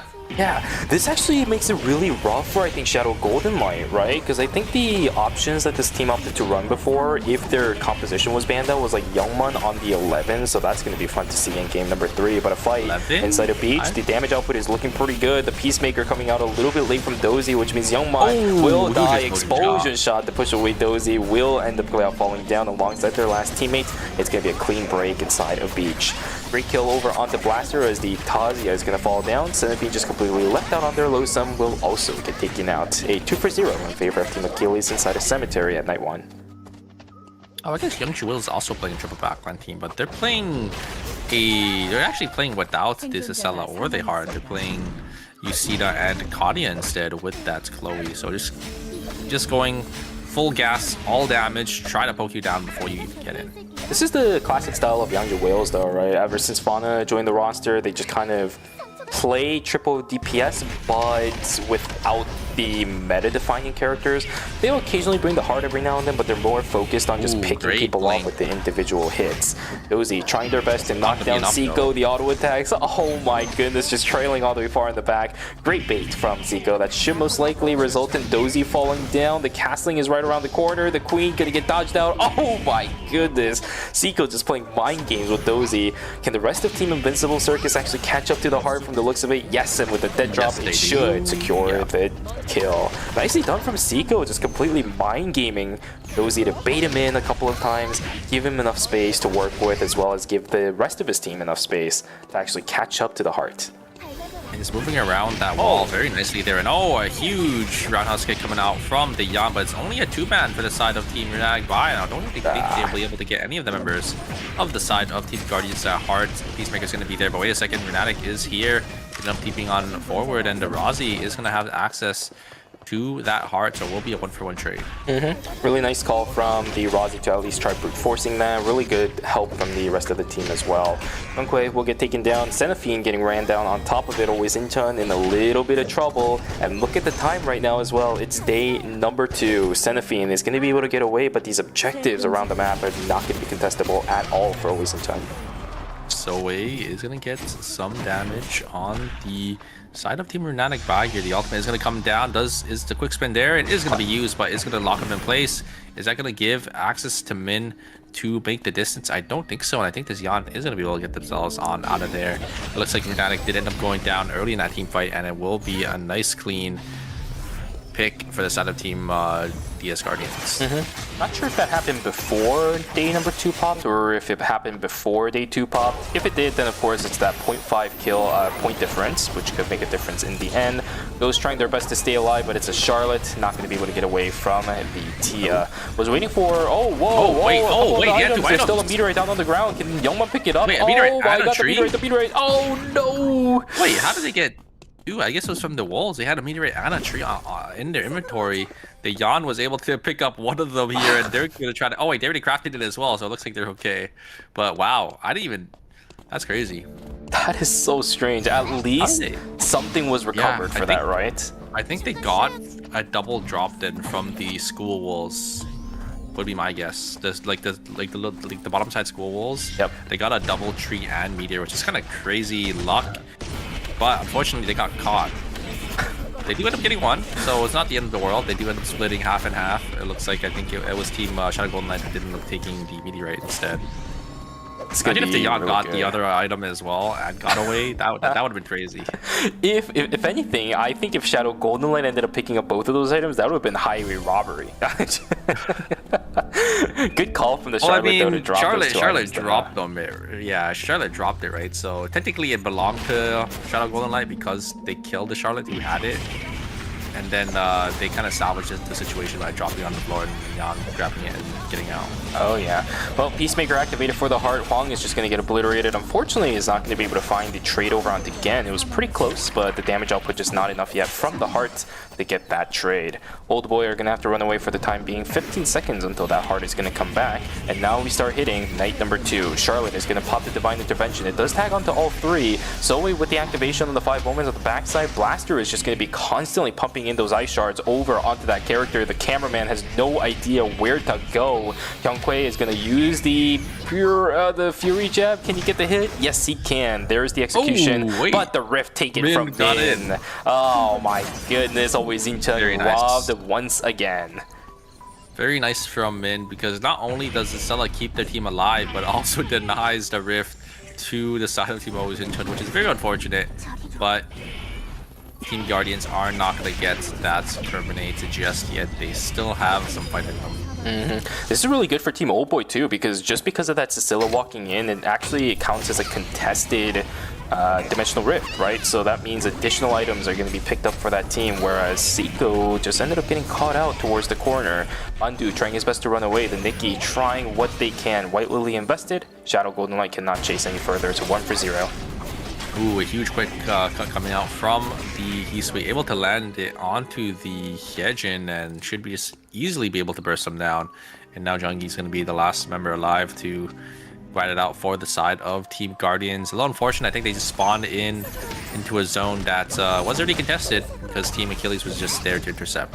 Surprisingly, these fights feel a little bit messy, don't they? I don't know what it is, but these fights are really becoming a big convoluted, yes. easy combination. There's no way Atia is going to be able to stop that one. The first example of many that we will hopefully be seeing of that Nikki Adela combination. Seiko feels right at home. Yep. And Team Guardians, it looks like they are going to slowly start the group back up. We are going to go to our day 3 cycle very shortly here, so these teams have to be a little careful, because now you could start losing some credits for your team if you do end up going down. I think the side of Team Invisible Circus probably want to play for that tree. They're going to take a little bit of time and maybe play for that pawn zone that is reopening. Okay, fight beginning inside a school. It's now day number 3. Fight for the purple box is going to go in favor of Team Shadow Golden Light. Still a very scary team who also managed to get a couple extra items for themselves because of that little fiasco we had inside a school. They're going to be back in the zone once again, yoinking away another transition that could have been some other teams. And Team Always in Chun were able to grab the box up in archery instead, so just conceding the box to school to grab the one in archery, and they'll be able to get these immune wolves as well. So a great tempo swing for the side of Team Always in Chun, and a couple more credits maybe saved for these blood samples coming up on the next cycle. Should be the case. I do see the Azure Dagger, the last item that needs to be updated for Soe. We'll be going into the Black Lotus Shuriken absolutely by the time it hits day number 4 in about 3 minutes here. Credit-wise, yeah, they are definitely on pace for it. You can either get it from the Nikki of Kyungkwae or you can get it from Soe themselves. It's not going to be the case as the Mithril is going to be called in. It will go into the weapon for the time being. The Wind and Fire Wheel is going to be built up for that Tazia. And never mind, even the Nikki calling in an item, it's not going to be a prioritization onto the blood sample. And they're just opting for tempo here, especially when you're playing a dive brawler kind of brawler team. You kind of need items to take these team fights, right? You need combat power. You need to make sure you snowball these games. So I don't really blame Team Always in Chun, and I can see their thought process on why they are deciding not to save for that blood sample. I think you just have to kind of snowball this game instead of trying to outscale your opponents. I wonder if this means Always Incheon is looking for some kind of objective contest coming up in 30 seconds for night number 3. Soe and Min getting tagged down a little bit from Team Youngju Wales, but the Cecilia is still able to do what Cecilia does best. But these auto attacks from the Kadia is hurting quite a lot over onto Min. You can tell the purple box is what these two teams are looking for. Fauna is going to get a lot of damage over onto Soe, and Soe just gets ripped to pieces. Dangy going to be forced to use the Peacemaker on his own, will walk out of it, but the fight is already over. Down goes a member of DS Guardians. Great kill from Youngju Wales. Yeah, huge find from Fauna. They're able to recognize that Soe was a little too far forward and just immediately punishes them as they go down in, it was about it was about 1 or 2 seconds. Just instantly just gets bursted down by that Chloe there. So it did end up using their abilities aggressively as well, so not able to use that charm to get themselves run out. Okay, here we go. Fight between Team Achilles as well as Team Old Boys. The Omega already picked up by the Alex, but the damage output is just way too much so far. Soe is always going to be taken down so low. Hwang gets taken down first though. Old Boys in a whole heap of trouble. Junrock is trying to run away from Chone. Will be able to do so. Complex though might not be in so much luck. Nope, never mind. The counter kill over onto Bob Malsa instead. Oh, Achilles, you guys are just ruining the days of the Old Boys. Will have to blink away for Jinragus. Good reaction times on that, by the way. He is going to be able to get out for the Cecilia. Yeah, Hwang a little too aggressive there. I think thought they had the pick and then to try to drop the Peacemaker down, but the Peacemaker was actually able to keep that member alive, and they're just able to just turn it with that. With the fear from the Hyejin, the 5 Omens coming down just was able to fear the heart as soon as the Peacemaker ended, so they're just not able to finish any of the remaining HP bars for the side of Team Achilles. Achilles losing a bit of positioning up against Team Runatic Bai. They don't have their ultimates, if I remember correctly, right when they started looking at each other. Blinks are now up for the Hyejin. I think that Alex doesn't have it, which is the reason why Achilles is being a little bit hesitant on this fight. But now they see that Yan actually ended up using the Blink. This could be the way in for Team Achilles. Unless Old Boy, oh my goodness, so Runatic Bai got really lucky with that. EMP Barrage luckily doesn't have any hard crowd control to deny this team from jumping away. I think they're just probably going to wait for this Yan Blink to come back up. It's such a key cooldown for a team like Runatic Bai, where their only engage is this Yan. They're trying to make space for the team. We do have Team Invisible Circus going to try looking for an angle here. There's the Alex All. They're going to be forced to push into it here, but maybe they're going to try looking for the re-engage. Where is the ultimate going to come in? They get a lot of damage, but the ultimate, the Divine Effect is going to be there, but a huge checkmate coming down from Seiko, able to just finish both the Yan and the Charlotte, and it's going to be Team Invisible Circus getting a clean 3 kills from Team Runatic Bai. That hurts really, really bad for the entirety of Runatic Bai. Because of the composition, I think you laid it out perfectly. Yan being the only source of their initiation, you're waiting on a 90-second cooldown for even potential of fighting. They have half a point off of game number 2. That is just not the way that Runatic Bai wants to go down. Jay will also get caught out. DS Guardian's going to lose out on a member, but look at the credit count for this team. It's really, really bad right now because they just came out of Gamma. I think all of these people just called something inside of the Gamma lab, and unfortunately, the heart caught out by themselves. Oh, and Seiko almost getting caught, but is going to be able to live. Oh, wait, did that end up killing the... No, Seiko's still alive. So they were able to get themselves out on to safety with that White Lily. Very nice for the side of Team Invisible Circus, and they're going to try to just get themselves on out. They're going to be on the back foot. You can see their items as well. They're not looking in a good spot here. Seiko is sitting on 5 gold, but the rest of the members don't really have much to their name. The Nikki sitting on 0 is not something I'm really used to when I'm watching a team that Soe is a part of. But look at this, Chone being very confident up against the 2 members of Team Old Boy. He really wants these kills. Timer on Old Boy not looking good. I love the play from Junragus, but Complex already thinks about this. He smells something fishy, will chase down Junragus as far as he can go. I believe Complex is also going to be running the pen style version of the Alex, so he actually has the damage. Dead drop into the auto attack. That's going to be enough. Complex with the pen build on Alex will be able to knock down the Cecilia and create a clean terminate against Team Old Boy. Yeah, unfortunately, Old Boy getting caught as the 2-man there, not having more timers than the side of Team Achilles there. So Achilles gonna be able to get the 1-up, and they're gonna be able to get the Rift here for themselves as well. I don't think there's really much teams that are gonna contest for the Rift this late into the game, so it should be a free Rift for the side of Team Achilles. That's a bit unfortunate for DS Guardians, right? Losing out on the heart, they probably would have wanted to go inside the Rift in order to get the res back. But with Team Achilles sitting in there, yeah, the opportunities of being able to do that are going to be very, very low. How many credits more do they need to farm up? About 30 more credits for Team DS Guardians. They should get the res back, but it's still a little bit rough for a team that really relies, I think, on blood samples by the time we start getting into day number 5.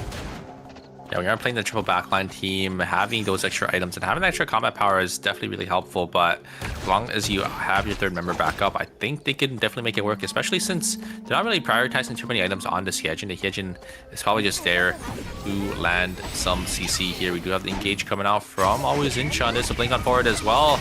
That does make the Nikki go a little too far, and it looks like Team Shadow Golden Light is going to completely disengage, use that full rainbow to make sure nothing else is going to happen. 2 blinks invested from Shadow Golden Light though. They have to immediately run away and use this BLS in order to do it. It's a bit risky right now. I see 7 seconds of timer on one of these players too.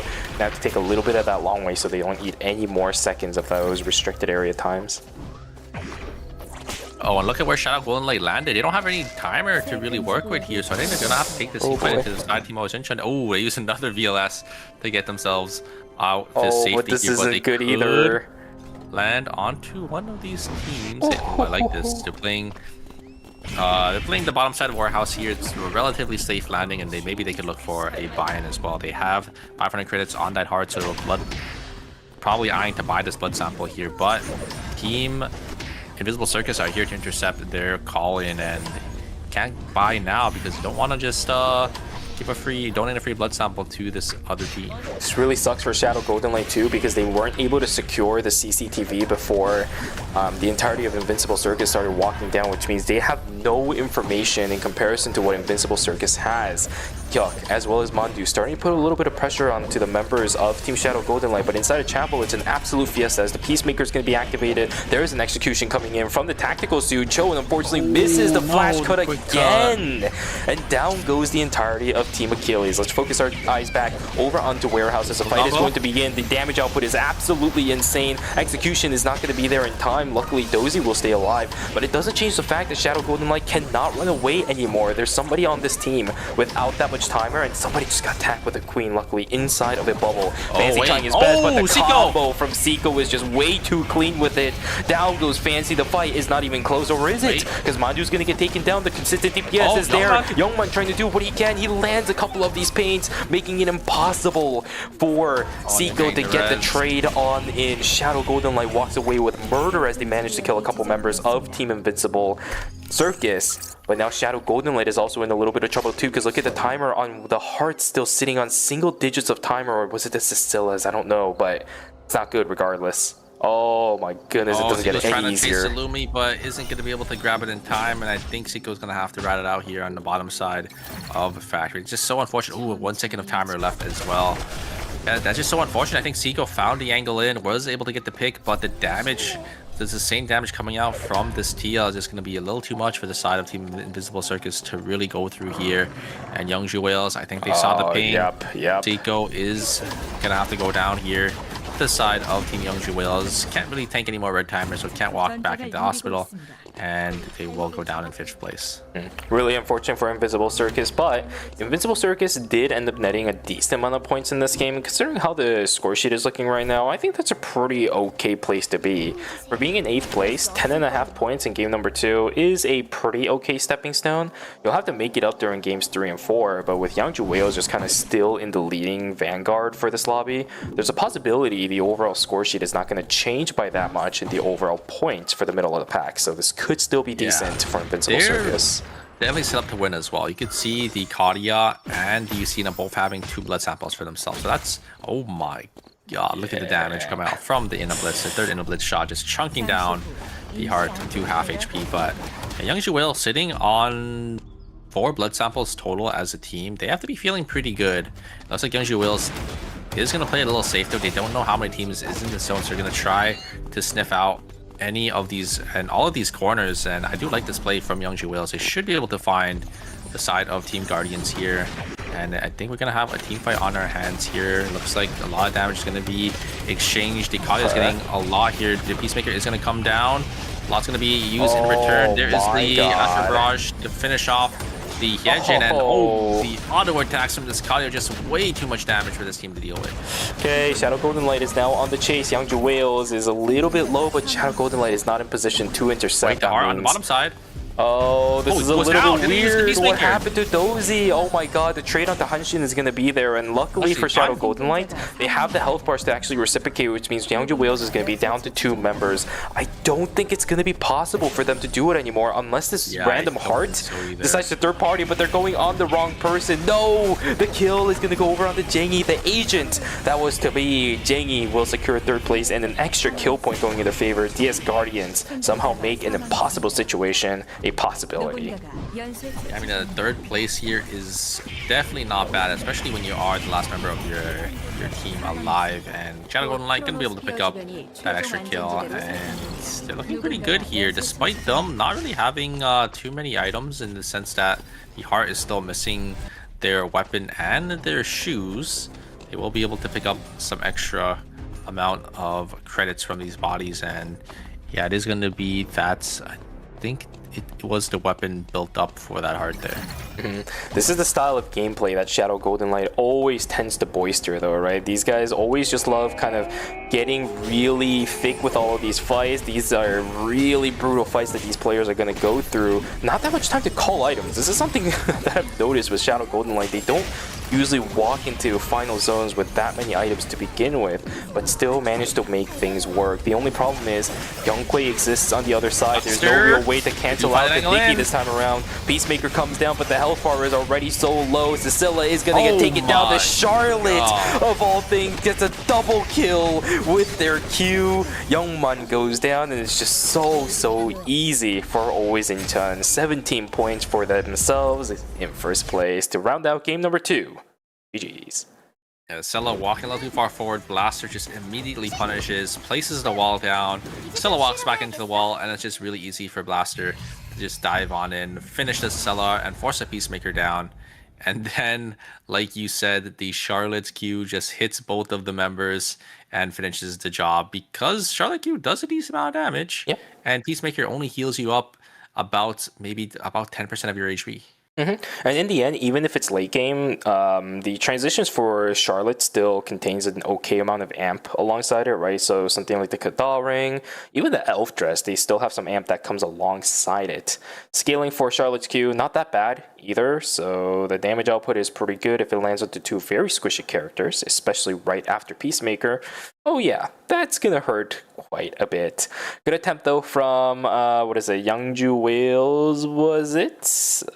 It was Team Golden Light. Oh yeah, Team Golden Light. There we go. Shadow Golden Light unfortunately was just not able to do it. I mean, I had a feeling it wasn't going to go well to begin with, just because the opposite team had a Nikki, and the only way you really have the only real way you have to stop it, a Shadow Golden Light, is just going to be the Peacemaker from the Heart. Nikki is very tanky, so you aren't going to be able to trade the HP fast enough. There was just a lot of things going wrong for Shadow Golden Light. Yeah, the item difference, I think, was definitely in the side of Team Always in Chun's favor, and they were able to find that pick, right? Yep. When you're playing a triple backline team, if one of you gets caught, that is a lot of resources are gonna have to have to be used to, kind of save their backliner. And if you don't save your backliner, just let them die, you'd be playing that 2v3. So either that, or you send everything onto the other side and you really have to just pump in the damage onto the one probably tank that initiated.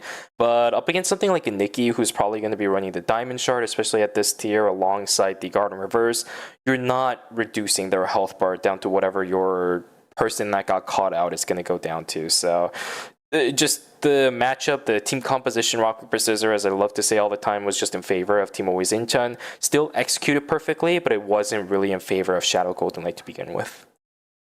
Yeah, and you can see the scores Always in Chun coming out on top. Only a 1 point difference. You can see how close it is between our top 3 teams here. 34.5 points, 33.5 points, and 31.5 between Always in Chun, Youngju Wales, and Team Shadow Golden Light. We've got the definitive top of the leaderboard, and then everybody else is just going to be fighting for that middle of the pack. 17.5 points all the way down to 10.5 from 4th place to 8th.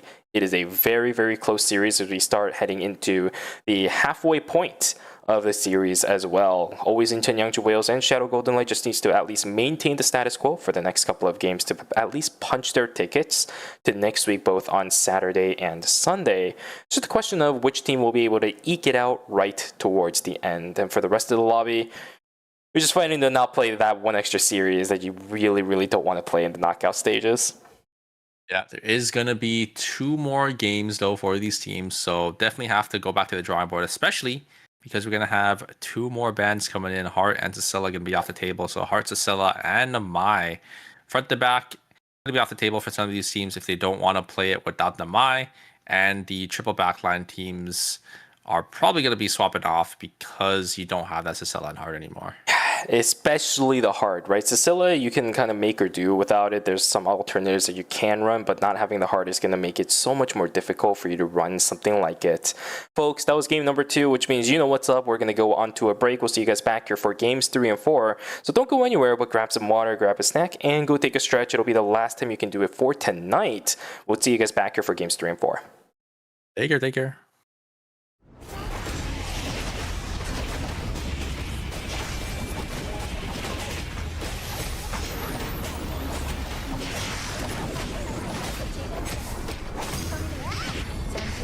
안전지대가 있습니다.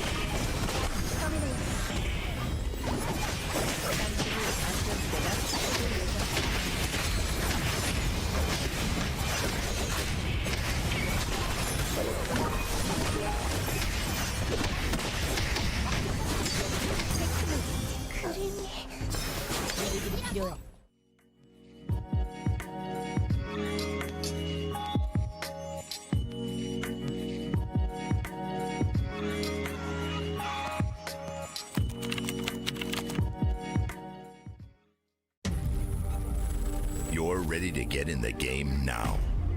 The last thing you want is to wait. WD Black, performance storage, purpose-built for gaming. SSD speed that obliterates load times. Performance to transform your game. Expanded capacity to store more. Customizable RGB. WD Black. Because the game never waits. WD Black. Drive your game. 안녕하세요. 루미아섬의 생존자 여러분. 9.2 패치노트 다이제스트 진행을 맡은 천시아입니다. 이터널 리턴이 시즌9 마치리와 함께 새로운 모습으로 찾아왔습니다. 축제의 느낌이 물씬 나는 이번 마치리 시즌에는 어떤 변화점들이 있었는지 지금부터 함께 알아보시죠. 복수를 위해 VF 능력자들을 탐지하고 추적하는 실험체 블레어가 루미아섬에 합류합니다. 쌍검을 사용하는 실험체 블레어는 D스킬인 시프트 러쉬를 활용해 쌍검과 쌍날검을 오가며 싸우는 스타일리시한 근접 전사 캐릭터입니다. 강력한 돌진 능력과 추적 능력을 가진 블레어와 함께 최종 생존에 도전해보시는 건 어떨까요? 블레어는 출시 후 2주일간 9,900A 코인에 판매되며 11월 4일 화요일까지 랭크 대전에서 선택할 수 없습니다. 다음은 새롭게 추가되는 상품입니다. 주문은 얘한테, 팁은 나한테. 카티아의 새로운 스킨, 카페 알바 카티아가 추가됩니다. 귀여운 유니폼을 입은 카티아. 여러분도 카티아의 새로운 매력에 빠져보세요. 새로운 실험체 블레어의 출시를 기념하며 이모티콘 4종도 상점에 추가됩니다. 시즌9 프리미엄 베이직 토큰북이 추가됩니다. 시즌9 토큰북은 미션을 통해서 마치리 토큰을 획득할 수 있는 프리미엄 베이직 퀘스트북으로 구성되어 있습니다. 제작수에 출시될 고스트 헌터 2세를 위해 토큰을 미리 모아보세요. 다음으로 시스템 변화점들을 소개해드리겠습니다. 할로윈 시즌을 맞이하여 루미아섬에서 으스스한 할로윈 축제가 열립니다. 브리핑룸과 묘지 지역이 할로윈 분위기로 새롭게 단장되는데요. 새로운 모습의 지역들에서 색다른 느낌을 받으실 수 있을 것 같네요. 전투연구실의 전멸 판정이 개선됩니다. 이제 균열 내부에 있는 모든 팀원이 빈사 상태가 되면 즉시 사망 처리됩니다. 더 이상 상대를 모두 쓰러뜨리고 빈사 상태인 적을 처리하는데 시간을 쓸 필요가 없어질 것 같네요. 입장 팀 수에 따른 보상도 차등 지급됩니다. 이제 2일차 밤에 적이 없는 전투 연구실에 입장하실 경우 기존보다 조금 적은 보상을 얻게 됩니다. 안전구역이 좁은 게임 후반부에 B0 R1이 겹쳐 발견되는 빈도가 줄어들고 보리의 도주 시간이 줄어들어 보다 추격이 쉬워집니다. 다음으로 게임 플레이 변화점들을 소개해드리겠습니다. 혼돈 특성의 도깨비불의 쿨다운이 35초에서 30초로 줄어듭니다. 이제 조금 더 자주 도깨비불을 날릴 수 있겠네요.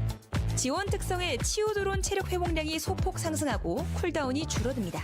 같은 지원 특성에 속하는 위압감의 경우 받는 피해 증가가 4%에서 3.5%로 소폭 감소합니다. 전술 스킬 프로토콜 위반의 경우 받는 피해 증가가 10, 13%에서 12, 15%로 상승합니다. 다음으로 실험체 변경점들을 소개해드리겠습니다.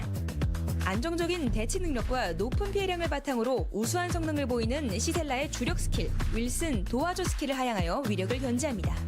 상위권 실력대에서 매우 높은 성과를 보이는 유스티나의 부스트 대시의 쿨다운을 늘리고 아스트라이너즈의 재충전 시간이 늘어나 약점이 보다 명확해집니다. 높은 피해량을 바탕으로 지속적으로 평균 이상의 지표를 보이는 이슈투반의 경우 파동 함수 붕괴 스킬의 피해량을 낮춥니다. 계속해서 높은 성과를 보이고 있는 제키의 기본 방어력을 낮춰 내구도를 견제하고 전기톱 살인마의 이동 속도 증가 효과를 감소시켜 기동 능력을 약화시킵니다. 스킬 개선 이후 전반적으로 우수한 성과를 보이고 있는 혜진의 경우 흠령부의 이동 속도 감소량을 낮춰 견제 능력을 하향합니다. 평균 이하의 성과를 보이는 데비 마를렌의 경우 이 스킬의 교대 시 이동 속도 증가량을 높이고 트윈즈 러쉬의 피해량을 증가시켜 적중 시 위력을 강화시킵니다. 루크의 경우 강박증 공격력 개수가 상향되는 만큼 공격적인 아이템 세팅을 선택했을 때 기존보다 강한 위력을 발휘할 수 있습니다. 낮은 지표를 보이고 있는 아디나의 경우 무기 숙련도 효과를 높이고 폴 디그니티의 별 컨정션 효과 체력 회복량이 증가하여 아군 지원 능력이 강해집니다. 이외에도 다양한 캐릭터 조정 사항들이 준비되어 있으니 패치노트에서 확인해주세요. 다음으로 아이템 변경점들을 소개해드리겠습니다.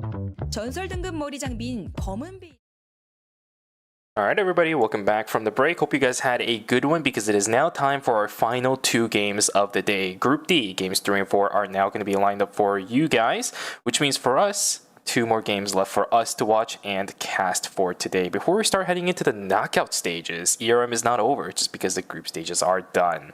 Super, give me a little bit of a rundown on what we are probably going to be seeing as we're going to go into the character selects. We're kind of cheating with this, but just give me a rundown. I don't know. You know, Mai, Cicilla, and Hart are all banned, so it's really up to these teams on what they have in their pocket, right? Their pocket picks on what they want to pick here. We do have two Charlottes being locked in for the side team Aojinchan and DS Guardians. Oh my god. I think Aojinchan are gonna... Oh wait, we do see the Yusina's coming in. I think Yusina is gonna get banned. So even despite the Mai being off the table, it looks like these teams are still gonna opt to try to play this front to back as type of team. Oh my god, Blaster and Zoe are both gonna play Tazia. Oh my god. Correct. And they're playing the exact same team comp as well. Charlotte, Nikki, Tazia here from both of these teams. DS Guardians just I don't know if they're the ones just stealing other teams' team comp because we didn't see Guardians play the exact same team comp Team Old Boy played as well. So I don't know who's taking from who here, but it is going to be another duplicate team. But none of these three characters are going to get banned. Right? Yeah. Charlotte, Nikki, and Tazia. It's only going to be these three teams playing these characters. But we will have the Yusina man come in into game number 4 here. Well, we've seen it all at this point. Mai, Tsubame, and the Justina is a very, very commonplace composition that gets picked out by a lot of the top tier teams just because of how consistent and safe of a pick it is. But never in my mind would I have ever thought that I would see a mirror matchup of the Charlotte, Nikki, and the Tazia. Now, you take a look at the characters and the players that are playing it. You can definitely think about it, but Jengi being forced onto the Charlotte is the one that kind of eluded me. I did not think Jengi would ever kind of put himself in this situation where he has to play the Charlotte, but here we are. We're going to set up ourselves for a very, very interesting game number 3, and let's get it started. How will this mirror matchup between Always in Chun and DS Guardians look like? DS Guardians need a lot going for them in order to make up the points. This might be the beginning of it. Yeah, I mean, it takes a lot of courage to, you know, step down and be that player for your team, right? That you kind of have to kind of adapt to, right? So we know how good he is on that Tazia, so I think them playing this team comp, I think they'll probably be doing fine on it as well. Yeah, oh goodness gracious. Okay, game number 3. So 2 more games left in the series right now, right? We can take a look at the leaderboard real quick before we start diving a little bit further into this game. Top 3 is pretty much on their own league at this point. Everybody else is contesting for that 4th place spot and below. But of course, with game number 3, that could definitely change. If any one of the teams at the bottom 5 end up changing their fates around and actually have a very, very solid game, we could have a halfway split between these teams where half of the teams are going to be looking for the top 4 and the other half are just going to be trying to save themselves from playing knockout stages 1 and 2. Yeah, I mean, even the top 3 teams as well could just get hit with the 7th or 8th place. Yeah, and they true. could just be in a really bad spot, right? They just don't get any points in this game, and I think these bottom teams can definitely catch up here. They have a lot of damage from this Tazia, able to use that totem to get themselves a little bit longer to live, but it's not going to be enough because the Charlotte all just barely didn't come out in time. But Min is going to try getting some damage back. He's actually going to jump on board, but not going to be able to get the Subama give away a second. Zoe is going to be able to jump back in, is going to be able to get a lot of damage onto this Justina. Is going to be enough. Does end up getting the explosion damage as well from that body onto the Justina here to try looking for it. Does end up getting the hit. Does end up dropping the Shuriken skill, but it's not going to be enough. The Charlotte going to be respawning, or the Nikki respawning back in the... Everyone is kind of already out there. Yeah, this is all over the place. That's a great combination coming from Team Invincible Circus. Shadow Golden Light is actually going to end up getting an entire Terminate somewhere around the map as well. Down goes Kyungkwae, unfortunately, for that team. Oh, much team fighting. Yeah, this is really all over the place. I don't know what these teams ate during the break, but everybody is now thirsty for blood. All of them might have turned into vampires at this point. I have no idea, but yep, here we go. Even more fighting as Ghost is going to be able to isolate Hogunam. Down goes the Justina once again. Choen also isolated away. Now Complex is trying to help out on this. The parry is looking pretty good, but the Paradiso is there to lock down Choen after the parry comes through. So we're about to get taken down, but Complex is just an Alex. The damage, the burst is just not there. The Charlotte Q to finish him off. The healing and the shields from the Charlotte just a little too much for the Alex to go through there. We do have the Rio on the backside. Is going to get caught out by the members of Team Always in Shot, but the Tazia isn't here. No, the Charlotte again! They do get the Rio with the Charlotte damage. And the Tazia is going to be respawning back in, so now it's going to come down to a 2v2 here. Can the Slamax get some value off with this Justina?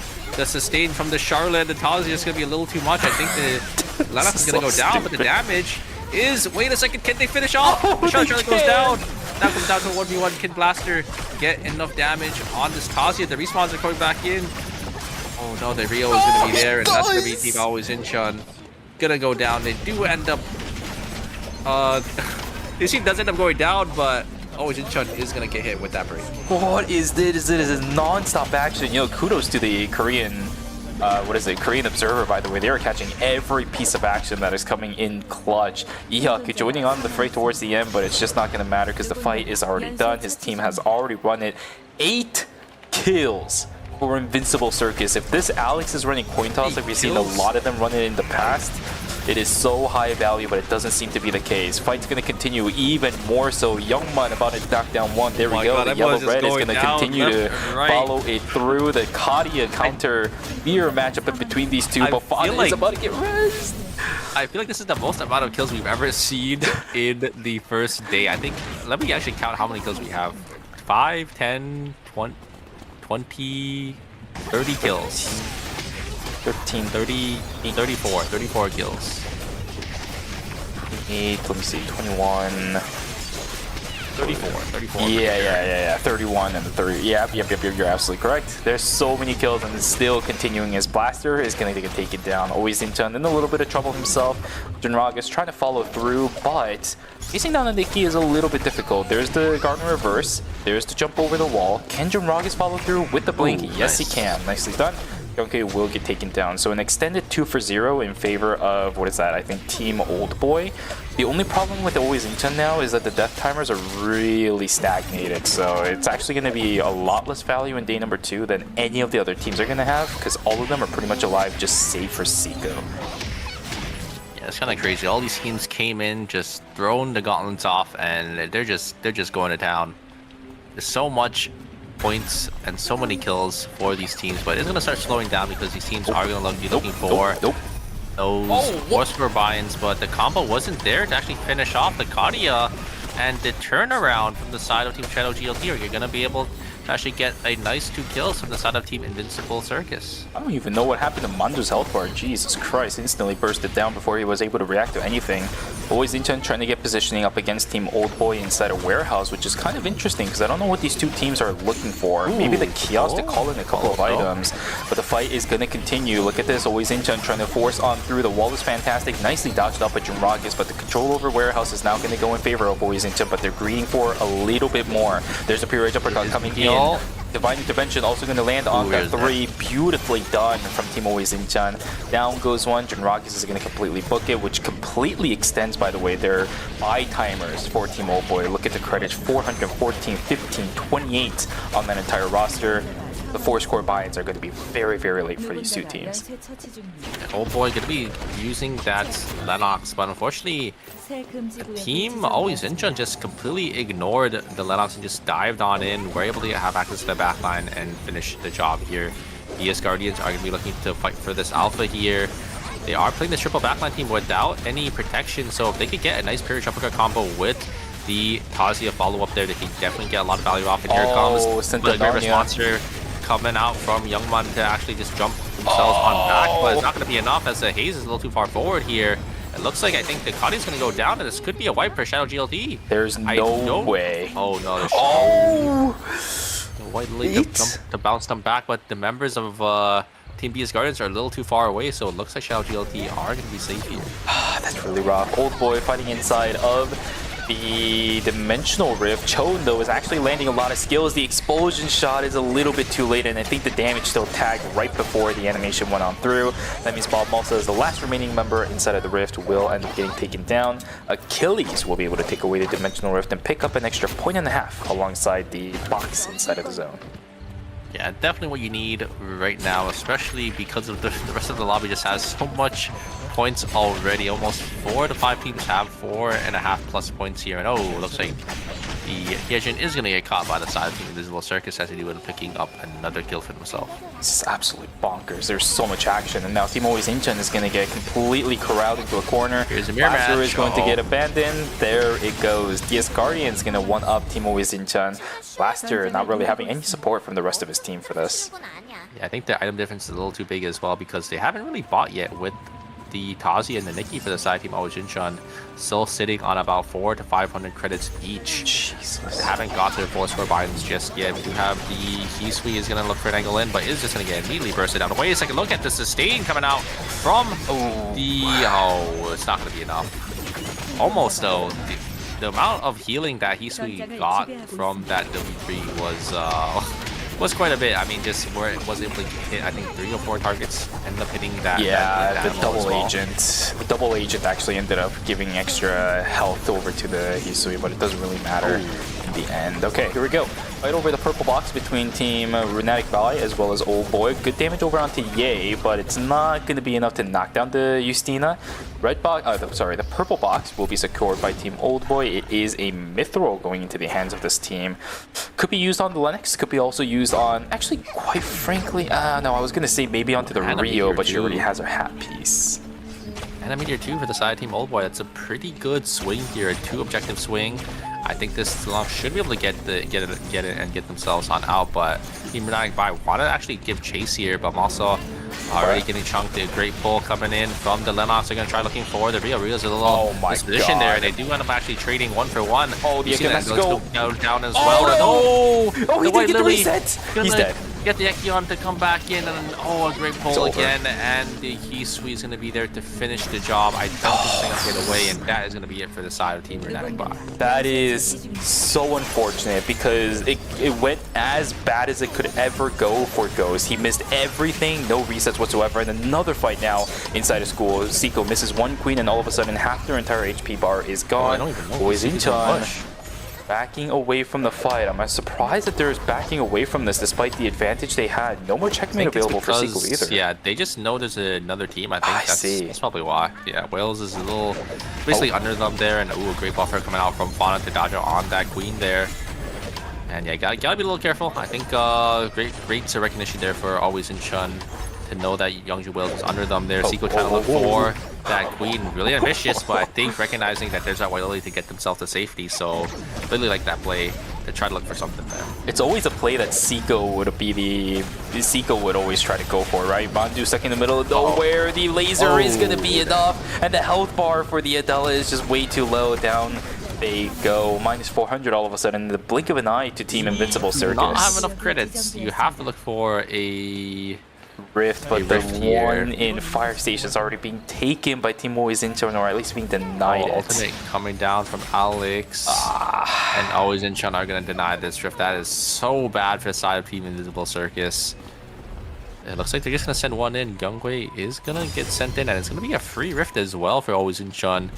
That's so unfortunate, because if the Alex was able to get it, it would have been Invisible Circus going to be able to come back into the game, but now not the farm's press to get the teammates back up. Seiko will be brought back. It's about, let's see, 80 credits that this team needs to farm, maybe somewhere around 70 instead. It's definitely doable at this stage, but with Team Invincible Circus, items are not bad, but by the time they're going to be able to bring back Mandu, I genuinely think they're going to be behind at that point with a composition like this. Alex needs a lot. I think Ehuk has also been running a little bit more of a tankier version of Alex in comparison to Complex. You need damage on the Irem as well as the Adela, and if they don't have the items, it's not going to happen. Fight inside of Fire Station. Chon already sent out the Tsubame Gaishi, but he still does have the additional attack power from his ultimate available. The execution over on the Complex happens, but in exchange, Kyungwei is going to go down instead as well. Blast Spear going to back away. Same thing for Seraphine. They do not want any more piece of the pie. We'll just walk away and take that minus 200. Great find for Achilles there, just immediately sending. I think they know their strength of their team, just trying to get these teams off guard when they're looking for their buy-ins, or just trying to regroup and get their stuff back together. So yeah, just immediately sending it with the Hisuial and the Alexal as well, with the 5 Omens on the Hyejin to kind of get those fears in and kind of split the team of the side of Team Always Incheon. Achilles starting to find their way in towards the northern side of the map. Same thing for Team Shadow Golden Light. Where are you guys landing? It's the corridor. Everybody blinks away. They are going to get out, and in exchange actually ends up killing Ehuk instead. How did they happen to do that? Oh no, Invincible Circus. You guys just use all of your credit to get the res back. There's an execution over onto Fancy, but this is tight corridors up against the Tia. The colors are landing. Everything is gone. The Van Gogh of Eternal Return has landed all the paints. Youngman is going to knock down Mandu. Seiko is on the run. Dozy gets the sniper shot, and that is it. A terminate over onto Invincible Circus on a really awkward VLS. Yeah, I mean, I think the Alex was a little overzealous. Jumped on forward, got the taunt, but the problem was the team wasn't there to follow up, right? So Alex was a little too far from the rest of their team, and just gets immediately bursted down from the side of Team Shadow GLT. And yeah, I mean, they were able to turn it back with the Irem and the Adela, but just wasn't enough. I think he also got really overzealous with trying to land a center point damage of the EMP barrage, because the slow is bigger and the damage is bigger. But because not Complex, but Ehuk tried to land the center point of EMP barrage, everybody blinked out immediately after crashing down for Team Shadow Golden Light, and they were out of the EMP barrage. That's usually not what you want to see. Yeah, if they just placed it maybe at the entrance before, like when they're walking down, it would have covered like the whole area of where they would have had to walk, and maybe that would have been the difference there. especially with a lot of immobile mages like Team Shadow Golden Knights. Wall is gonna miss. Paradiso also gonna go down. Look at the Nikki all the way going into Narnia once again. Divine Intervention gonna land onto all three. They're trying to find Youngman, but the White Lily is there. Damage output from the Kadia is trying to do what they can, but the sustain from the Charlotte is just absolutely insane. The Crystal Shards are gonna land consistently. Down goes the Kadia. Nicely done from DS Guardians. It's a 1-for-0 so far inside a cemetery where Wickline has also spawned. If DS Guardians can secure this, it's absolutely massive. Yeah, it looks like it's going to be completely uncontested here, unless Shadow Golden Light can maybe get the res with a kiosk to maybe look for an angle in. And we do have the Nikki coming out once again. Are they going to be able to use the Purge Uppercut? They're looking for an angle, not actually pull the trigger just yet. Does get a double stun.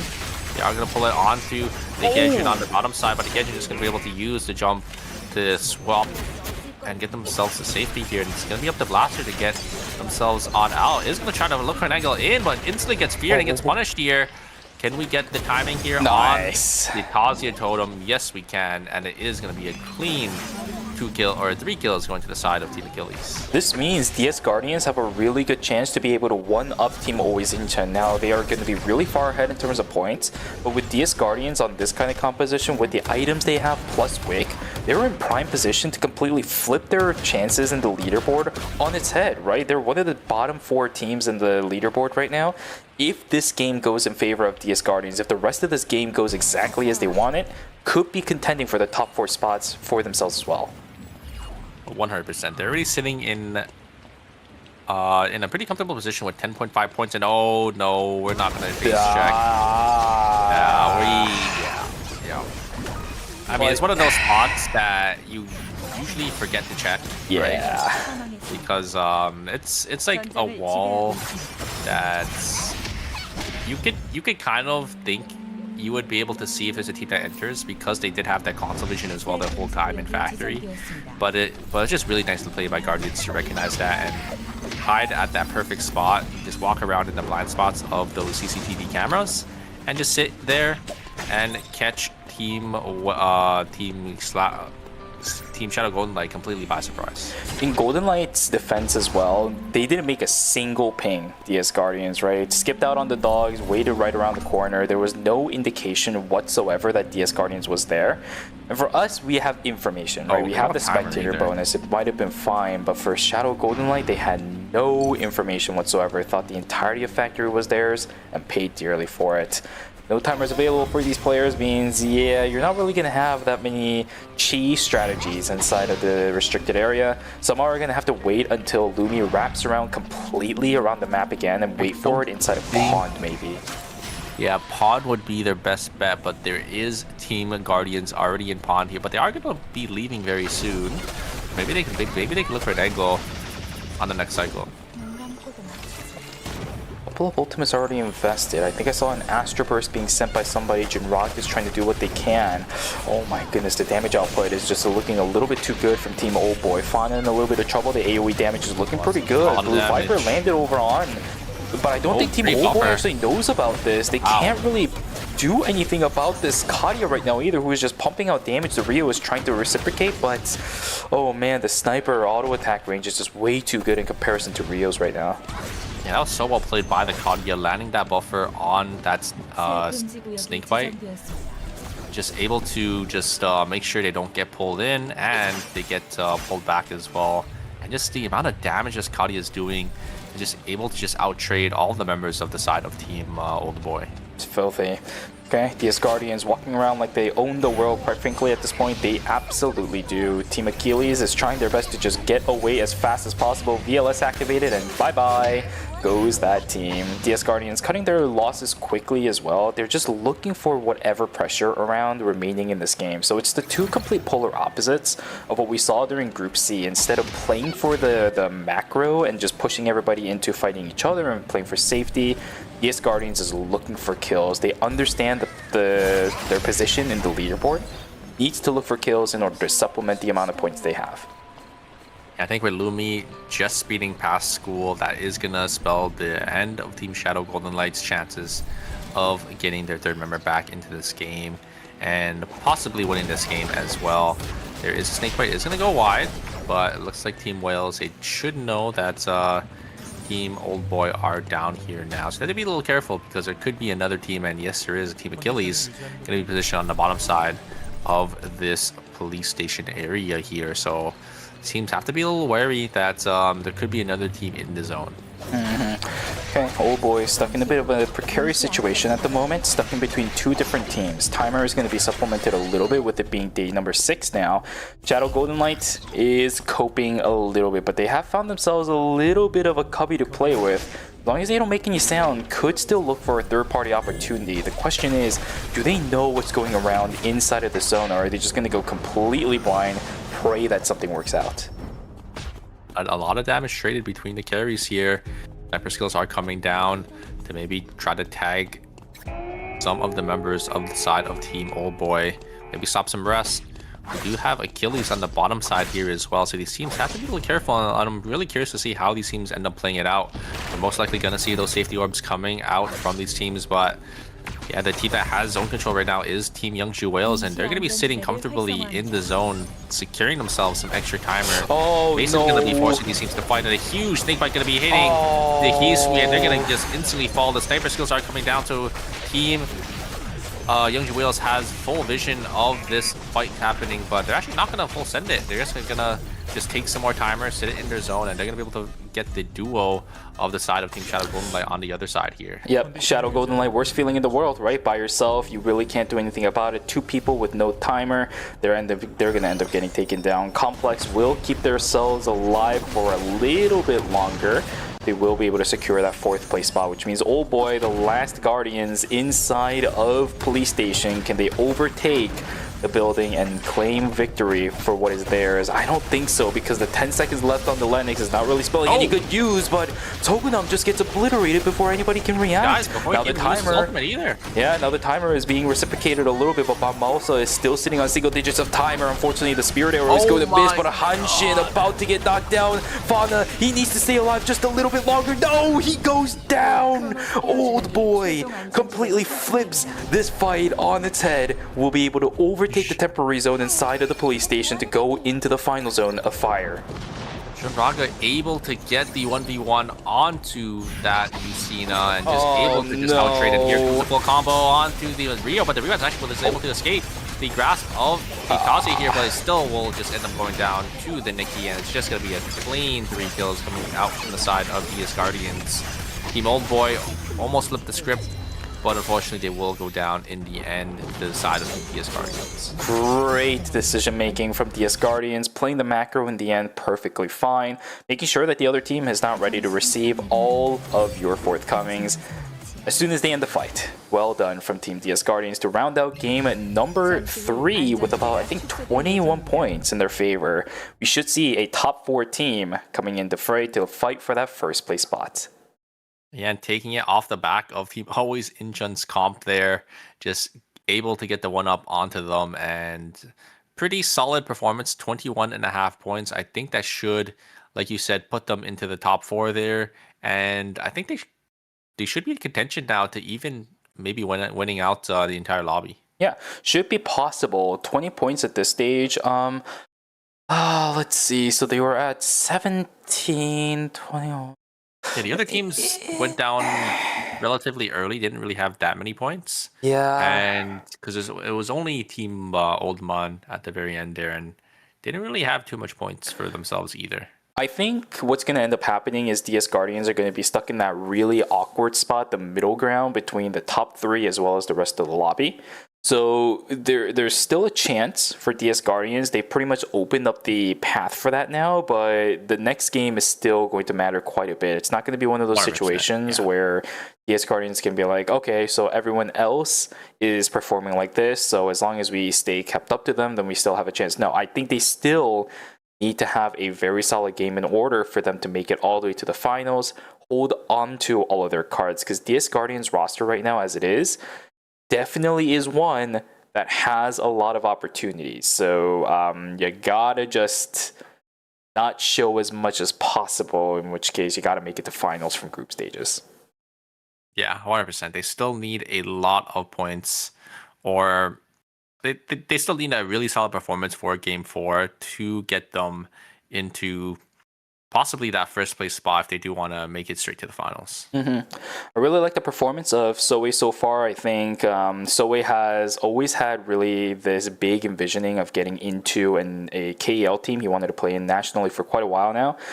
He's making a really good case as to why he is allowed to be at this level of gameplay in a team like DS Guardians. We'll see what the score sheets are going to look like in just a second to see where they are going to be standing. And right now, yeah, 4th place. But you can see that the score difference between DS Guardians as well as the top 3 has definitely closed. But they're in that weird middle ground between the top 3 and the bottom 4, as I mentioned. I mean, only 6 points, right, from 1st and 4th. That's definitely easily. They could definitely make that up in the final game here. Just has to have a consistent and actually not really consistent, but I mean, it depends on how the other 3 teams do as well. But just need about 3.5 points from 2nd and 3rd, and 6 points from the 1st place spot. Let's look at it from the completely other side as well. Runatic Bai and Invincible Circus has a little bit of work to do if they want to somehow climb their way out of that knockout stage number 1. Of course, it's going to be a lot harder for Runatic Bai. This team has been on the struggling side, although the one saving caveat for this team is that the Mai will be coming back for our final game, which means we can see that Mai, Yan, and the Rozzy combination that we saw in game number 1 for this team, where they had a bit of stints of confidence plays. And they did look pretty solid on that team. I think just got a little unlucky. So most likely they'll be bringing it back out here for game 4. And I'm very excited to see if they can kind of show some life here in the final game to maybe secure themselves a 5th place spot. I think, the top 4 is a little out of their reach, but who knows? Maybe they have a really, really big pop-off game, 30-point banger, and we'll see them in the top 4. Even if they get a 30-point banger, it's still going to be a little bit rough, but it doesn't change the fact that we're all going to be rooting for all of these teams regardless. You never know what's going to happen after all until the series is over. I said it during Group Stage C. It's going to be the exact same thing here. Runatic Bai's composition, if they do end up running Mai, Yan, and the Rozzy, always has a chance to really, really pop off, but it really, really comes down to the individual prowess of these team players and also how actually well they meld with each other. They need everything to align, just like we saw from Team Auto Arms using the exact same composition during Season 8. 100%. But I think the way that Runatic has been playing on the Rozzy has been pretty good. I think I do like their chances, but yeah, I think it's just up to the Yan, right? The Yan needs to find these knockups with the Mai engage, because a lot of the times when we see Yan, if it's not, like the big names like Taeyong or KCW, we see that they try to look for an angle on the engage. The opponent responds, and they're just kind of stuck in there because they miss out on the knockup, and they invested their blink as well. And it's just not really like a good look, right? So we'll have to see if they can turn around for this game if they do end up deciding to swap to that team comp. And it looks like they're going to be playing the Rio, actually. So they're actually not going to be playing that Yan Rozzy here. There's going to be that Rio Sicela. Okay. I don't like this. If I'm going to be honest with you, I think this is way too standard of a game, especially if they go over onto Selena instead. I think Sicela is definitely the better option out of the two. These people need kills, right? Just placements alone is really not going to make it for Runatic Bai. Even assuming that they win in first place, you'll still need even more than that to make it all the way into at least getting out of knockout stage number 1. I really would have been hoping for the Yan and the Rozzy, right? It's regardless, you're not going to have that great of a result. You might as well send something risky like that in order to pick up a bunch of kills. It's so good at locking down people if played correctly. This is a little bit more easier to pilot, but I think the kill pressure that this team composition has as a whole is a little bit less than if you were to say run the Yan and the Rozzy. Maybe it's because of the teams that they're going up against, right? Because Rozzy is a lot more short range, so the Tazi and the Nikki have a lot more easy access to them. So maybe they just want to play a little more safe and play, more of these long range backliners with the Sicela and the Rio. Then I'm surprised we're going with the Sicela. I'm looking at a lot of these comps right now. I don't see too many that you can find reasonable pick potential with the Cecilia. Like the only one that I'm thinking about right now that you can probably find easily is Old Boy, but even then you're still gonna have to contend with the late game Celine individual bombs coming out. It's going to be a rough road ahead for Team Illuminatic Buy, but it's not going to matter because the games will start. Now it all falls into the hands of how these players actually play this game out. Final game of the night, ladies and gentlemen. Let's see which of our 8 teams are going to be placed in which specific knockout stage for phase number 1. This is the last hurrah for some of these teams. Depending on where they place here will depend on how many games they'll have to play going into the knockout stages if they do want to make it into the finals. Are you going to have a marathon or just a little bit of that 200-meter sprint? For a couple of these teams, I think that marathon is slowly beginning to become reality, whether or not they like it to be. Although, again, I will say this, right? I think this is something that I mentioned at the beginning of even yesterday and today's stream. Strangely enough, some of the teams that start very early on into the knockout stages kind of use it as a training ground, so they do have better performances the longer and longer they play inside of the knockout stages. It's just you never want that chance of you getting knocked out as early as possible, right? Because that can happen. Even if you're a very, very good team, you never know what's going to happen in these knockout stages, which is the reason why you want to play as little as possible. Yeah, it is a 4-game series, right? So it's not too many games to kind of go off of, but I mean, usually if you're a really solid team, you should be able to, you know, secure yourselves out. But sometimes you just have, you know, an unlucky streak in those 4 games. And there's 3 different teams here in the area. It looks like it is going to be the Adela going down, and Nikki gonna go down as well from the side of Team Invisible Circus. Namai gonna get caught out from the side of Team Youngju Whales. So it looks like Namai was able to get a nice kill for themselves as they do end up going down. Achilles actually picking up a fair number of kills in that zone for themselves too, right? 3 kills going over in towards them. 1.5 points since it's day number 1. Unfortunately, it's not right around that time where night 1 is going to begin, so the Bears inside the stream plus going up into Temple is not going to be an option for that team. Oh, yay, that's kind of getting caught out by the wall. That's a Cecilia. Will end up getting taken down. The White Lily hit him right into the wall and he got stunned and stopped. So a little unfortunate, as Tazia should be able to clean that one up. Great blink coming out from the Cell to get themselves to safety here. It looks like John is going to get caught on the top side here, but Nikki should just be able to auto the sweep down. The ultimate is going to come down, but it's not going to be enough, as the Tazia is going to be there as well from Blaster. But that is a very big investment from Team Oisinchen just for that Hisui, right? Using the Divine Intervention when you have 3 people right on top of it with all cooldowns available. I think that's the crucial part there. Really goes to show you that these teams do view Hisui as a threat. They understand what the potential of this character is, especially in someone like the hands of Chon. I like the safety play. You might look at that and be like, okay, that's super overkill, but it's just Combo, I think I've seen this one before. Okay, well, in this exact same spot. Was it against Hwang? I forgot. Was it a Kadia? I don't know if it was the Kadia, but it was the exact same spot near the exact same time as well. Jeez. Well, there's another combo. Yeah, Fnatic is gonna get caught on the top side here. The damage from this Nikki is just doing so much into this Alex. The auto attacks from the passive, and they do end up going down.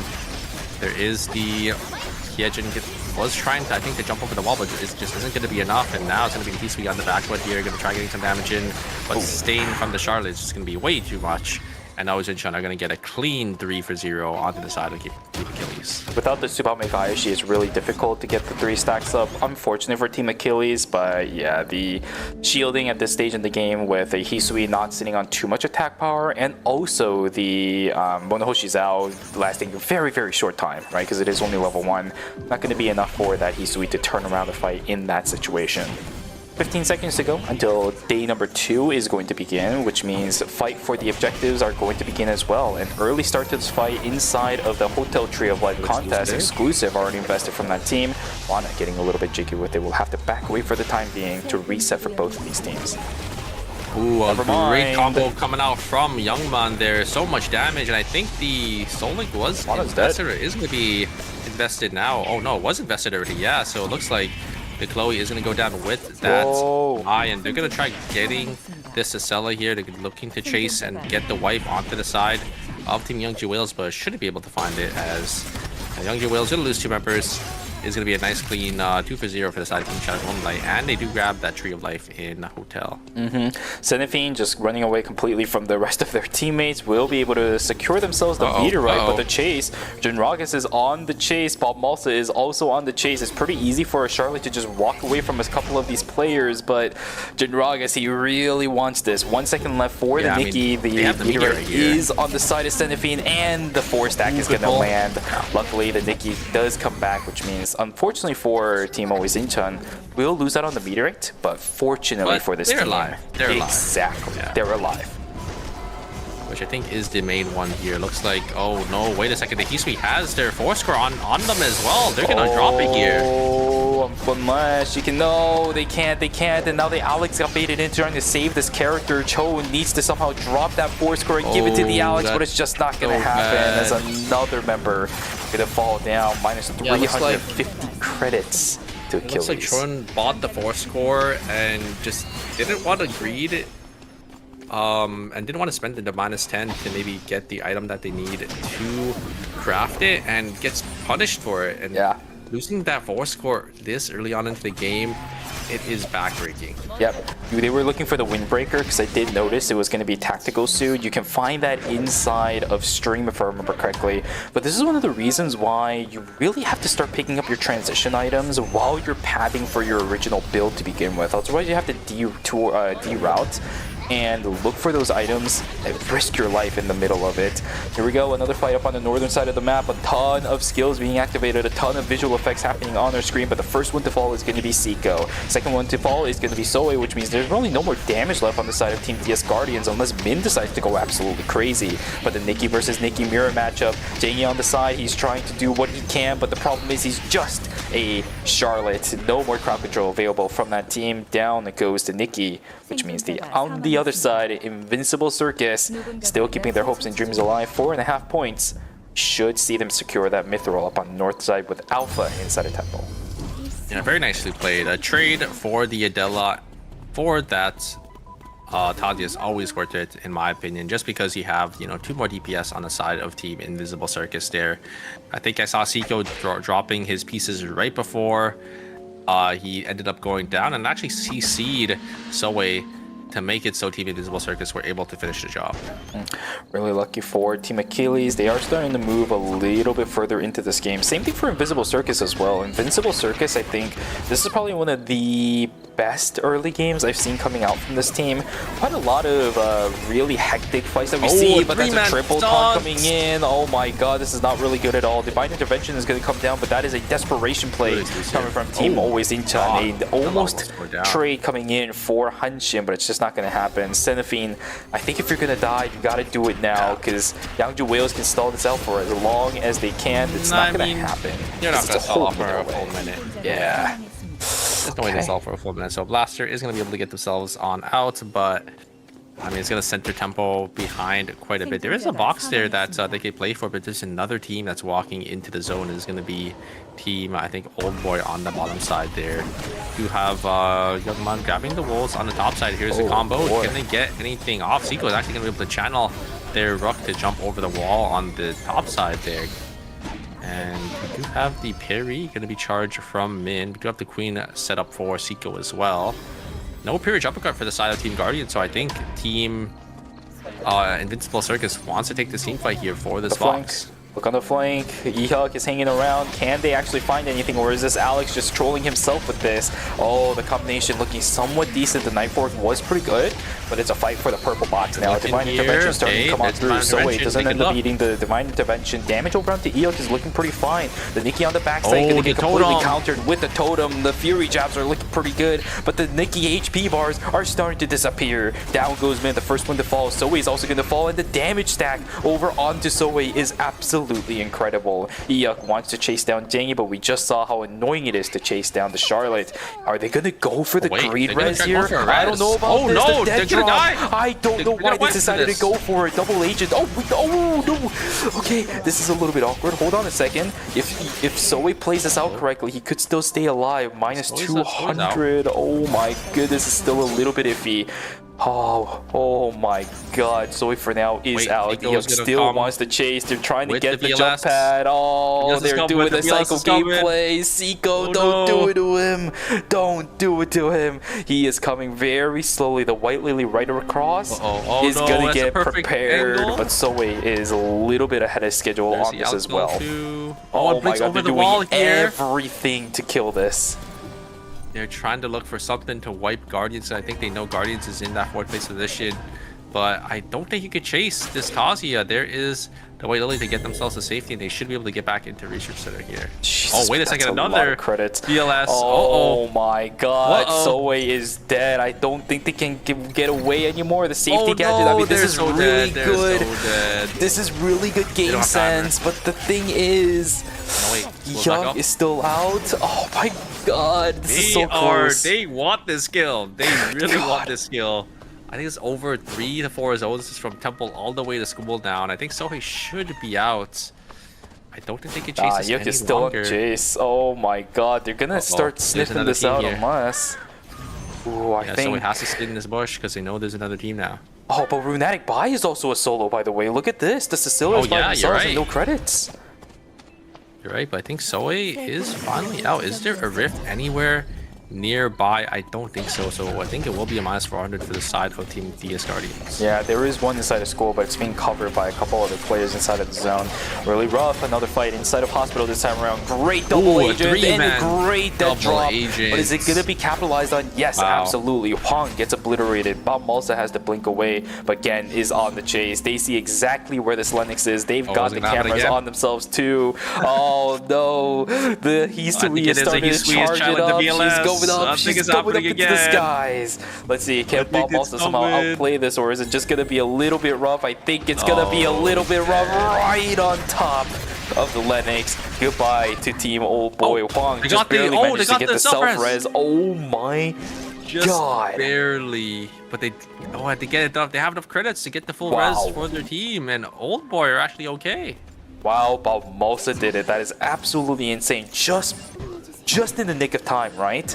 Holy moly, I wasn't even keeping track of the fact that the Kadi was self-rising. But here we go, another fight. Double quake coming in from Sogunon, but the damage output from the Rio is looking pretty solid over onto the mine. Healing drones activated from both of our mines. Fauna just pumping out damage one after another. Cecilia is already dead. Down goes the mine as well. 2 for 0 in favor of Yangju Whales. It's really bad for Team Runatic Bai. I think they were able to counteract on some of the lost credits because they ended up getting a rift, but this is going to be a true minus 400 this time around. And they don't even have enough credits to actually get the teammates back into the game here, so they're gonna fall pretty far behind here. You got Team Always in Chun versus the side of Team DS Guardians. It is another mirror match once again, and this time it's going to be the Charlotte that gets caught, and Always in Chun going to be the one to come out on top. No dash of hope available for the Charlotte means she is completely exposed on the flank. Let's see what Seiko is able to do. Is he going to do anything? No, the checkmate has to be forced out. wait, I think is that that was gonna also kill? covered. Oh my god, the damage output from this Cecilia is absolutely bonkers. Well played from Shadow Golden Light. Great response within the nighttime vision. Oh, and yeah, they're just gonna drop the kiosk down to get the res. I think they want to make sure the Adela should have enough to get the blood sample here, because look at the credit counts on Team Invincible Circus. They're still in a pretty good position despite that small mishap. Okay, great. Actually, no, I was about to say a great snake bite. It ended up baiting in Chon, who's gonna get caught out and take it down.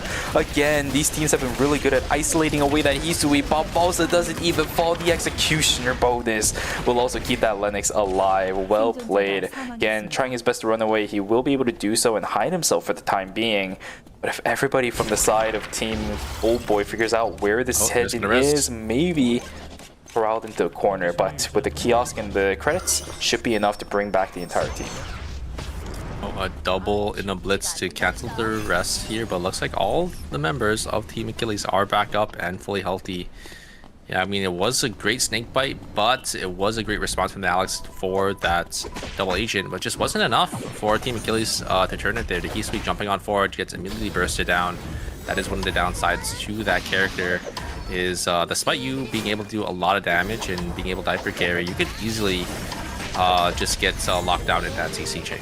Yeah, I think this is one of the things that KR has been able to do really well is dealing with the Hisui, displacing her from where she wants to be, right? The blast waves have been really good at actually making this Hisui be really uncomfortable at where she is fighting because she's too split away from the rest of her team to actually get any benefits from the Hyejin and the Alex crowd control, which is exactly what you want to see.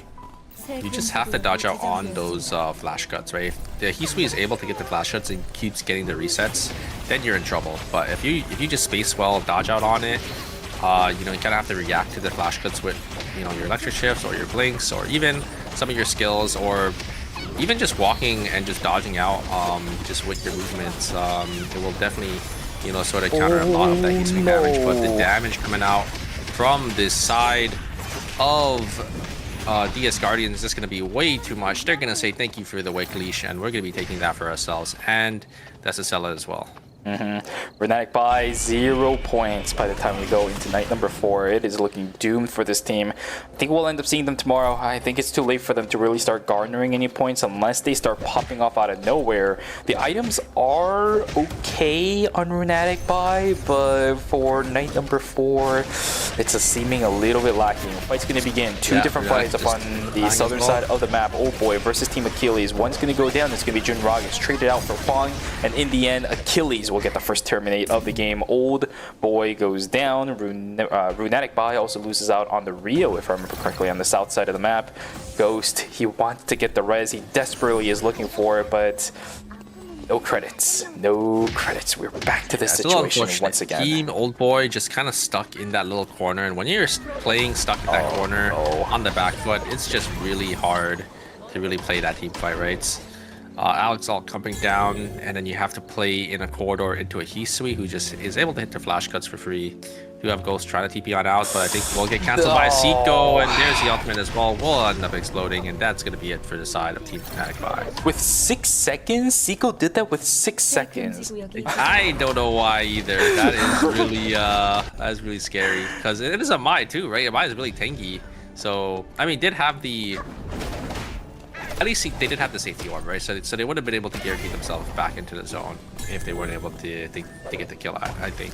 Yeah, once again, though, we're back to a play that only Seiko would most likely make in that kind of situation.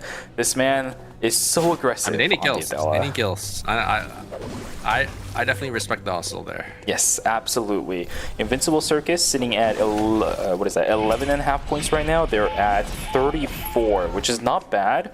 It's enough, at least for the time being, just with the current leaderboard alone to get them into the 5th place spots. But of course, all the other teams haven't been sleeping on this game either. You still need to garner more points, which means Invincible Circus still needs to find a lot more things to go. They do see a camera, which means Eog, beautiful blink to get out of that, but now Shadow Golden Light is going to try to pressure out Eog a little bit more. They're all a little split, and yeah, they're going to get caught as well. Perfect. There is a Peacemaker. It is going to be dropped, but Seiko is actually going to jump on board. There is going to be a third party. It is going to be Team DS Guardians going to be able to pick off that part from the side of Team Shadow Golden Light. Now Shadow Golden Light is going to be down a player. It's going to be a little hard. Seiko trying to get that queen, not going to connect. It might be caught in the middle here. Gonna try looking for something. We do have Zoe on the backside here. They do get a lot of damage traded onto Nikki, but that bear stun is gonna hit 2 members of the side of Team Invincible. And they're gonna go down. Tico does end up just falling. But wait a second, they actually get the trade back onto the Charlotte here. Is it gonna be enough? No, it looks like they're just gonna be forced to back on out of there. But yeah, Invincible Circus. The bear stun hitting both Seiko and I think the Alex as well just ended up sealing the deal.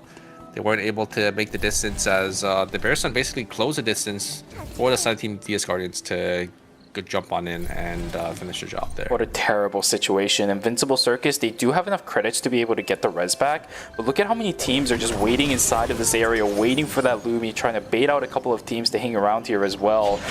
Trying to do something, but the Lumi has already been bought, and there's another team hanging around right around the corner. Team Achilles is also looking for more. Oh no! Invincible Circus, I think that might be it. They're trying their best to stay alive, but Mandu can't really do anything about this. The infinite chase potential of the Hisui over the wall, blink on in. That should be the end of the game for Invincible Circus. We'll see if the 13.5 points that they have on their side is going to be enough to push them into next week's set of That games, or if is they're gonna have to play Sixth tomorrow. place. I think they should be in the next week's set of games. Oh no, sixth place would be tomorrow. Yeah. Yes, we'll have to see. We'll have to see. I'm not doing the math right now. They got a little too greedy there because they should have just waited for Lumi to swing around. Yeah. But maybe expecting a team to not be in that bush on the top side of forest there.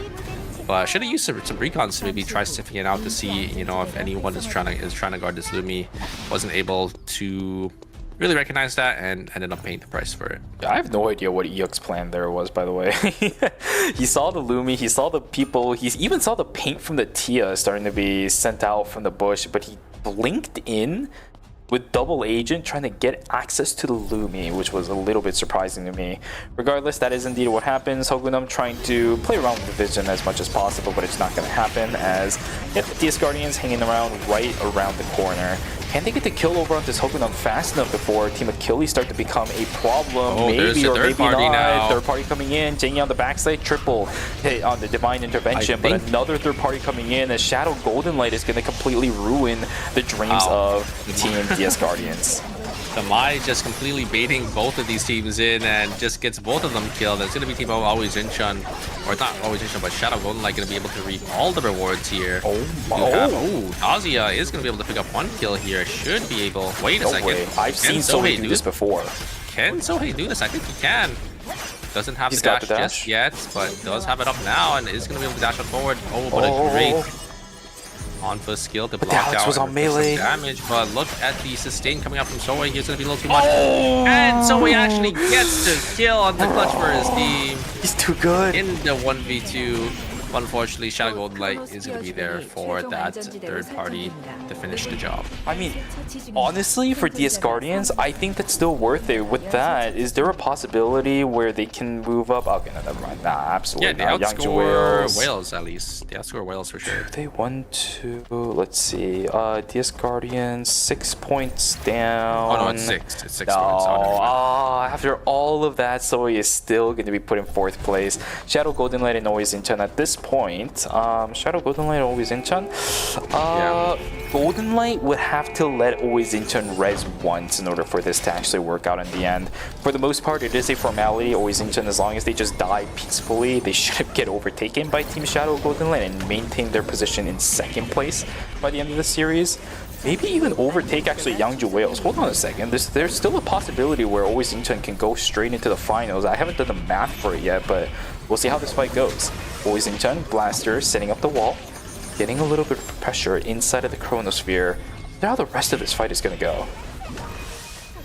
Yeah, I think these teams are just slowly...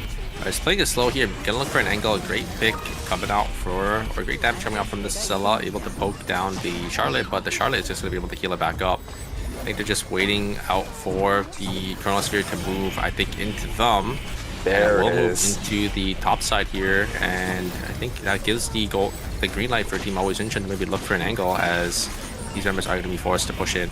Yep, Seraphine is nullifying so much of what this triple DPS really wants to do. It's one of the worst matchups when you are playing triple DPS. Blaster looking for a little bit more. He's just going to bait out a couple of important cooldowns for Shadow Golden Light. Surprisingly enough, Shadow Golden Light are the ones being pressured away from the Chronosphere. I don't know what the timer situation is looking like for Always Inchan. It's actually really, really good. 15 seconds for Fancy. They need to make their way on in. Here it but the problem is. is Nikki starting to make her way on in as well. Peacemaker can be activated, but you still head pop inside of it. 7 seconds left for Fancy. He is trying to do what he can. Full Rainbow online and activated, but doesn't matter because the heads are about to pop in just a couple of seconds. Down goes the Heart, down goes the Scylla, and down goes the Tia to finish out the night. Team Always Inchan with yet another win into their books. 26.5 points to round out the night. GG's, we should see them in the finals. Secure them, yeah, in 1st place. I think Team Wales as well should outscore Team... I think that was Team... Oh, sorry. I think Team Shadow Golden Knight should also outscore Team Wales at the end there because there was... I think they had a 5-point difference. Wales did end up going out a little too early. Could definitely be a case. This is one of the reasons why we always say we cannot wait to see the end of a series, right? You never know what's going to happen until the end of the game. You never know what's going to happen until the end of the series because games like this can happen. Yangju Whales was holding on to the top of the leaderboard for such a long time in the series, only for it to go completely awry at the last possible moment. It happens. It really does. And for Yangju Whales, it's going to suck, but wherever they are on the placement, it just means that other teams were there to reciprocate the amount of effort they put at the beginning of the series towards the end. Yeah, and what a series for today. Even Group D, I mean, I think all these teams did end up, kind of showing up here. We will see, I'm pretty sure it is Team Always Incheon in the finals on Sunday for next week. And for the rest of the teams, we'll see them in the knockout stages coming up. It's nice to see that we still have a team that is pretty much the exact same as we saw in Season 8, right? One of the very rare teams that didn't swap over their their rosters around, and quite frankly, even their team compositions around. The other team that I was looking at earlier today when it came to no changes in the roster was actually, I think Gyeonggi Innate. I think they kept their entire roster the exact same. Yeah. But we saw some change-ups in the compositions they played.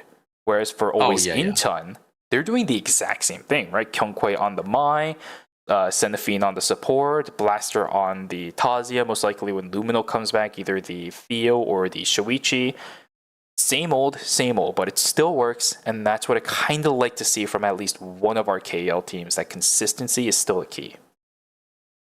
Oh, 100%. I think, there's still some core members on some of these teams as well, right? Like for the side of Team Auto Arms, it's basically still the same team, but with One Circle, kind of added on.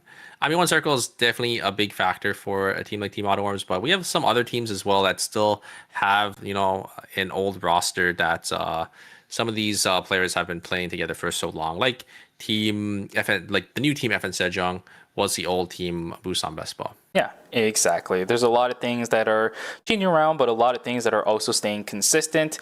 In the end, when it comes to the leaderboard, this is also something consistent when it comes to Always Incheon's performance in the past.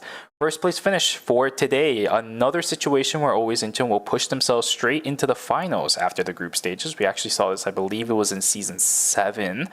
For their last performance like this in the group stages, so congratulations to them. We will see you next Sunday, and with this, Always Incheon is also guaranteed the circuit points 100%. Shadow Golden Light, we'll see them next Saturday for knockout stage number 6, Yangju Whales for knockout stage number 5, DS Guardians and Achilles next Friday for knockout stages 3 and 4, Invincible Circus, and Old Boy plus Runatic Bai. We'll see them tomorrow for knockout stages 1 and 2.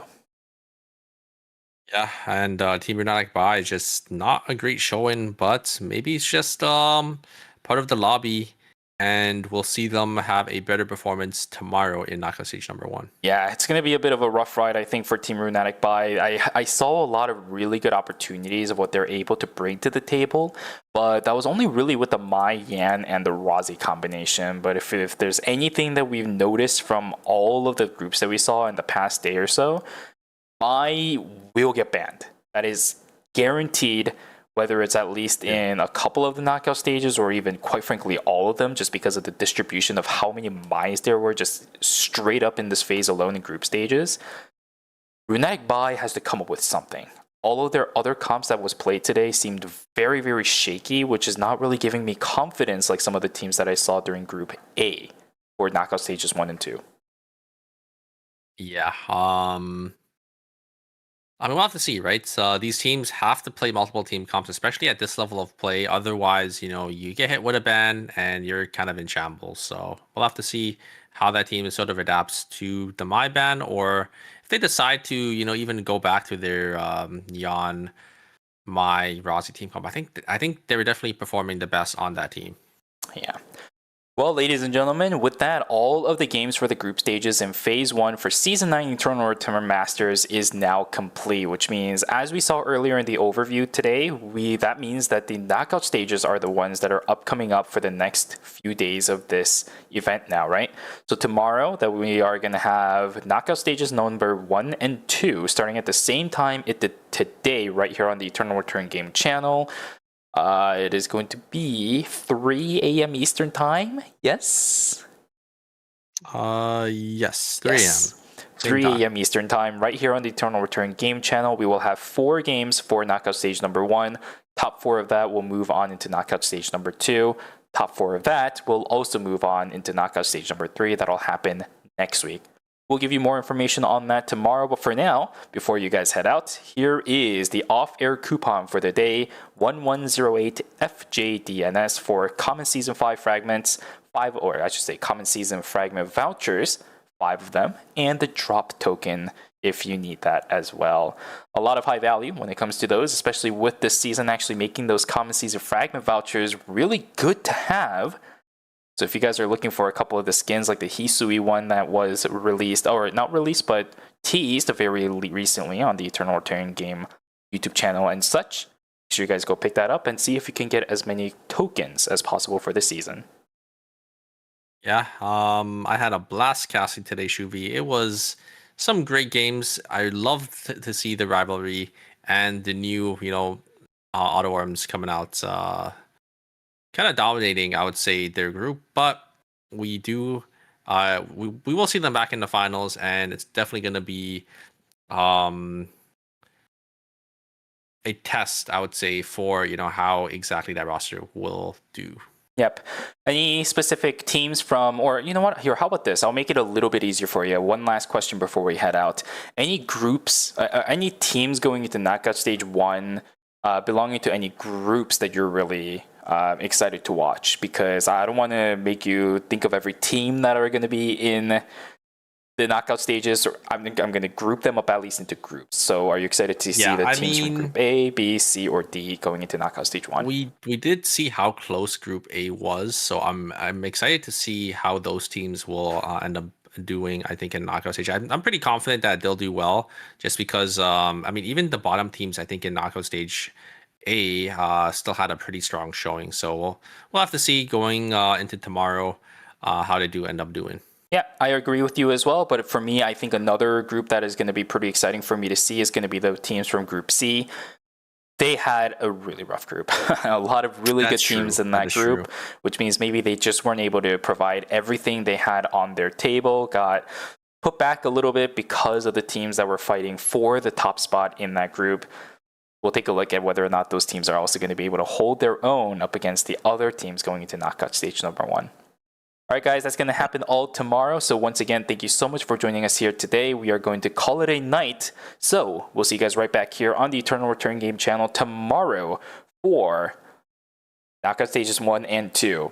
Another thing really quickly before we go as well, ERCS qualifiers will be happening. So I believe there's going to be a couple community members that will be streaming that. If you are interested in watching that, that will be happening in about 11 hours. So make sure you guys keep an eye out on Twitch for that. Yeah, 7 p.m. EST. So if you guys want to watch some more Eternal Return competitive, we will be having that tonight. So come around and cheer some of our teams on. I'm going to be playing. Even Shuvi's going to be playing as well. So return to competitive in quite a while. So this is going to be a pretty interesting rotation of events. So if you guys are interested in North American and South American as well, right? They combined it together to make it the Americas League. Then make sure you guys support that today in the evening, and then be right back here for Eternal Return Masters tomorrow in the morning. Have a good night, guys, everybody, and have yourselves a wonderful rest of your Saturday. We'll see you guys later. Bye-bye. Take care. Bye-bye. Bye-bye.